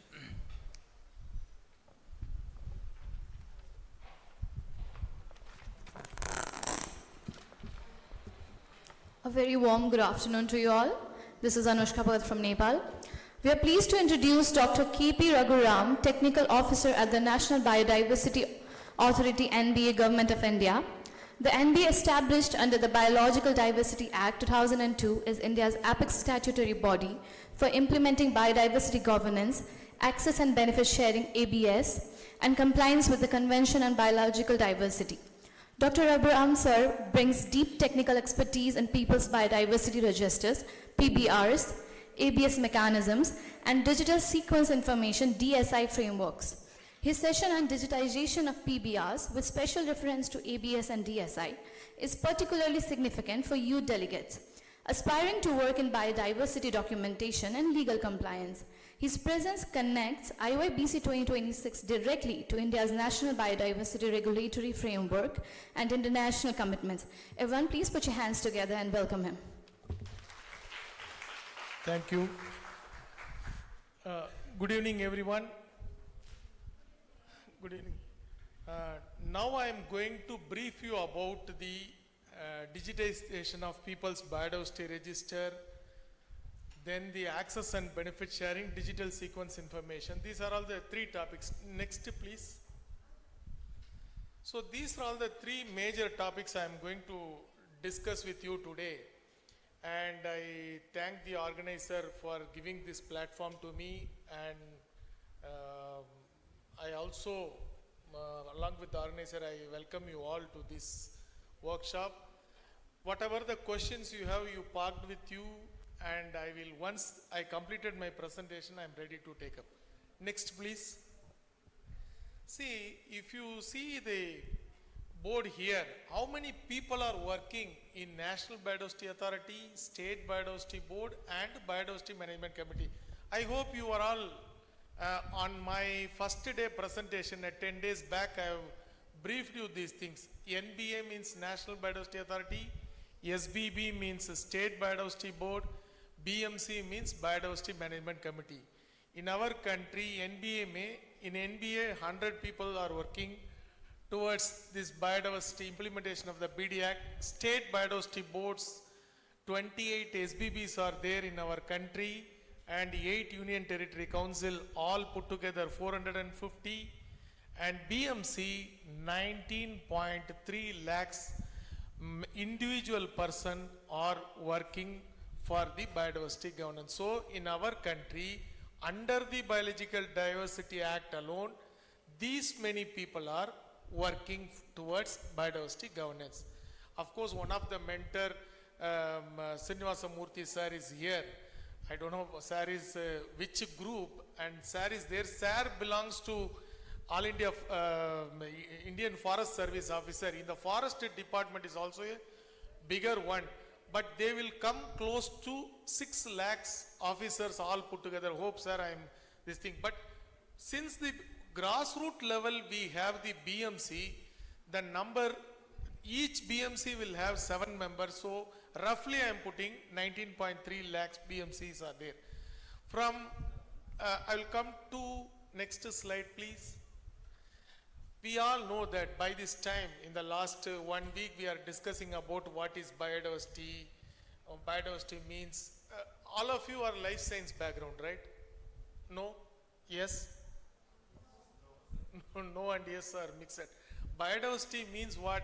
You can see all are live animals, plants, animals, everything. It's all bio, but in a diverse form. Animal itself, you have a variations in their structure, face, everything. That is called the biodiversity. Fine. Next, please. India is one of the 17 mega biodiverse country in the world, and today we are talking about biodiversity conservation on what these two things only. Flora, 56,000 recorded so far, and fauna 1 lakh. All put together, 1,60,000 species, plants and animals alone, we are trying to conserve. Not only that, ecosystem also, but as far as the biodiversity is concerned, these are all the, this is the number we have to conserve it. Next, please. Some of the iconic things, endemic means, I already explained that day. Endemic means it will be available only in the particular area. I told you one example in the online meeting, that is the red sanders. On your right side you can see that red sanders tree which is growing only in the Andhra Pradesh. So that is the endemic species, and how many species of endangered, critically endangered, all those lists are given, like Ganges shark, Anamalai flying frog, all those things are endangered species as per our record. Next, please. Before to me, Dr. Mohammed, Imran, Vaibhav all explained about UNFCCC, UNCBD, all those things. How we are interacting with the international community, what are all the challenges, opportunity, all those things have been explained in detail in the previous session. I'll just touch upon in 1992, Brazil, where all the countries sat and developed one policy framework. That policy framework is called that Rio Earth Summit, that was adopted under the Rio Earth Summit alone. These 3 things are coming: UNCCD, FCC and CBD. So in the CBD alone, I am going to discuss it today. CBD, Convention on Biological Diversity. Everything will have only 3 letters: CBD, NBA, SBB, BMC. Like that the word will go. Anyhow, PBR also, DSA also, all are in 3 letters. Next slide please. What is about Convention on Biological Diversity? All the countries in the world sat together and adopted that what we going to do for our future. By the time they decided, the major decision is on 3 important aspects: is conservation, sustainable use of biological resource, and the last one is very important: fair and equitable sharing of benefits. That is very unique. Rest all fine. Conservation of biodiversity and all, it's existing in India for quite long time, and sustainable use also. But fair and equitable sharing of benefit is the new concept which has been introduced in the CBD. Next slide please. The CBD is a legally binding document. It's a legally binding document. There are voluntary documents are there in the international things, but CBD is a legally binding document. CBD ke niche, below that, Nagoya Protocol is there on ABS. It's all talks about ABS conservation only. For next half an hour, we are going to do that. Based on the CBD's signature, India signed that one and brought out the Biological Diversity Act in the year 2002. Amendment we have made in the year 2023. Similarly, rules in 2004. amended in 2024, and ABS regulation 2014, and it got amended in 2025. As I told you in the beginning, NBA, it's an apex body, national level, state biodiversity board, 28 state biodiversity boards are there, union territory biodiversity council in union territory, and BMC at the grassroots level. These are all individual institutions formed under the, it's a statutory body, we call it a statutory, autonomous and regulatory in nature. Sometimes you may not get these legal wordings. If you have any, this thing you asked me at the last. Statutory means in the act. Many of my other countries' colleagues are there. Statutory word you are aware, but in our state biodiversity board is also, state means in many part of the world they will think that it is a country. State means in our country it's called, it should be as a province, or I can say in Japan people used to say prefecture, province, state are all having a similar meaning in our country. What we are regulating? I am representing the National Biodiversity Authority. Dr. Kalicharan sir representing the Telangana State Biodiversity Board. So what we are regulating here, if you see, the regulation is for research, biosurvey and bioutilization, commercial utilization, obtaining IPR, transfer of research results. For all these things, National Biodiversity Authority is regulating. Any non-Indian, any foreigner or non-Indian intends to access the biological resource or traditional knowledge or both together, they have to take necessary approval from the National Biodiversity Authority before they touch upon the biological resource. Else it would be treated as a offense under the law or act or ordinance. So here two subject matters are there. This act covers biological resource. Below the sun, whatever is there, whether it is alive, dead, ex situ, in situ, all biological resources will attract the provisions of the BD Act, come under this thing. Next please. What is the role we are playing? Regulatory role is one thing. Today the given topic is PBR. If you see, NBA's role is facilitative, regulatory, advisory. One of the facilitative role is documentation of PBR, provide formats including electronic version. How to document a PBR and what are all the formats uniformly we have to follow in our country. Because in our country 140 crores people are there and 28 states. Everyone should follow uniformity. For that reason, National Biodiversity Authority in the year 2010 itself, next slide please, 10 itself brought out the guidelines. Coming to the State Biodiversity Board, for State Biodiversity Board, I am telling you, Indians, I am telling the son of soil, Indians are exempted for accessing the biological resource and conducting the research over it. Commercial utilization, no such exemption. For research, exemption is available. For commercial use, you have to take approval. Indian individual as well as Indian companies have to take approval from the State Biodiversity Board in the prescribed format. Next please. The main role playing by 19.3 individual members in the country, BMC, is that they have to first document the People's Biodiversity Register. Very, very important. Today, Vaibhav and Imran said that for developing NBSAP, all those things, baseline data is more important. We don't have baseline data. Even in your studies also you might have heard that we don't have the baseline data. For example, I will tell you, Jersey cow, Jersey bull, where from it has come? In India, when it came? Any idea? 1970-60 Jersey cattle. I'll tell you 1980s. From Europe people are telling, but Jersey is available, Jersey breed is available in America, Europe and Russia.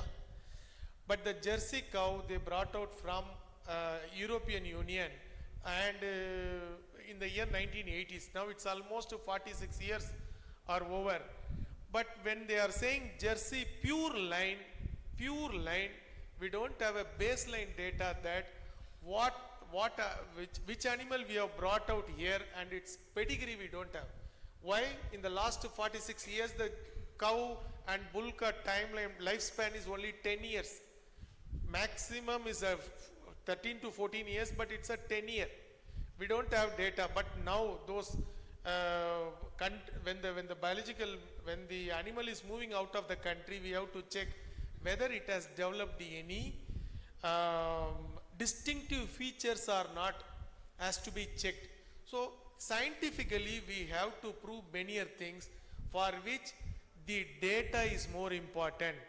That is the first thing. The recently away Professor Madhav Gadgil was the one brought out this concept called People's Biodiversity Register. He brought it in such a way, but we have added those things in our act.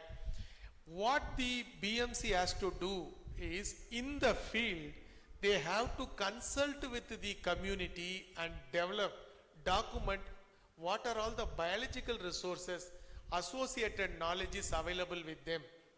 See, today I am representing the government of India. Even at last month, in the month 20th of January, I was in Thailand and made a presentation about the access and benefit sharing mechanism to the international audience. Asia Pacific countries came for Nagoya Protocol related matters. By the time also, this PBR concept is very unique. Now in Malaysia and other countries are started adopting this concept in their country. Not only the PBR, another one more terminology I'll tell you, it's called a TKDL. It means, TK means traditional knowledge, digital library, TKDL. That concept is also Malaysian government, after visiting India and learn the techniques, they have started developing that is called My TKDL, that is Malaysia Traditional Knowledge Digital Library. So in the ASEAN countries, India is pioneer in ABS and traditional knowledge matter as concerned. So BMC's main job is to register, and one more thing, important one, if the BMC says no to any project in the sense any access to the biological resource by Indian or foreigner, then it has impact in the field. We cannot give approval to that particular thing. That is why if you could see the second bullet point, provide consent to access request referring by NBA bar SBB. It means any company approaches NBA or State Biodiversity Board, we in the sense NBA and the State Biodiversity Board supposed to consult this Biodiversity Management Committee.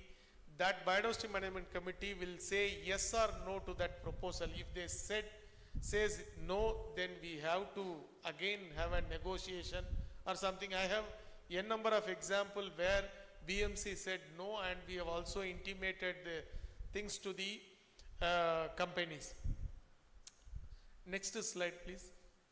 Coming to the People's Biodiversity Register, you can see here it's all AI technology. I developed this one.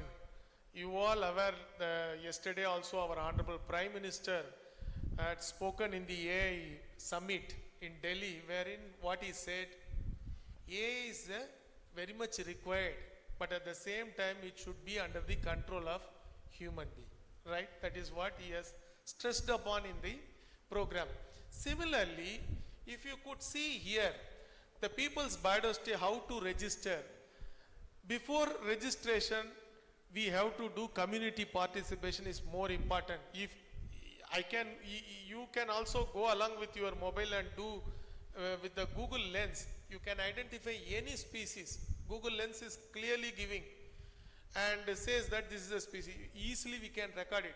And also the geotag we can do it and put it in our where our citizen signs are available, we can upload it. But that was not the idea of the legislature. What they want, people should know what is available in their jurisdiction. That has to be captured. Why India took a first step such a thing in the field for registering the species which is available?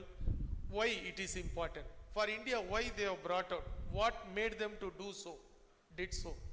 Anyone? Kyo? Why? I'll tell you, in the year 1990, India fought in the American Court of Law for revoking the haldi, was a turmeric related matters patent.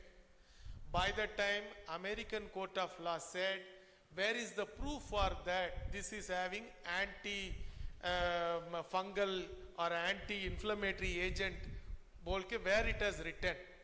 We came back to India, seen the palm leaf information, translated in a different language and submitted to the Court of Law. Why? In the Court of Law, oral evidence will not be considered as compared to the written evidence. Prior art to be established in the patent as concerned. Some of you are aware that patent matter as concerned. So, India spent more than 10-15 lakhs that time itself in 1990. In order to avoid such things, we, under the BD Act, that is also one point that we are developing a PBR. PBR is a defensive tool against a patent. That is also a defensive tool. Anyone wants to get a patent, PBR can say, with the information of PBR, we can go against that patent. Okay. So, what I am trying to say with this thing, whatever the BMC jurisdiction within their limit, these biological resource, plants, animal, microorganism, if possible, they can collect it and put it in that register. But one important methodology is community participation is more important. They have to consult the people, locals. Next, please. PBR is a legal document. We can produce before the court of law because the PBR word has been referred in the act. In statute books, if anything is referred, then it will have a legal sanctity. And NBA is also developed here software called ePBR. It's called a Biodiversity Management Information System. It has citizen science also. Today morning I discussed with Madam Farida and Vaibhav on this matter, and we're going to work together on this particular aspect further on that. Next slide, please. Next slide. Okay. See, as I told you, this picture is representing, first we should know what is available with us. That is more important. Once upon a time, biodiversity was a common heritage. It means it will move from one country to another country without any passport, visa. But now, after the CBD, WIPO, there are so many things. ITPGRFA, International Treaty on Plant Genetic Resources for Food and Agriculture. There are so many international instruments are there which are all governing the biodiversity related matter. So we should know what is available with us. Next slide, please. Who has to document? As I told you, the section 41 of the Biological Diversity Act says that the BMC to document PBR in consultation with the local community, local people, without which it should not go. Some of the picture you can see below that how the PBR is being recorded in the register. Next slide, please. Why PBR is required? I said that defensive tool. You can see, know the biological resources available in village, local bodies, local ownership of biodiversity and traditional knowledge, impact assessment tool for development activities, and flows of benefit sharing to the community. I will tell you those things one by one in my previous slide, how it functioning and working. Next slide, please. This is the PBR format developed by the National Biodiversity Authority in the year 2009, and later it got revised in the year 2013. The guideline is having a 31 formats, and it's asked about the technical support group, TSG, again a 3-letter. TSG means technical support group, wherein I'm telling you, I'm appealing you, request you all, as a youngsters, you can be part of that TSG in your respective state or the area which you are representing. Technical support group is nothing but group of people who guide the BMC. BMC on their own may not be in a position to do such a technical document. They need some support groups. Technical support group is required. As on date, in India we have Zoological Survey of India, Botanical Survey of India. Those scientists are helping the BMCs at wherever possible. But youngsters like you, if you could join in this exercise, we can do wonders, and we get good quality of data from the local level. Next slide, please. How we have to do it? Tomorrow also we have a session, but if you could see here, first, if any village level, if you go and ask them to prepare a PBR, they will say, they will reluctant to do so. Why I have to do it? What is the incentivization I will get? What they may think immediately, if we go with our uniform and all this, they will think that, oh, this guy is coming for taking the information from me and he will sell it in the market or something. That is what their mindset would be. For that reason, first we have to start with training program. Awareness creation is more. Training is second. Awareness creation is must. Why we are here? What for this PBR? What way it will helpful to you? All those things has to be briefed them properly, and thereafter we have to go by methodologically. We have to train them how to collect the data and validation of the data. Those things are all to be told. And one more thing, PBR exercise is not a simple exercise. Some species may not available in certain season. For that, some season, some winter season only, some species will be available, especially plant related things and some insects. So for that reason, the guideline says that they can take 2 years to develop one PBR. As on date in India, manually we have 2.65 lakh PBRs are there in a manual format, which is not available in public, but it is available in the respective Biodiversity Management Committee. Some are available in the web also. So this is the thing. Next slide, please. Next slide. Okay. See, here in the year 2023, we updated around 10,000, 11,000 PBRs we revised in order to create a mass awareness among the youngsters. We used, you can see on some of the photographs here, of course, our Honorable Minister kickstart that event in Goa, and thereafter 11,000 PBRs updated by college students only. State Biodiversity Board picked up the college students and some NGOs, CBOs, and with their help, they have updated the PBR. This is one activity. Next slide, please. As I told you, in this country, two traditional knowledge related things. Traditional knowledge, India is the country which has a long traditional knowledge details both in codified and non-codified format. Oral TK is also there. In our country, we have a 2 TK, traditional knowledge digital, traditional knowledge related thing is, one is TKDL another one is PBR. Both are defensive in nature, and the TKDL software, which has almost 4 lakh formulations are there in that software. Those portal is not allowed for public. TKDL in India is not allowed for public. Only minimal information you will get it, but the TKDL information has been given connected to USPTO, United States Patent Office, EU Patent Office, and Spain and other areas. These softwares are all connected. Once that application submitted in their respective patent office, they will check whether the TKDL information is reflected in their patent application. If it is so, then they will come to a conclusion that prior art is already existing in the TKDL and patent cannot be given. Still, patents are all going on. I will tell you those things in a next slide. Next slide, please.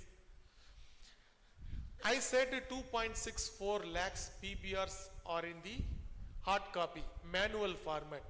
Now, the Government of India, National Biodiversity Authority, is developing a e-PBR framework.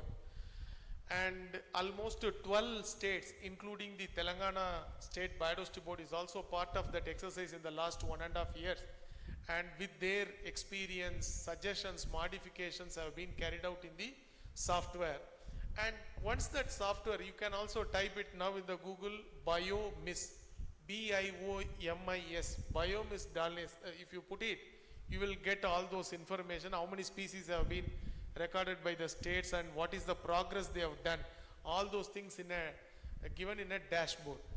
So this ePBR portal, I'm telling you, in another 1 or 1.5 years, already at the back end, we have about 50,600 species have been recorded in this thing, and in another 1 year mass program, we are going to launch it in another 1 month. Through that, we will be in a position to capture all the information within 1 year timeline. Next, please. Citizen science data. If you see now, open the BioMIS software, it will show this number only, but at the back side we have the information. You can see here on the right side, PBR status, draft, how many are there? 36,583. Those information also can be seen by public, that how much we have, how many PBRs have been prepared. And citizen science is concerned, 2,345 entries have been received. That whatever the citizen science information, you are going just on the roadside, taking a snap and put it in this software, that will reflected in the, not in the exact PBR, to the concerned BMC's portal, it will reflect that so and so has posted this photograph. They may identify it with the help of technical support group. That was the idea of bringing this citizen science portal here. Next slide, please. What is your role? Already I have explained you your role. Record local biological resource through citizen science. As a young scientist or entrepreneurs, you can do this exercise. Volunteers in the technical support group. Then make your local biodiversity recorded to help conservation and sustainable use. Be part of the plan. Be part of the plan is one of the theme or motto given by the CBD for the last year's IDB celebration, International Day for Biological Diversity. Next slide, please. Some of the case studies I will show you in that TKDL. This is Nizamabad, one of the, we have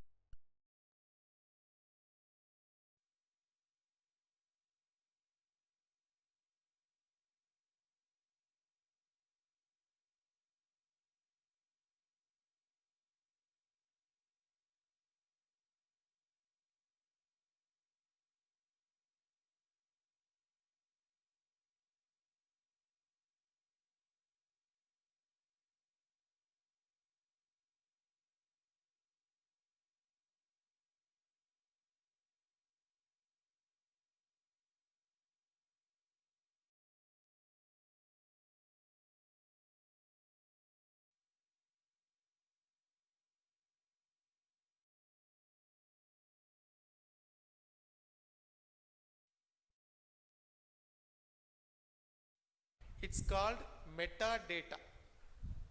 It's not a full data is not available.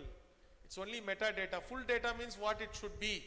It should say that these many species grinded in a powder form, put it in decoction or mix it with milk or honey, whatever the combination. Those informations are not being captured in the PBR. Keeping in view of you all aware that there is no proper governance mechanism available for TK throughout the world. Even in the WIPO, World Intellectual Property Organization, dealing this TK matter is also not come to a conclusion that how to protect and all those things. For that reason, those informations have not been captured in these things. Next slide, please. Nakrekal, it's a place in Telangana. These Pongamia pinnata, aloe vera, Azadirachta indica means neem leaf, are being used for curing various skin diseases. So 5 generations these people have passed on these things. Next slide, please. Again, it is also from Telangana. To cure pimple and acne, dosage once a day. These are all, nowadays we are using lot of facial creams, but the base is from this technology, from the traditional knowledge only. These technologies have been developed and put it in the market. Next slide, please. See here, Calotropis procera. Calotropis, one more thing is there. What is that species name? Calotropis? Correct. Calotropis gigantica is the one very commonly available species. It is for scorpio bite, and latex is directly applied on bite wound. See how the traditional knowledge mechanism still existing and people are using on that. Next slide, please. This is for snake bite, Ficus religosa. Of course, how far people will have belief over it is a different one. And there are some tablets named called PINAK, P-I-N-A-K, that also based on 3 Hibiscus rosaceus and Mangifera indica, mango leaves. With that they have developed a interim relief for snake bite. But this one is very new for that, and this TK has been already recorded in the Telangana's People's Biodiversity Register. Those information alone I am projecting here. They are saying that young leaves are crushed and 1 or 2 drops of juice are put in nasal for snake bite, they are telling. Of course, again it would be an interim arrangement only. They have to immediately taken to the hospital. To avoid panic and other things they can give, I feel. Next please. See here, for curing fracture also Butia monosperma species is being used. In this slide, what is the, one thing is wrong, mistake. What is that mistake? Scientific name, what is that mistake? Thank you. All the scientific names should be italic, but I have not done so. Thank you. Next slide, please. Cassia arulicata, cure dislocation, leaves are crushed and paste applied, affected areas of leg. Each and every plant is having some or other medicinal values are there. Next, it's from Gujarat area. Next slide, please. See, in the patent, after taking this traditional knowledge, all this information are converted in the form of technology and making it as a modern products and put it in the market. Before that, they will go for patent. So, in order to prevent those patent, National Biodiversity Authority is also taking steps. Next slide, please. Under Section 18 of the Biological Diversity Act, empowers the National Biodiversity Authority to file case, in the sense, or case ka matlab not before the court, take any measures to oppose the grant of patent. Accordingly, so far, we have filed third-party observation in European Union, USA, Australia, China, Taiwan, Japan, Canada, 86 cases. By doing so, what happens? Large number of applications are coming. So we have to somehow pass the deterrent to get the things done. And I am telling you, some countries only will allow to take this third party observation. Certain countries are, even we file third party observation, they are going ahead with the patents. They are giving. Thank you. Next slide, please. We have one more software. ePBR is one software which we are developing. Another software is ABS monitoring tool which we are using internally and browse how many species are being accessed from India and where the patent is getting, patents are all filing, all those information. To some extent, I won't say it is a foolproof mechanism we have, but to some extent we can get the data with which we are filing a third party opposing the patent. Next slide, please. Even in the year 2020-21, before Corona period, these many cases where India filed the third party observation against the companies. The application Vithania somnifera, they were purchased from Pune. We found that this company has gone to patent office but without NBS approval.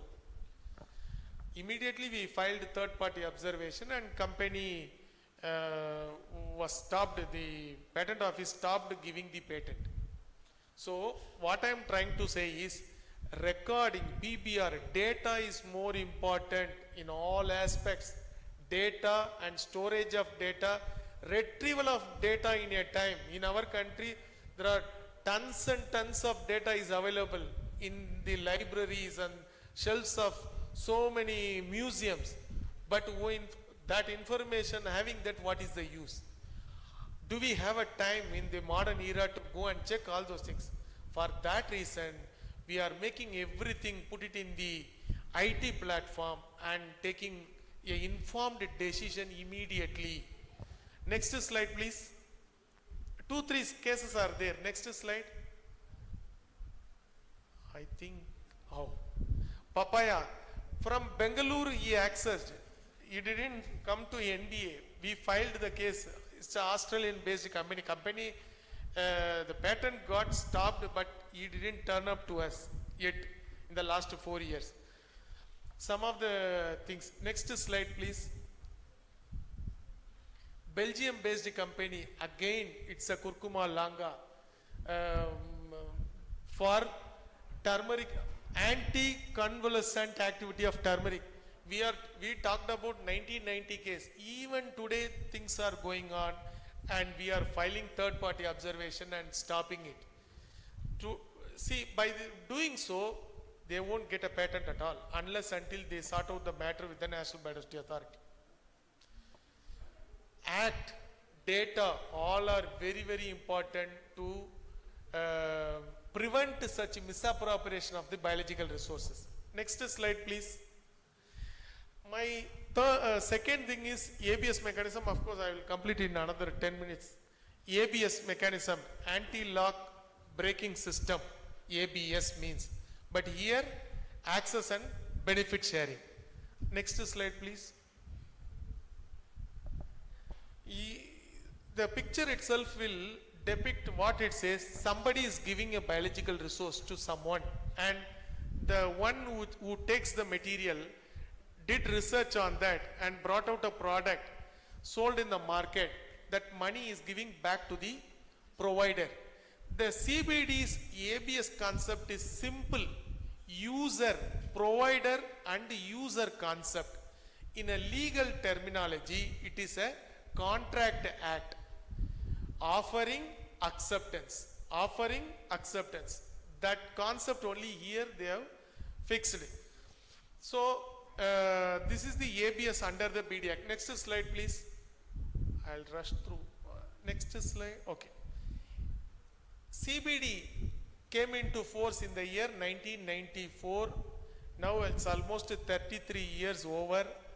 of which 196 countries are party, America is not party, of which below that 17 countries are mega biodiverse country. In that, except the United States, rest all have ABS mechanism in place and signed, ratified the protocol. Next slide, please. In our National Biodiversity Authority alone, I am saying, these are the species which have been accessed by many players, Indian, non-Indian companies, more than 100 metric tons. What is that? Red sanders plays a major role. Terminalia, Terminalia itself, 3 species are there. Terminalia cebula, bellerica, arjuna, all those things. It's all used in the medicinal formulations by Ayurvedic sector, Unani and all those things. Then Xanthosylum, Withyania somnifera. Withyania somnifera are all nerve related problems. People used to have that. In every nutraceutical Ayurvedic products, Withyania somnifera is there. Shoria robusta, most of the time that is going as per the record. Italy and Spain, where this tree wood is going, what purpose it is being used there, I am not aware. So, these are all some of the species I have pointed out here. Next slide, please. As on date, we have only 10,000 applications with us. Very, very less. I projected in the Dr. Mohammed, we have Biofin program, Biofin, Biodiversity Finance. We talked about the Biodiversity Finance, wherein 32 countries are party to that UNDP Biofin program. In that, I presented this slide before in the Istanbul meeting, wherein people said that in your country these many commercial activities are going on. They put a question me. I said, see, CBD is new to all. BD Act is also new. It will take its own time to onboard many players. And one more thing, India is pioneer in this field. If you could see the analysis, 45% of our application related to commercial research, 20% academic, non-Indian I am telling, 35% commercial use. Next slide, please. This is the ABS amount collected by NBA. 46% of the ABS amount collected is from red sanders. Agricultural sector, seed sector, 83. 36 is the Ayush sector, and other sectors are all this many. Cosmetics like L'Oreal have paid 8 crores something, they have paid for that. Next slide, please. Receipt, this much amount we have received, 266 crores in a, of course my other countries colleague, it would be around 31 US million is the one we have collected, of which is 16 something we have distributed to various communities. More than 10,500 BMCs have got benefited with this money, Forest Department and others. Next slide, please. You can see here 119 crores we have given to Andhra Pradesh, Karnataka, Odisha, Maharashtra. It's all to the Forest Department for red sander conservation. Red sander is nothing but our endemic species. Nowhere else in the world it is available except in Andhra Pradesh. For its conservation activities, we have given money to them. We have also sponsored project to the National Institute like IFGTB, Institute of Forest Genetics and Tree Breeding in Tamil Nadu, IWST, Indian Institute of Wood Science and Technology, Bangalore. For them we have paid. Interesting thing, red sanders will take how many years to grow? Close to 80 to 120 to attain the girth of 75 centimeter circumference, I am telling. So that much timeline it will take. Now after 80 years, 80 or 90 years, these farmers are getting benefit. 216 farmers from Andhra Pradesh and the Tamil Nadu have got benefited from this amount. Very interesting thing I am telling you. At the time of selling that wood to the trader or someone, they have got very less amount. When the ABS money goes to that community, it's very high. Very high. They are getting around 2 lakh, 3 lakh rupees. But at the time of selling that thing, they have got only 50,000 or 60,000 only. That is what the analysis says. Think about it. Double income has come to farmer. But double income also, the second one which came to them, it's a bonus like anything. It's a big amount, they have got it. Next slide, please. For tree outside forest, in India we have one concept. Tree outside forest is also promoting, for which the National Biodiversity Authority has given amount of rupees 2 crores to the Andhra Pradesh Biodiversity Board to raise a 1 lakh 6 feet tall red sand sapling, and later point of time it will be given to the farmers for conservation purpose, and it is a it may give revenue for them. Next slide, please. You can see on the top, I have put it micro to macro. Think about it, microorganism. We all aware microorganism, how it played in the year 2020 in the form of a COVID, corona virus. See, as on date, 8.97 crore rupees we have distributed to various BMCs only for accessing microorganism from their respective jurisdiction. What I am trying to stress upon here is, if we maintain the ecosystem purely, properly, automatically you will get a benefit. If the ecosystem got spoiled, then you may not get any benefits. That is also one reason that the company accessed in the different part of the country, but they couldn't find a good one, except in the place where Maharashtra, that microorganisms, they got it in a very pure form. That is what they are telling. By doing so, more than 100 BMCs are getting benefit from the microorganism. Next slide, please.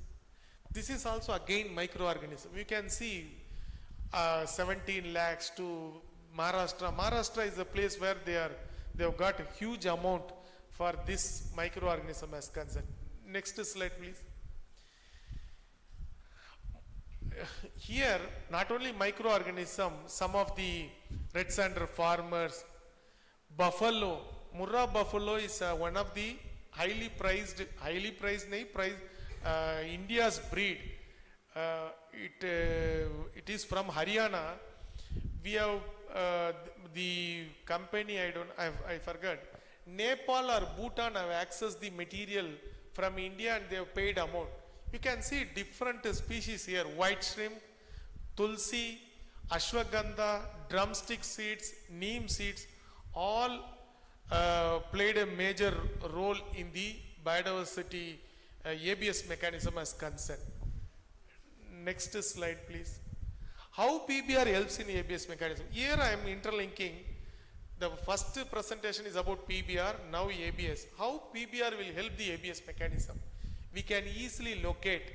If we recorded the information in PBR, we can easily, in a no minute time, we will get that where these species are available. One thing, and which community is holding this species. If it is a multiple community, is also fine. We can give the money in a rational manner or somehow. But we can identify source and traditional documentation and protection of traditional knowledge. One more important thing is, if the traditional knowledge is also involved in that, the ABS amount 20% more they have to pay, and the concerned BMC or community will get that 20% extra. If I do not know who is that BMC, who is that community, where are them, then that money will not reach the right people, for which PBR is one of the tools to identify who is holding the biological resources and knowledge in our country. Next slide, please. My third topic is about digital sequence information. How many of you had heard about DSA? How many of you, other than Dr. Mohammed, Dr. Mohammed aware DSA, all those things, right? Digital sequence information.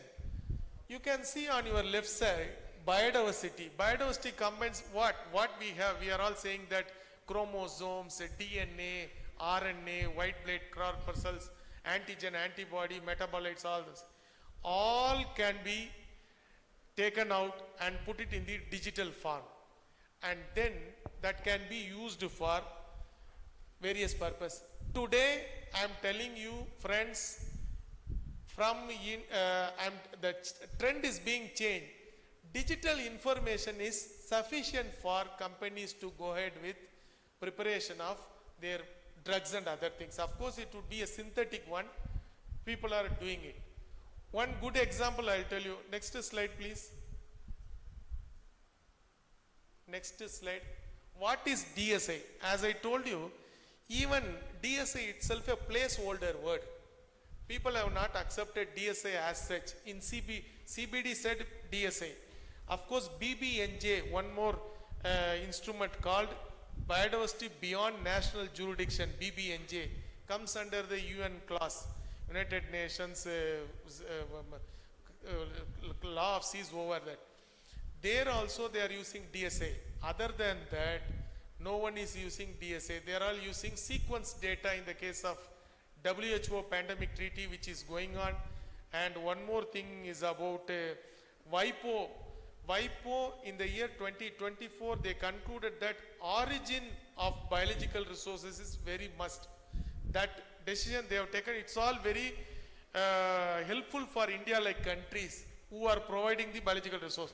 These are all the three thoughts in the global. DNA and RNA alone called it DSA. Or people are saying DNA, RNA and protein. Some group is saying DNA, RNA, protein, metabolites and other molecule. Somehow majority of the groups thinking that group 3 is fine. Again, south and north differentiation will be there. South says group 1 and north says group, south says group 3 and north says group 1.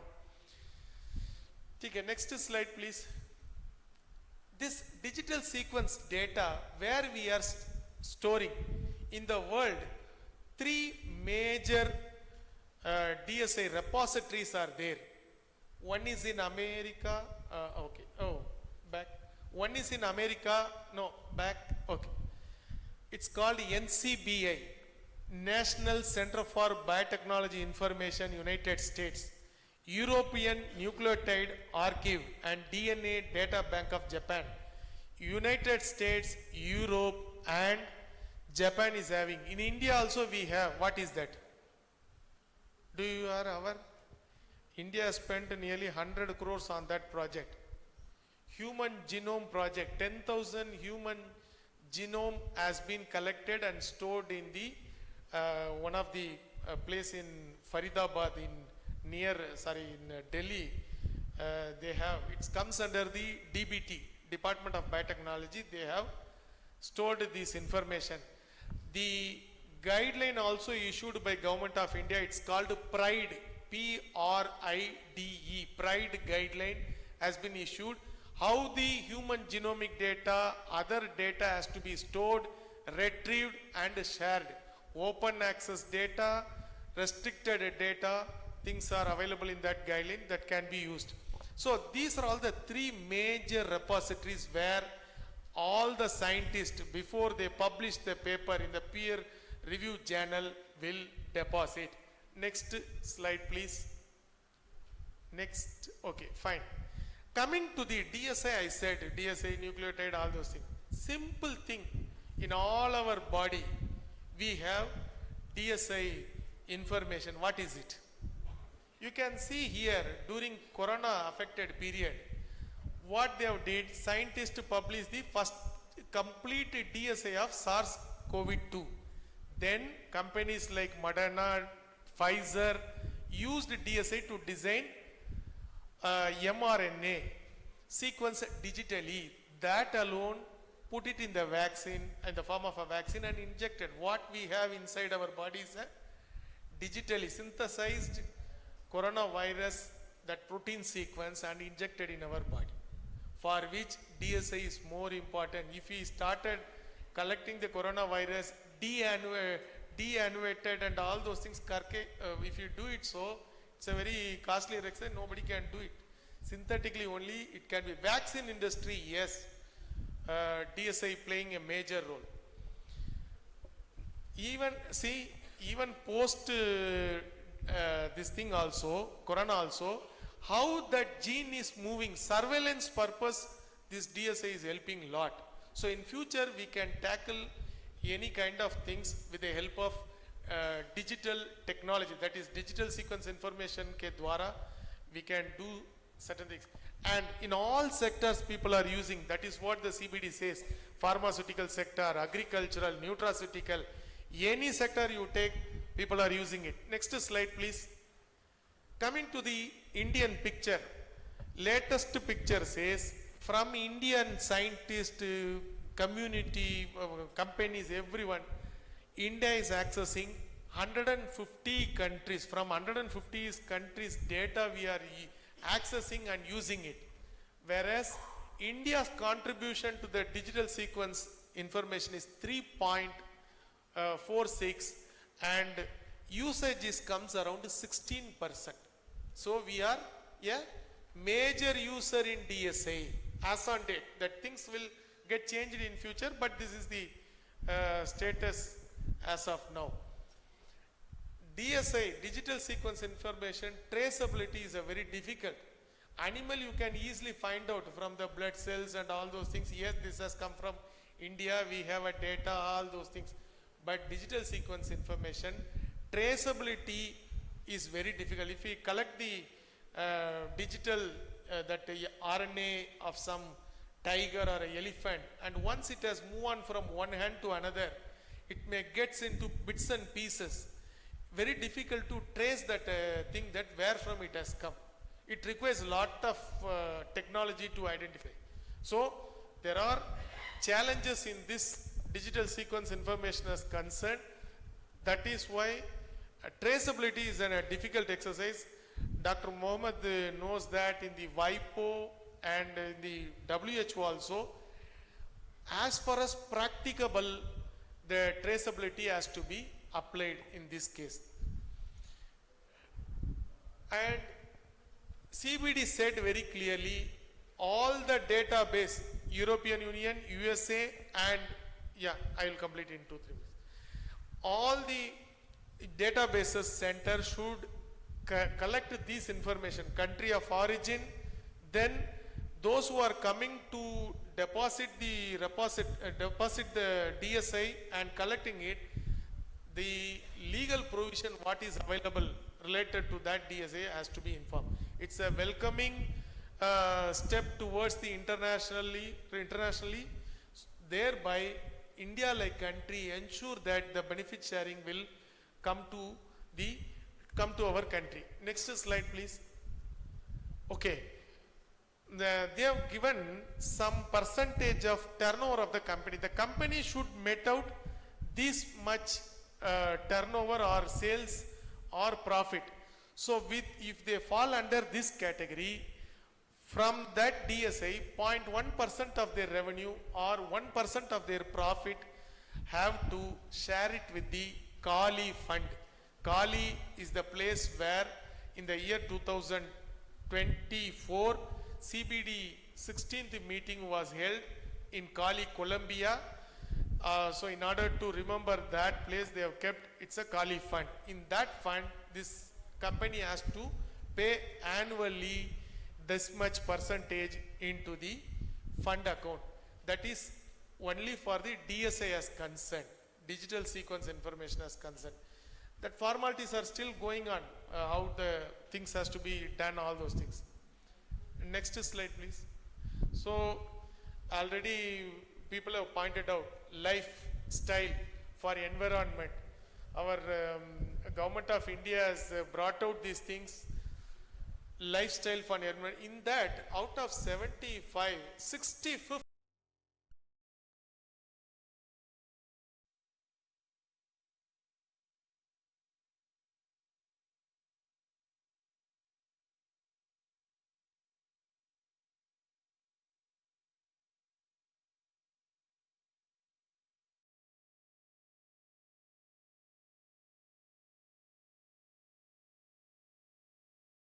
allowed, then I am ready to explain. Thank you.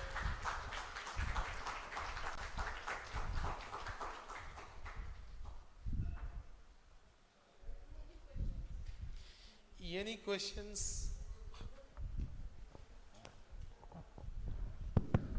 Hello. Yeah. Good evening, sir. My name is Sachin. So my question to you is like, if you have to choose between protecting traditional indigenous knowledge like the jute therapy and protection of biodiversity act, who would you choose? And can they go simultaneously, like hand to hand? My question is that. So, to a regulator, you are putting a question that what I have to choose, right? Yes, sir. See, for us, I'm just, of course, I really appreciate your question. As an individual, I may have different view. Biodiversity associated knowledge, the word used in the act is biodiversity associated knowledge. Both are going hand in hand. Knowledge also we should not leave it. That is why in India, in all the forum, I am telling you, my colleagues, out of 66 ministries in 66 ministry, central ministry in India, 27 ministries are somehow or other indirectly or directly dealing the biodiversity related matters, and the National Biodiversity Authority and State Biodiversity Board are part and parcel of their discussion. Biodiversity and the traditional knowledge or associated knowledge should go hand in hand, and both has to be conserved. That is my view. Yes, sir. I know that, but I am like to the point of jute therapy, sir. Yeah, so actually the meaning of jute therapy is like a unique position with a traditional knowledge system, as it involves animal species, many of which fall under wildlife protection area, sir. So my concern is about that, sir. Even still, I could. What is that jute you are? Jute therapy, sir. Jute therapy. Jute therapy. Therapy. Okay, okay. So like it involves animal species, like their guts, their biles, and from their traditional knowledge have been used. Like my concern is of the one of the community from Assam. This is the Bete community, sir. So generally they have kind of like animal hunting and all, from where they extract the biles, guts, juices, and they used to make medicines out of them, sir. So my concern is that whether like Biodiversity Act can protect them, or we can go with hand to hand with that system. Thank you, sir. Sir, one of the mentor, our Srinivasan sir, would like to speak. Sir would be the best person.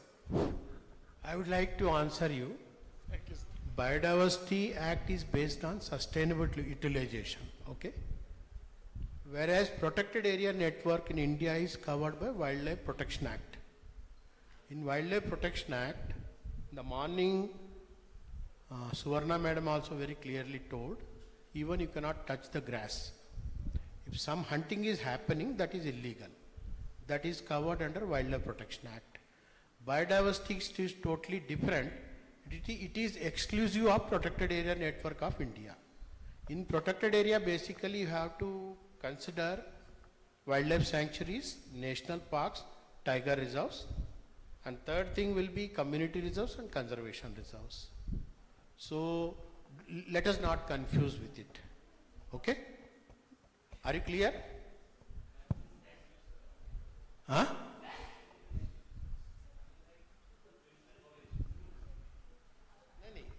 That can be a traditional knowledge, but that is forbidden in India. Dr. Srinivas, yeah. I'm Professor Srinivas, I just joined, and I would like to add to the point that you have made. He was talking about the ethnozoological kind of knowledge. When we are talking about the, thank you.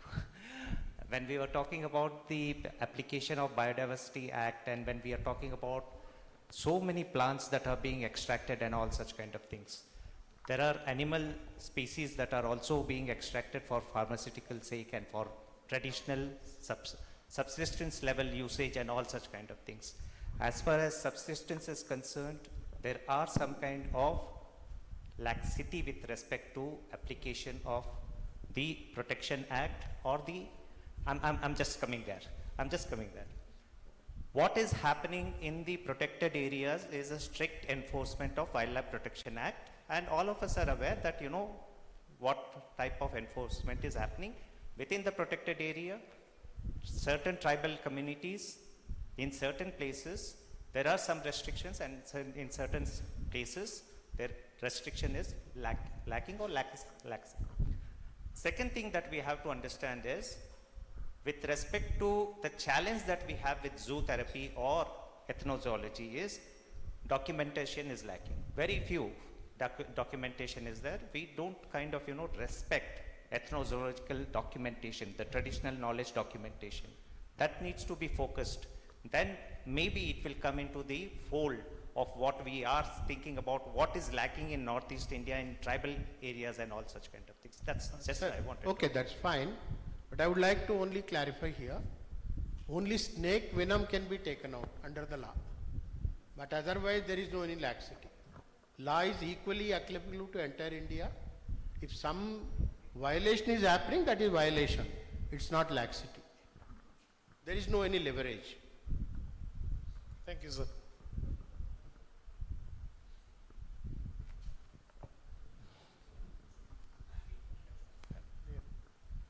Sir, with thousands of PBRs reportedly prepared across India, how many are regularly updated and scientifically validated, and are they meaningfully used for conservation, planning, or merely compiled to meet compliance target?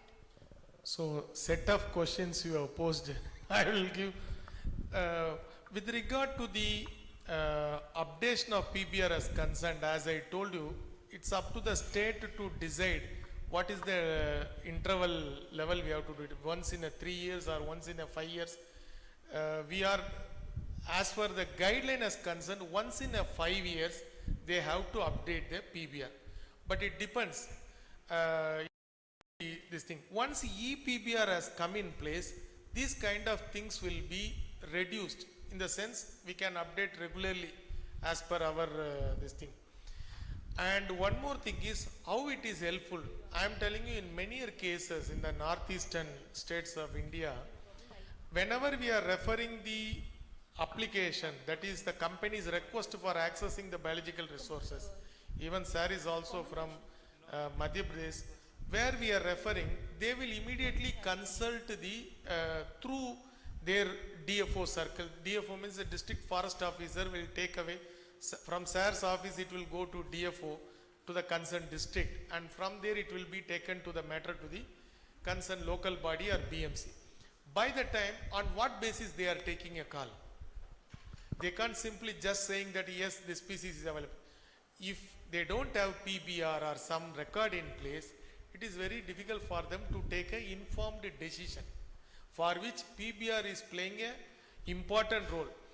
I will tell you one thing, in Kerala, all the 1,200 plus PBRs have been documented by the BMCs, and it is available in both the language, in the regional language Malayalam and in the English also.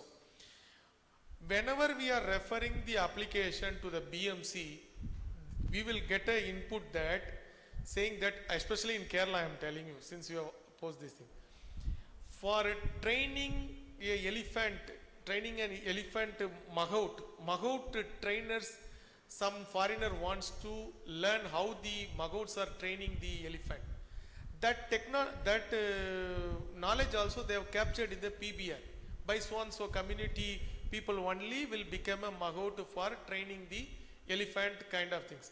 So those things they have recorded and says that we are not ready to share our knowledge how to train the animal by magout and all. They don't want to share with the non-Indians, that is foreigner.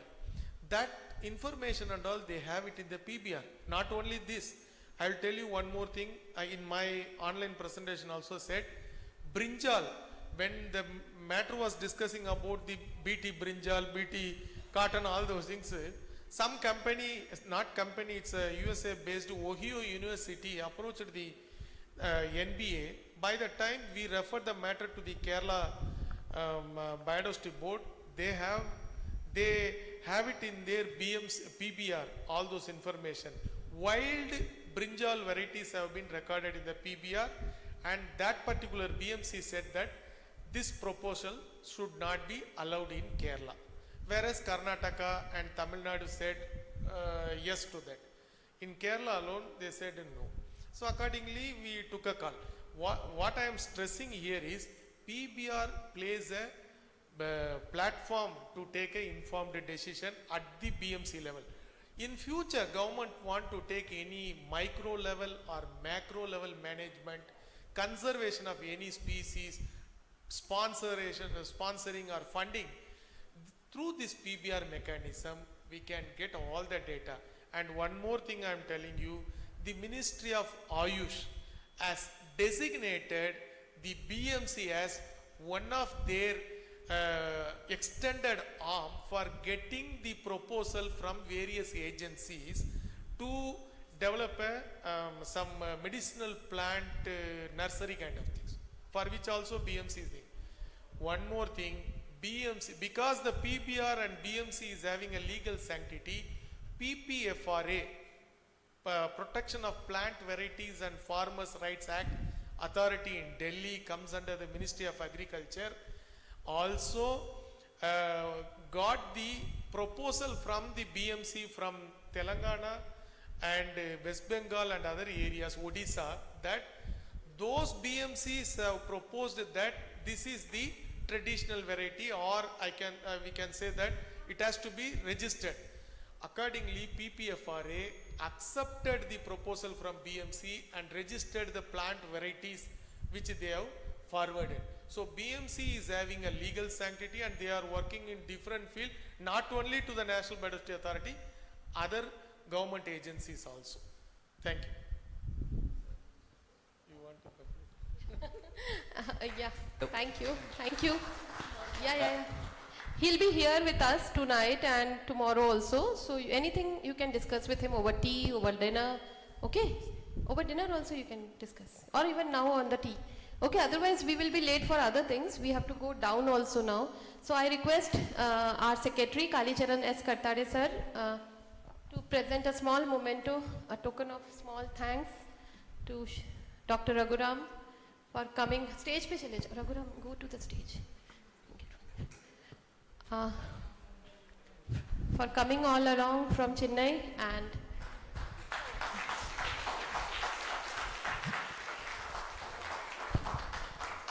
thank you sir, thank you Dr. Raghuram sir for coming and giving his expert ideas and knowledge.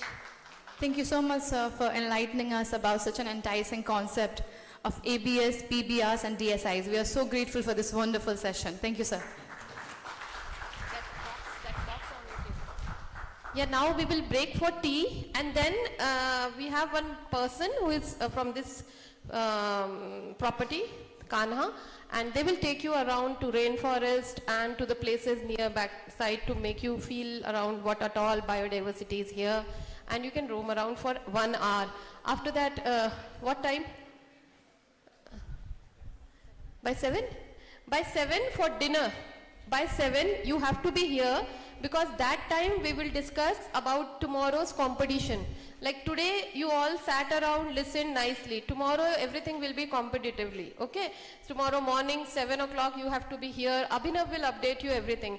Your cultural competition, your traditional look competition, your PBR competition, everything he will tell you about. And we will have a parallel session also, so WWF team can update what is their parallel session tomorrow. Wildlife photography you all know, and T-Hub who have registered, they will be there. We have dedicated rooms also. This is room A, the main hall. Room B is room B. Room C is that corner. When you will go for lunch, we will show you there. Okay, we will keep a there. So you can break down tomorrow, that is tomorrow, but you have to be here at 7 so that Abhinav can tell you everything, and Ram and Imran will help you how to make YP sap now, and then you can have your dinner and then go back to your rooms. Okay? So have your tea, come back by 7. Okay? Thank you.